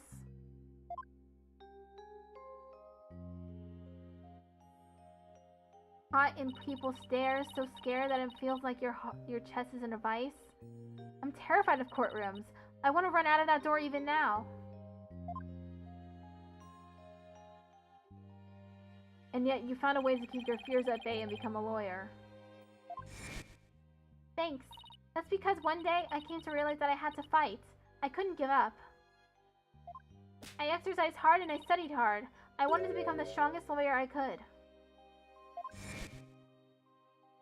This day has finally come, the day I've been looking forward to with all my heart. This is why I became a lawyer. This is why I study psychology. It was all to save you from this false conviction. But Miss Sykes, do you realize what it would mean? You're the accused after all. If you prove Prosecutor Blackwell's innocent, then...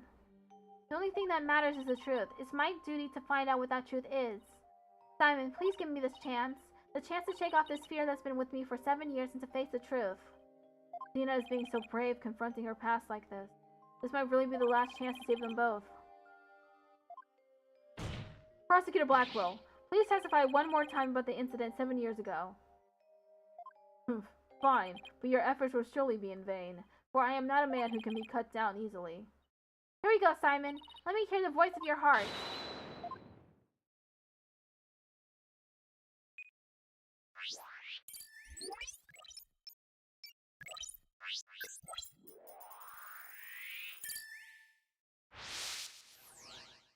I went to the Cosmos Space Center with the intention of killing Dr. Sykes. But when I got to the robotics lab, I found Athena there instead. I would not be swayed from my purpose, so I waited for Dr. Sykes to return. Look at his stance! He's ready to kill! And then I committed the act. How cathartic it was. His His emotions are very guarded and his defenses are way up. He sealed his will, as if he'll never let his secrets be known. Oh, I don't know about that. We've got a couple of strong wills on our side, too. Prosecutor Blackwell isn't the killer, and we're going to prove it. But what was he trying to do that day? If we approach it from that angle, I bet we can find an emotion that just doesn't add up.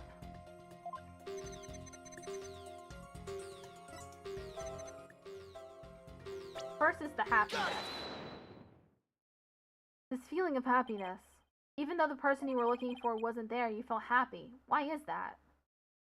Simple. When I was looking for Athena and hadn't found her yet, I grew worried. So when I saw her in the robotics lab, I was happily relieved. Merely that. Just now, you said that you went to the Space Center to kill Dr. Sykes. But the first thing you did was look for her daughter instead? I had no intention of harming Athena, so I wanted to confirm that she was safe first. It was just a part of my plan. Nothing contradictory about that. Gah! The second I find an inconsistency, he cuts it down. Simon knows the principles of analytical psychology. There's less noise now, but I don't see any instabilities we can latch onto. I was afraid of that. We'll just have to keep chipping away at him, then bit by bit. Could you update his testimony, Athena? You got it, boss.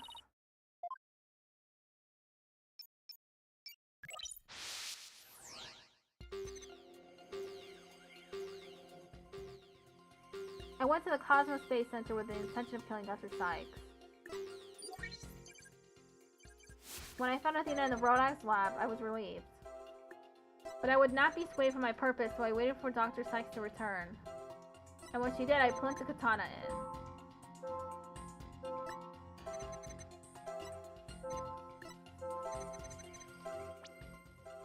What is this happiness? When we review your emotions alongside your testimony, we find the unexpected emotion. What? The happiness is weird, but okay. Why was he sad about it then? Got it! Not even you can falsify your emotions, Prosecutor Blackwell. What? When you said that you killed Dr. Sykes in your testimony, you felt sadness. Why would someone who had lain in wait to kill her be sad at her death? Oof, such an obvious attack. Yes, I felt sadness, but it wasn't for her. I felt sorrow for Athena and her circumstances. Gah! He can't be talking about that, can he? I was just a convenient subject for her research. Dr. Sykes was so intent on her research, she forced her daughter to undergo experiments. My objective was to save Athena from an obsessive scientist who treated her own daughter like a research subject. What? I went to the psychology lab first. That's where I would usually find Athena playing. But that day was different. I heard someone crying in the robotics lab next door. With Athena being subject to another experiment, I thought as I went to see. Conveniently, Athena had cried herself to sleep, so all I had to do was wait and kill.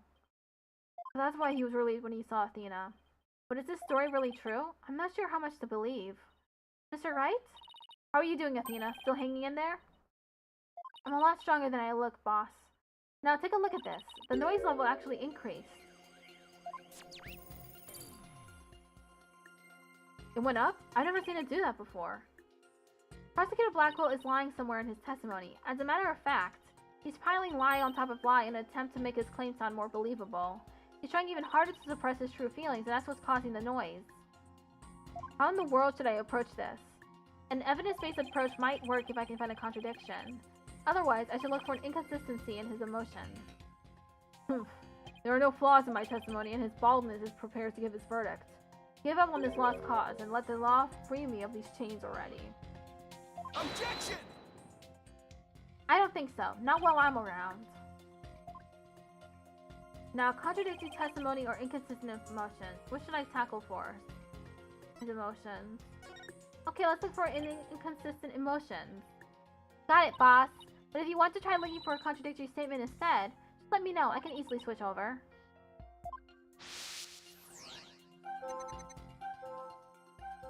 I heard crying from next door. Of course I was worried. I hurried over and opened the door to the robotics lab. Before I could lead Athena out of there, curse my luck, Dr. Sykes came in.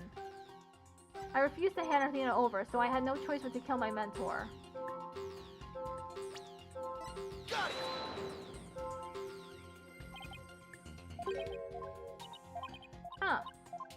That seems unexpected.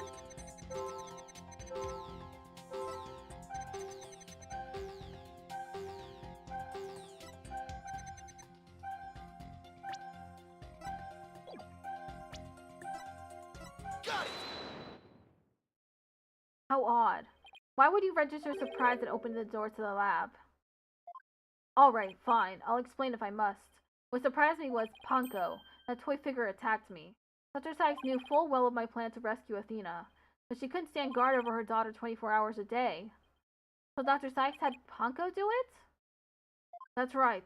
She ordered Ponko to forcibly remove me on sight. So I slashed Ponko up with a katana that was there in the lab. That rickety old puppet wasn't worthy of that fine blade. That's right, it's happening again. There's even more noise now. Damn, it's at 100% again. It's at 100% now. What's going on here? Whenever we find an opening, he covers it up with lies. We'll never get rid of the noise at this rate. It's pretty hard to keep telling coherent lies like that. His mind and will really are as sharp and strong as a katana. Alright, what should I tackle first this time? His testimony. I think there might be an inconsistency in Prosecutor Blackwell's testimony. Alright, let's give it a thorough check then. With a feeling of dread, I opened the robotics lab door. Just then,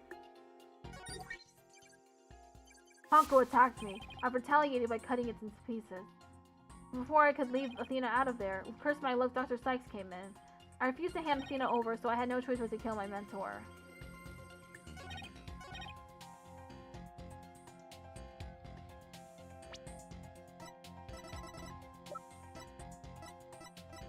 Objection!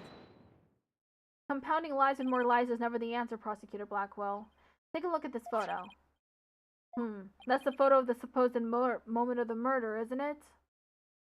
How many more times must I see that which damned me for my sin? The ironic thing is, I think this picture is actually going to be your savior now. See the blood stain at the end of Ponko's arm where it was severed with a katana? I hope you aren't claiming it's the robot's blood, Mr. Wright.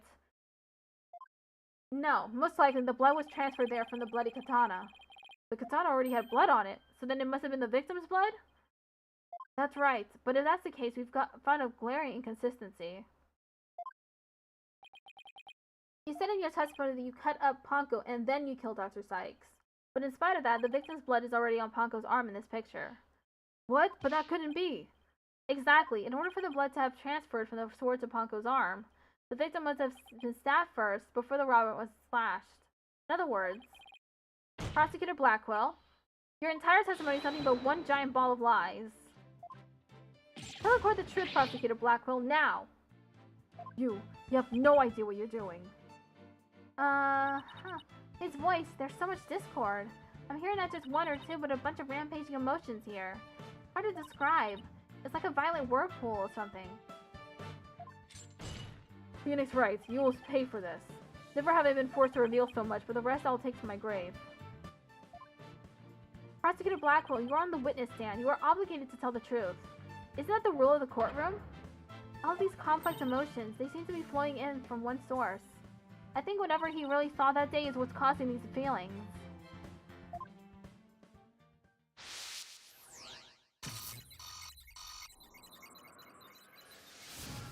Following the sound of crying, I opened the lab door and then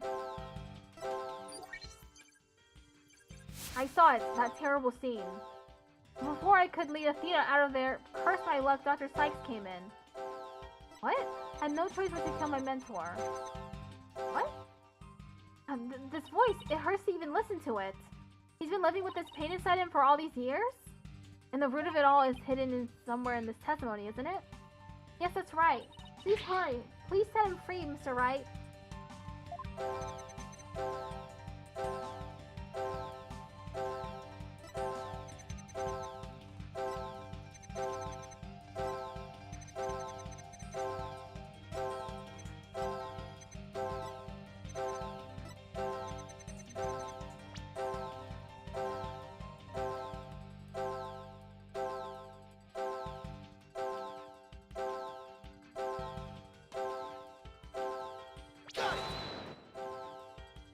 Oh, never mind.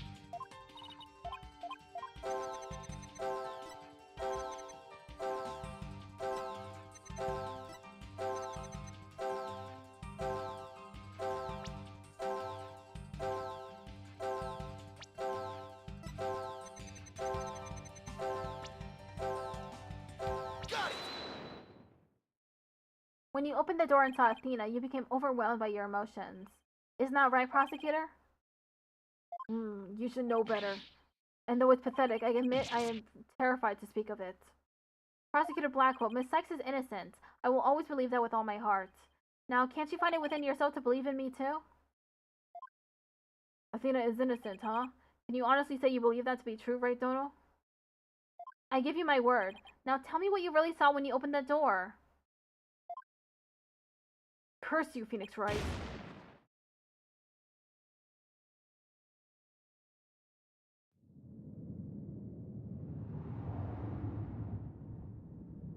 It was a tragedy. One I'll never forget. When I arrived at the lab, Dr. Sykes was already dead. She was lying on the operating table, while the bloody katana lay on the floor, and standing between the two, covered in blood, was Athena. She smiled with a far-off look in her eyes, as she sweetly said,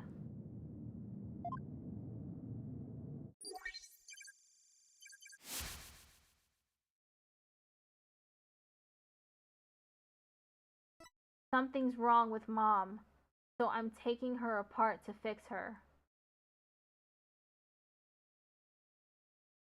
Now that's ugly. That is not what you want to hear at all, ever. That's what I saw, and now you have it, the truth that you so desperately wanted.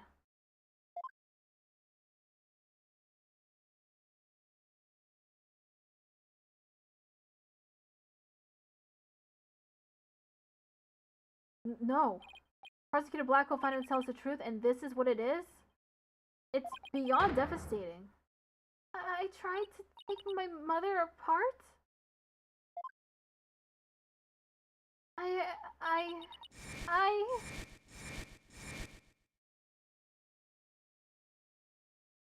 No!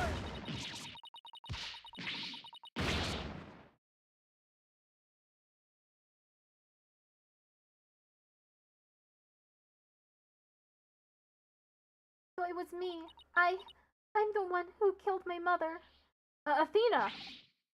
As I said, right, the truth isn't always pretty. Murdered disassembly on an operating table, a scientist using her daughter as a guinea pig. Sadly, it appears that my theory was correct after all. Objection! It's true that Athena didn't like her mother's research, but you dare cast aspersions on my mentor by claiming Athena was used in such a manner? Dr. Sykes could be awkward with people, but she loved her daughter with all her heart. She loved me? Your mother hated to see you suffer because you could hear the voices of people's hearts. She wanted to set you free of your pain, so she worked tirelessly on her research. Do you remember those headphones you hated so much?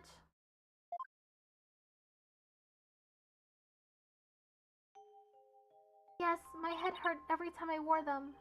No, Athena, it's just the opposite. They emitted sound waves to nullify emotional input from the voices of people around you. Your power was much stronger then than it is now. And those headphones were what enabled you to carry on with everyday life. No, that can't be true. Then why would I have done something like that to somebody who loved me so much? Her love for you was real. That I can guarantee. That's why I knew that what happened had to be some kind of mistake. I couldn't let you be punished for it. So you took the blame yourself? You and your mentor are more alike than you know. Ponko was a witness, so I put it in the case, held Athena close, and vacated the lab. I threw Ponko away in the boarding lounge trash chute, and I hid the case on the Space Center grounds. It would seem that we now have all of the facts of this case. Hold it! No, not yet. It can't end like this. Objection! Do not disgrace yourself, Mr. Wright. The truth has been revealed. Or are you the type of man to turn your back to things that disagree with you? I'm not, but this... I can't give up now. I have to say something, anything, even if it's a bluff. I've always managed to pull through that way in the past. I have to make it work. The defense is, prepared to present evidence. You're right. Yes, Athena? It's okay, you can stop now.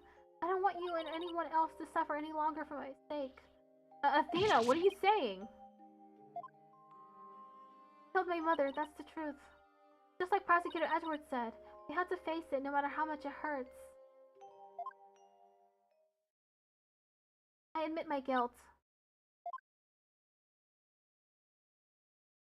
But could I please be granted just one chance to tell everyone what I recall? It appears Miss Sykes is much braver than you, Mr. Wright. What say you, Your Honor? In light of her courage, will the court give Miss Sykes the opportunity to confess? Very well. Then if you would, please take the stand, Miss Sykes.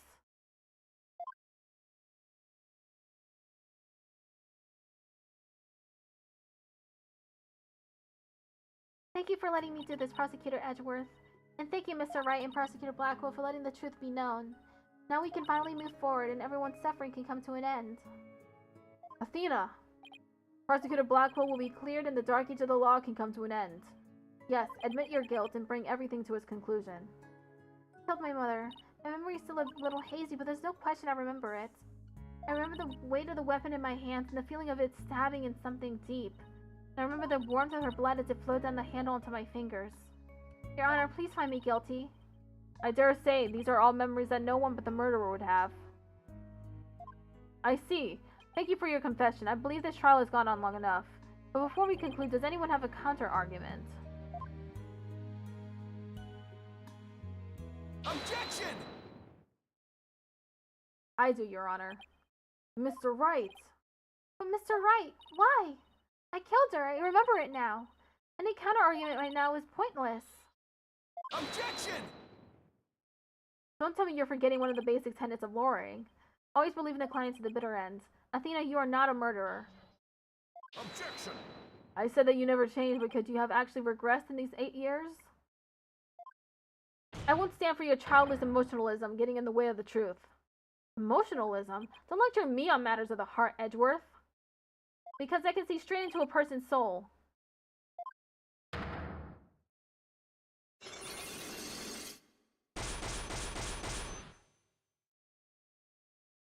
I did a little research. I looked into those special psyche locks you mentioned, Mr. Nick. Athena isn't trying to keep anything from you on purpose. For some reason, part of her heart and her memories are sealed off, even from herself.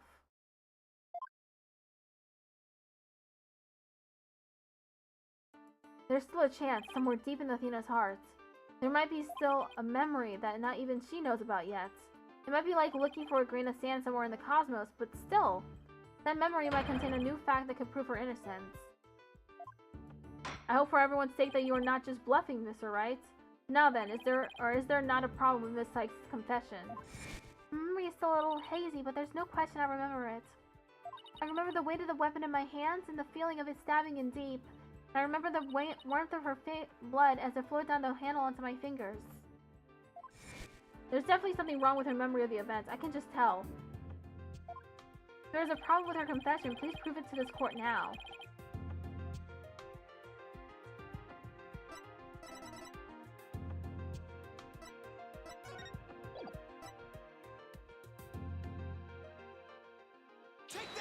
Isn't that the katana the defendant used to kill the victim, Mr. Wright? I respectfully and vehemently disagree, Your Honor. But I remember it. I remember holding the weapon and getting blood on my fingers. That's exactly my point. If blood really did get on your fingers while you were holding it, there should be blood on the handle. But please focus on the handle of this sword. There's not a trace of blood on it. And therefore, this is clearly a contradiction of the facts. You're right. Oh my! Objection! The defendant must have simply confused a portion of her memories. The memory was hazy to begin with, and we can't mull over every minor detail. Objection! But she also said there's no question I remember it, a fact we can't ignore. In that case, why don't you explain what this contradiction with her memories means? Gladly. Just give me a second to think of something. I wouldn't say that Athena didn't stab anyone, but she said it herself that she remembers the feeling of committing the act. Think, Phoenix, think. What could the contradiction with Athena's memories mean?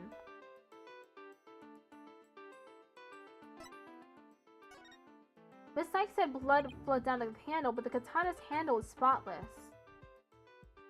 So doesn't it follow that the defendant must have used a weapon other than the katana? What are you up to this time? This is it. This time I've found just the things to end Athena's nightmare for good.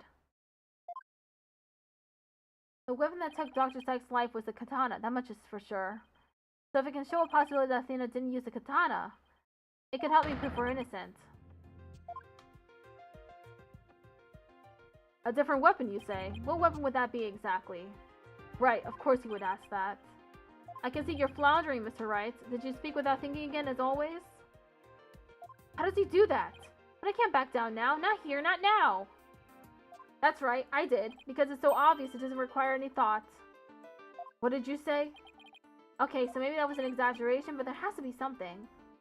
Well, was there some other bladed weapon in the robotics lab that day? Maybe there's something in one of the crime scene photos. Wait a minute, there is something. There is?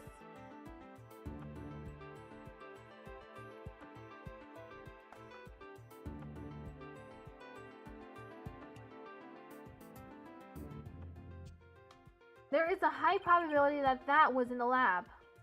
I don't have that particular weapon here in evidence right now, but I do have a piece of evidence just like it.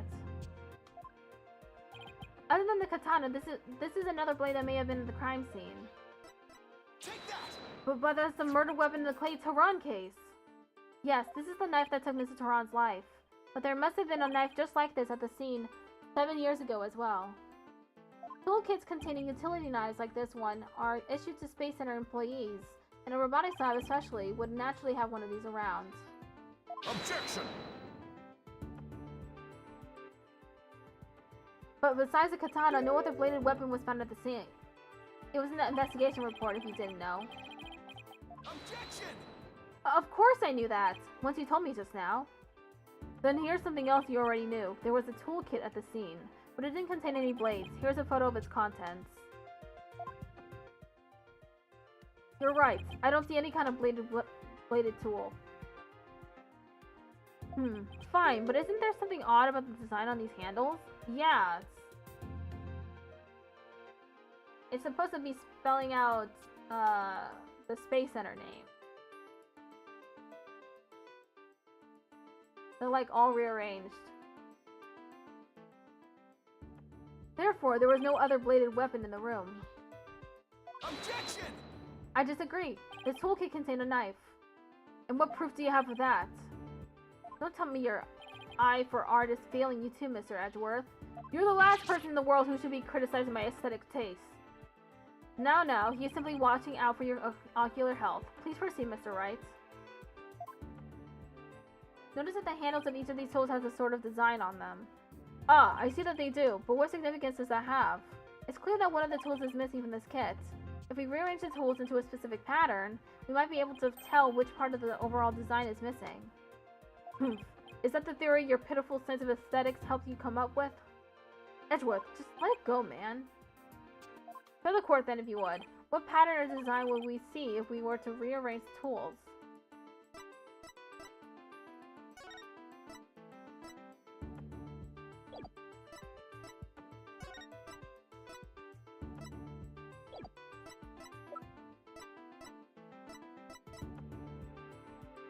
Take that! Okay. I thought I was wrong for a second. And what design is this supposed to represent? The GAXA logo, Your Honor. It's on all of the Space Center's documents and pamphlets. As you're aware, GAXA is the program that operates this Cosmos Space Center. Look how brightly the GAXA logo shines in the sunlight above the entranceway. I really dig the stars and rocket motif it's got going. GAXA, huh? Isn't that the new name of the Federal Space R&D program? Ah, I see it now, but... Yes, with just the tools shown in this photo. The red A part of the logo is missing. And this is where the murder weapon from the Tehran case comes into play. If we were to place the utility knife in the open slot, it would complete the GAXA logo. So it would. Then that means... Admit it, Mr. Edgeworth. My aesthetic sense is keener than yours, and while you're at it, admit that the weapon Miss Sykes used could have been this one.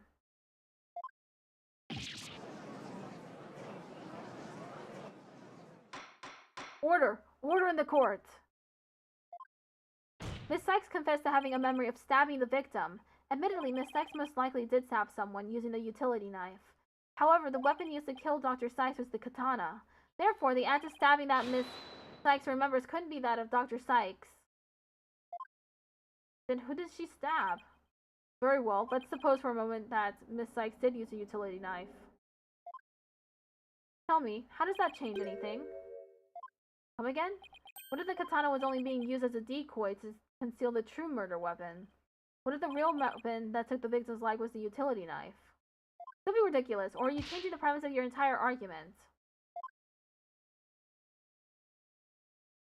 I'm merely offering a hypothetical situation derived from your logic. Miss Sykes could have put blood on the katana to make it look like the murder weapon, and then concealed the knife on her personage until Blackwell carried her away. That does clear up the contradiction between Miss Sykes' memories and the evidence. If, in fact, the murder weapon is a utility knife, then fate has dealt you a cruel hand, for you have just proven the knife's existence to the rest of us with your own logic. Objection! The prosecution is attempting to lead the court. Objection! You're the one attempting to lead the court, Mr. Wright, by forcing us to forget the facts of this case. Need I remind you that there were only 2 people in the lab at the time of the murder? That the defendant herself recalls stabbing someone with her own hands? No. It matters not whether the murder weapon was a katana or a utility knife.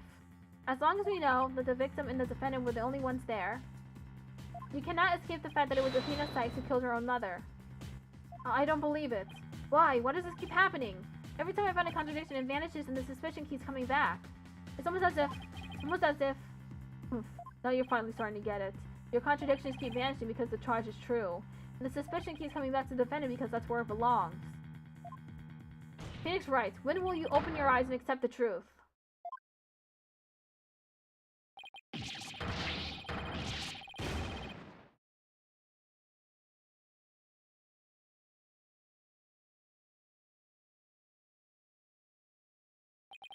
I don't want to believe it. It can't be true.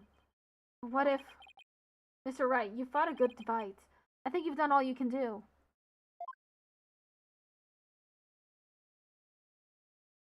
Is giving up really the only option?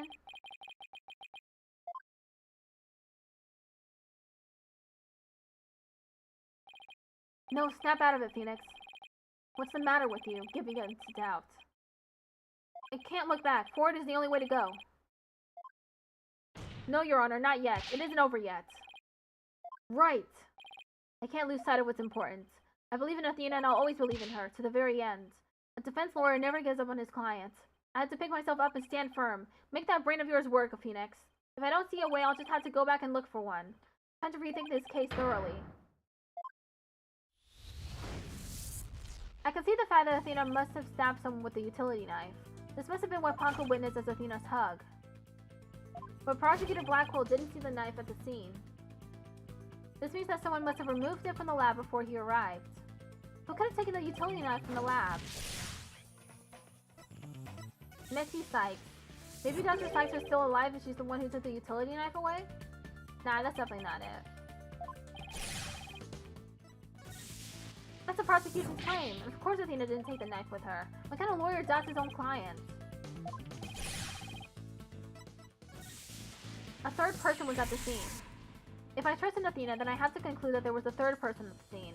But according to Ponko's testimony, Athena and her mother were the only one there. So then how did this third person manage to escape Ponko's detection? I know, this person must have fooled Ponko's facial recognition feature by covering their own face. The person hid their face. But wait a minute, Ponko has a heartbeat detection system too. Even if they covered their own face, Ponko would have still detected their presence. But she wouldn't have been able to tell who they were. Wait, that's it! The culprit could have covered their face and posed as which person to avoid detection. Mitzi Sykes. The person posed as the victim. The culprit posed as the victim. That would explain why Ponko thought only she and Athena were there. All they had to do was take advantage of Ponko's basic recognition features. The culprit used this in order to pose as the victim. Her jacket. The victim's jacket. The culprit could have posed as the victim by wearing her jacket with an ID tag on it. Let's still use the heartbeat detection system. How did the culprit get around that? It wouldn't have worked if Ponko could detect the real Dr. Sykes' heartbeat too. Does that mean that the real Dr. Sykes was already dead by that time? If that's the case, then who did Athena stab? The real culprit. Athena stabbed the real culprit. That's it! The person Athena stabbed wasn't Dr. Sykes. It was the person who murdered her and then pretended to be her. The real culprit.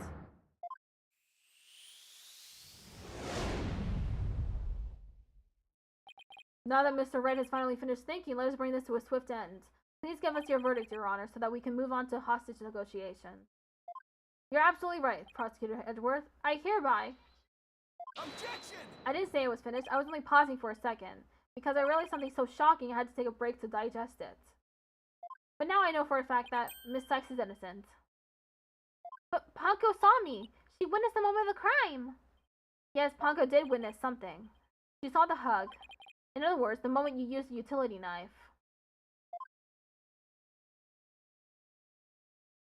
But the person you stabbed wasn't your mother. What are you saying, Mr. Wright? The answer is simple. The person Miss Sykes stabbed was the third person posing as Dr. Sykes. What?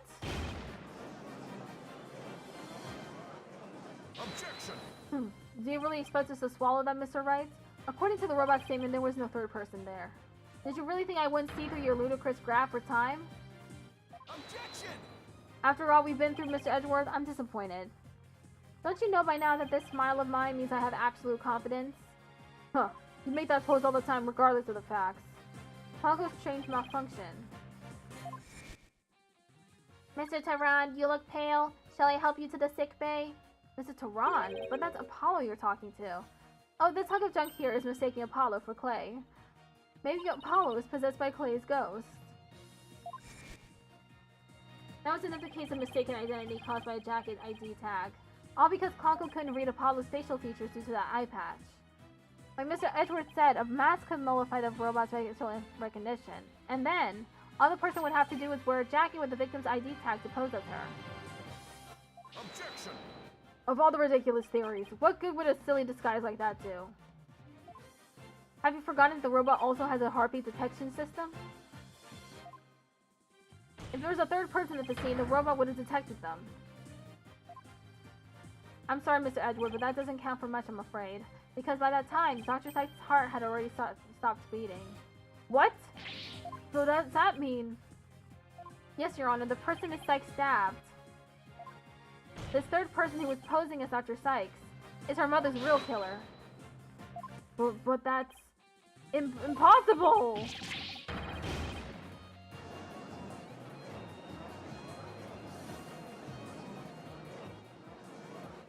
A mask.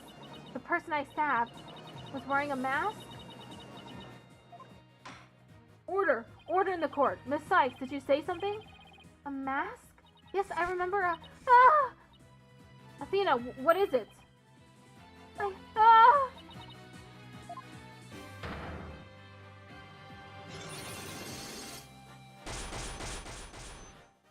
I remember a man with a mask. What did he do to my mother? My head. Ah! Miss Sykes, are you alright? No! The black psyche locks. They're breaking.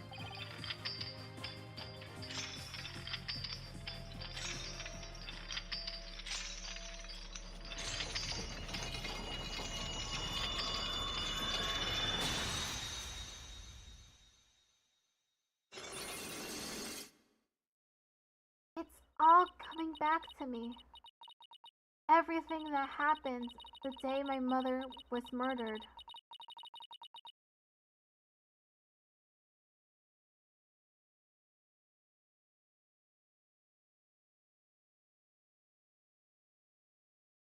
They're gone. The black psyche locks are finally gone.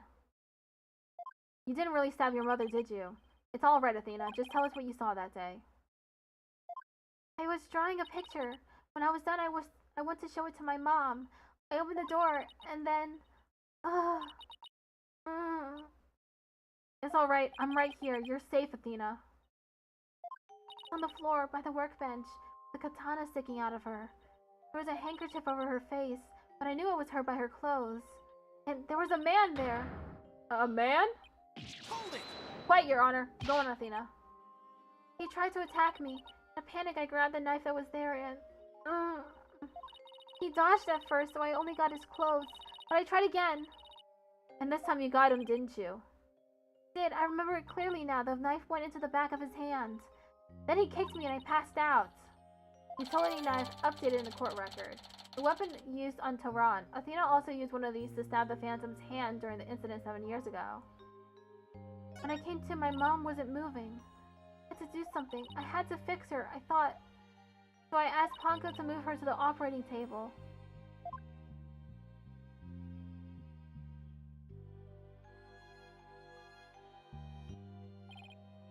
Something's wrong with Mom, so I'm taking her apart to fix her. So that's why she said that. Your Honor, as you can see, the defendant has just given us critical new testimony. A man was there before Miss Sykes arrived, a man who covered the victim's face and put on the victim's jacket. This man is the real culprit. Miss Sykes, do you have any idea who this man was? No, I'm afraid I don't. A few moments ago, Miss Sykes mentioned a mask.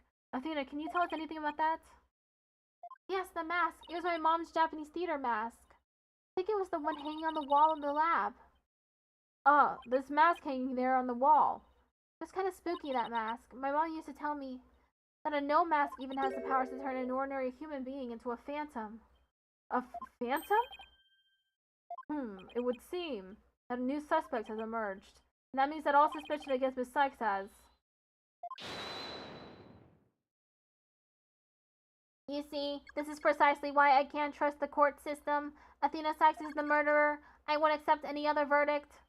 Miss Blackwell, this is not good. A new suspect? Where's the proof this person ever existed? Who says it wasn't all just a dream in the little princess's groggy little head? Ribbit. Froggy. She's right. We don't have any evidence of the masked man's existence.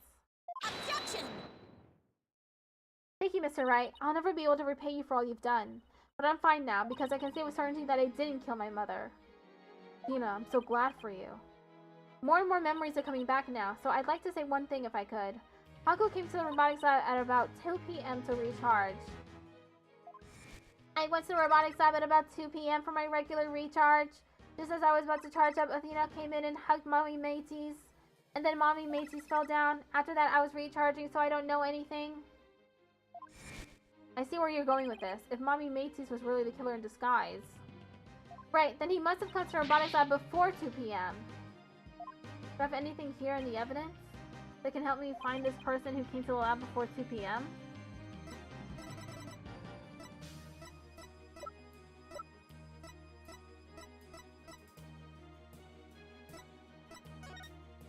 Anything? I don't see any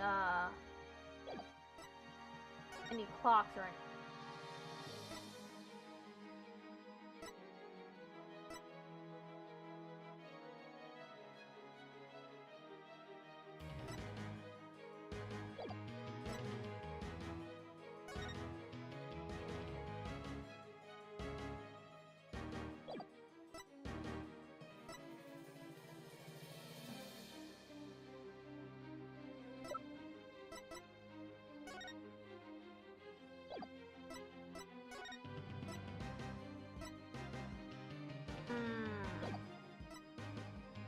I'm gonna have to look this up.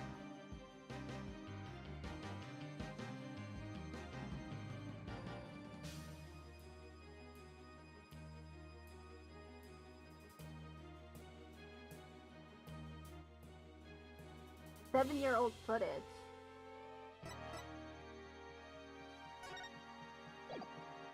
Take that! This is Prosecutor Blackwell leaving the scene after the incident at around 3 p.m. What I'm wondering is, does the video show anyone else passing by there before then? I don't see anything in the investigation report. It looks like they didn't check. Just as I thought. So if we rewind the footage and go back to around 2 p.m., we should be able to see the true culprit leaving the scene. Very well then, let's take a look. It's gonna be Cosmos! Please stop it right there.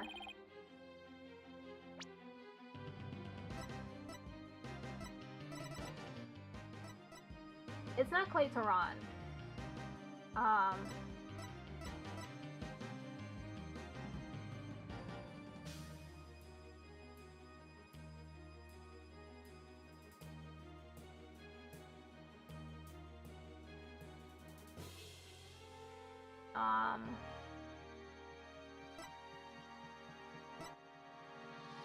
Not him.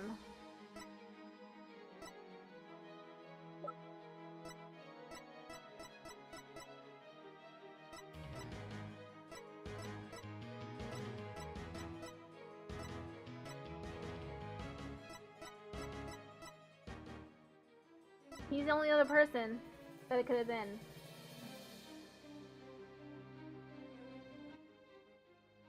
There, please stop it right there.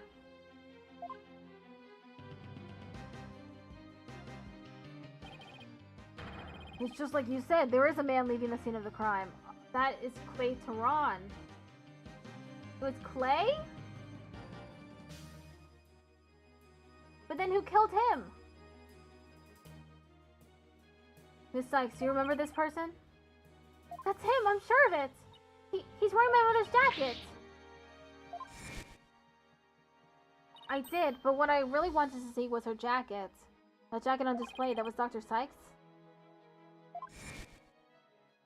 Can you see it? There's a slash I made with a utility knife that day. And I'm sure that knife is under that jacket somewhere. So then, everything Miss Sykes said. Exactly, it proves that Miss Sykes' memory was correct. Oh. Another ad break.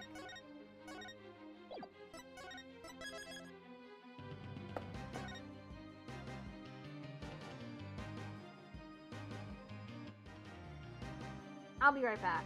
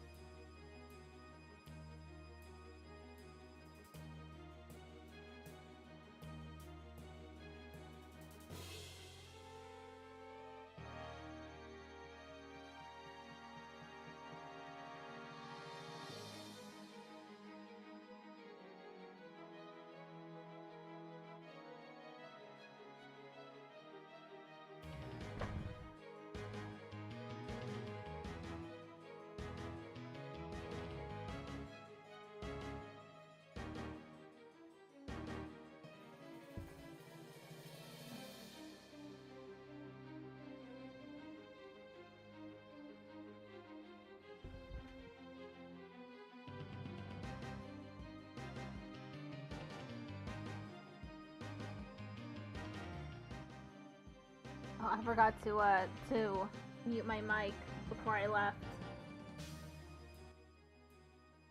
Hello, veteran defense attorney Phoenix Wright. How you doing? Thanks for stopping by. I'm towards the end of towards the end. I'm at the very end of day 1 for Turnabout for tomorrow. Dr. Sykes' killer arrived at the robotics lab before 2 p.m. He killed her and hit her face with a handkerchief. Then he disguised himself with Dr. Sykes' jacket and mask that were there in the lab. The culprit probably knew beforehand that Punko charged up at 2 p.m. every day.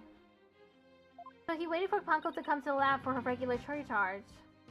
By leaving Dr. Sykes' jacket on, the culprit tricked Punko into thinking he was Dr. Sykes, thereby making it look like she was alive up to that point in time. All to disguise the real time of death. Objection! It's a nice theory, Mr. Wright, but I'm afraid that it's just not possible. What? Oh, whoops. I had the be right back thing still on. What? Why not? The victim's jacket is clearly visible right there in this video. And that right there is precisely the problem. The ID tag on the jacket of the scene confirms beyond doubt that it belonged to the victim. If the person who left the lab truly was wearing the victim's jacket, then how could it possibly have wound up back at the crime scene? What's going on? That doesn't make sense. Edward's right. If the culprit was wearing the jacket, how did it get back to the lab?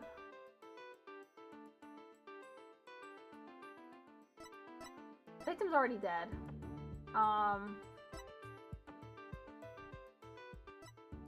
The defendant brought it back. The killer brought it back. The killer used the jacket as a disguise to make his escape, but in order to conceal that fact, he had to get the jacket back to the crime scene. So the culprit simply returned to the robotics lab later and planted it there. Contradiction resolved. Objection!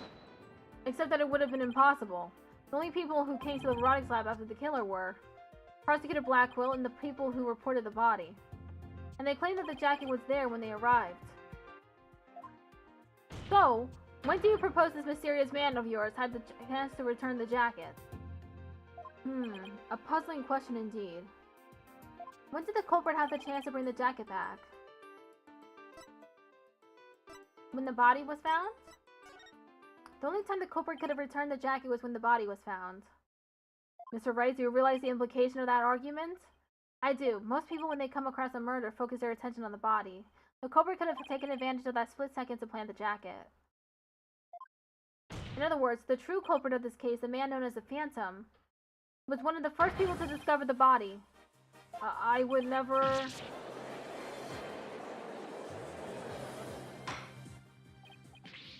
I would never have thought of that. Order! Order in the court! What is the meaning of this, Prosecutor Edgeworth? The body was discovered and reported by a group of 3 people. They were there to collect the Space Pro's capsule in preparation for the Hat 1 launch. One of those people had a special bag to transfer the capsule in. Oh, you mean the shock-resistant bag? Correct. I suppose that the jacket was in that bag. It could have been returned to the scene of the crime without anyone noticing. I'll see to it that you get the reports on those 3 people. You will? We should also check the facial recognition database for that robot. This person felt the need to hide their face with the theater mask. It might mean that this facial data was once registered. Prosecutor Edgeworth, does this mean? I have to admit, I believe Miss Sykes' memories to be credible. You went right. Not that this was ever an official trial anyway. Did my ears deceive me? Prosecutor Edgeworth, are you actually conceding? Is it true, boss? Does this mean I can't believe it. It's over. I won. I proved that both Athena and Prosecutor Blackwell are innocent. Your Honor, I see no need to further prolong this trial. Objection! Hold on, Mr. Wright. Have you forgotten who's in charge of this trial? That's right. I'm the one who's supposed to say I see no need to further prolong. Not you either, Your Honor. Now silence. The little princess who was truly beloved by Métis and repaid that love with death. All these years, hating Athena was the only thing that's kept me going. But what do I do now? Can anybody tell me? How am I supposed to go on? Miss Blackwell. How unlike you, Aura. Métis was deeply passionate about her work, and she chose you as her partner. Isn't that... Shut up, Simon. You know exactly how I felt about her. Her respect as a co-worker wasn't all that I wanted. I wanted her to be my mommy. Then what did you want from her? Did you really just go there, Your Honor? Aura, there is something I wanted to say if you will lend me an ear. I have in my possession a lead on who Medici's murderer is. You do? Right, Dono. You asked me about the identity of the Phantom of 7 years past. Okay, so it isn't Clay Turan. That's a relief, because then who killed him?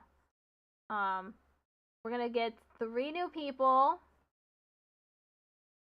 and I'm gonna guess which one is the murderer, and it's gonna be correct, okay? I'm gonna be correct about this. I'm gonna get it right. My guess, 100% correct. That's right. The Phantom, the person Blackwell has been looking for, even from behind bars. 7 years ago, somebody hatched a plan to sabotage the Hat-1 robot rocket. The spy. But he was no ordinary spy. We knew naught about him, his background, appearance.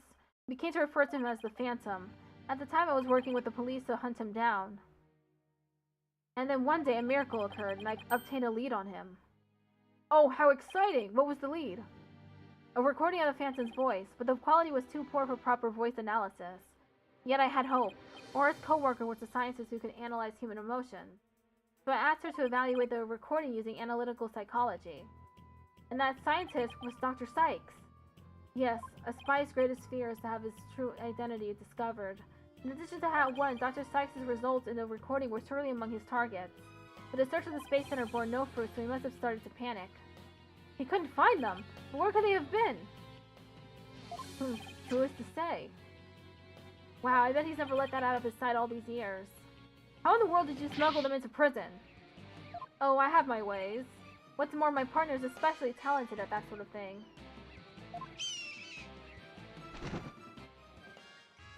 I worked to lure the Phantom in by spreading rumors throughout the underworld.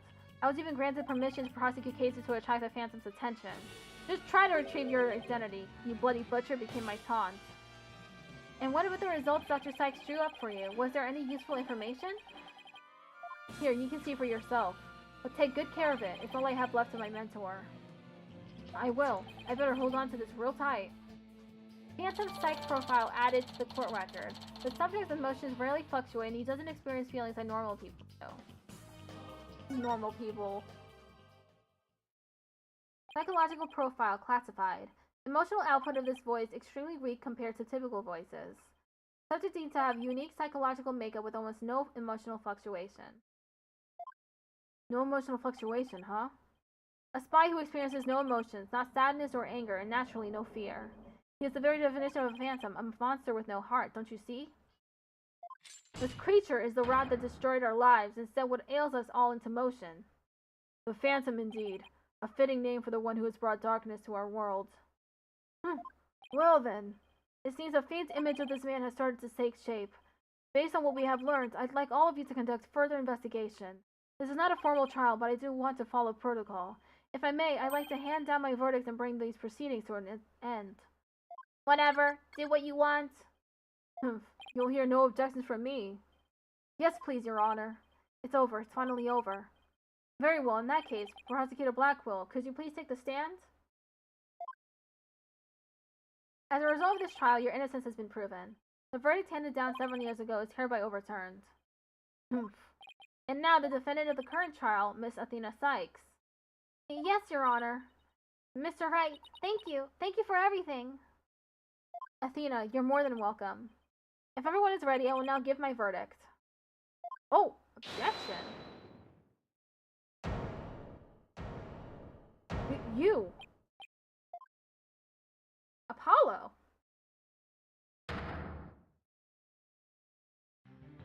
Apollo. What is the meaning of this? Congratulations, Mr. Wright and Prosecutor Edgeworth. You uncovered the truth from 7 years ago and you saved Prosecutor Blackwell. However, I can't allow this trial to end just yet. Why, Apollo? Why would you do this to us? To be continued? To be continued. Okay, I'll do day 2 next week. I have been streaming for far too long. It's 11:27 right now, so I've been streaming for about 5 hours, 5.5 hours. I should say that on the time. Cross-examining Apollo next.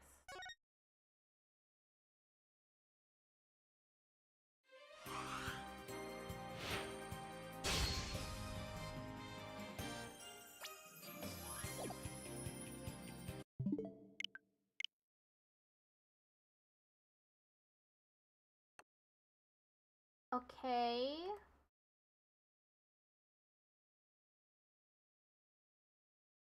Okay, everyone's going to watch I, the Somnium. Wait. How long has it been?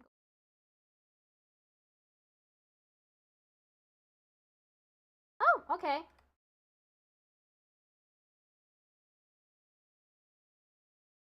Okay, say hello to Saki for me. And yeah, just say 5.5 hours.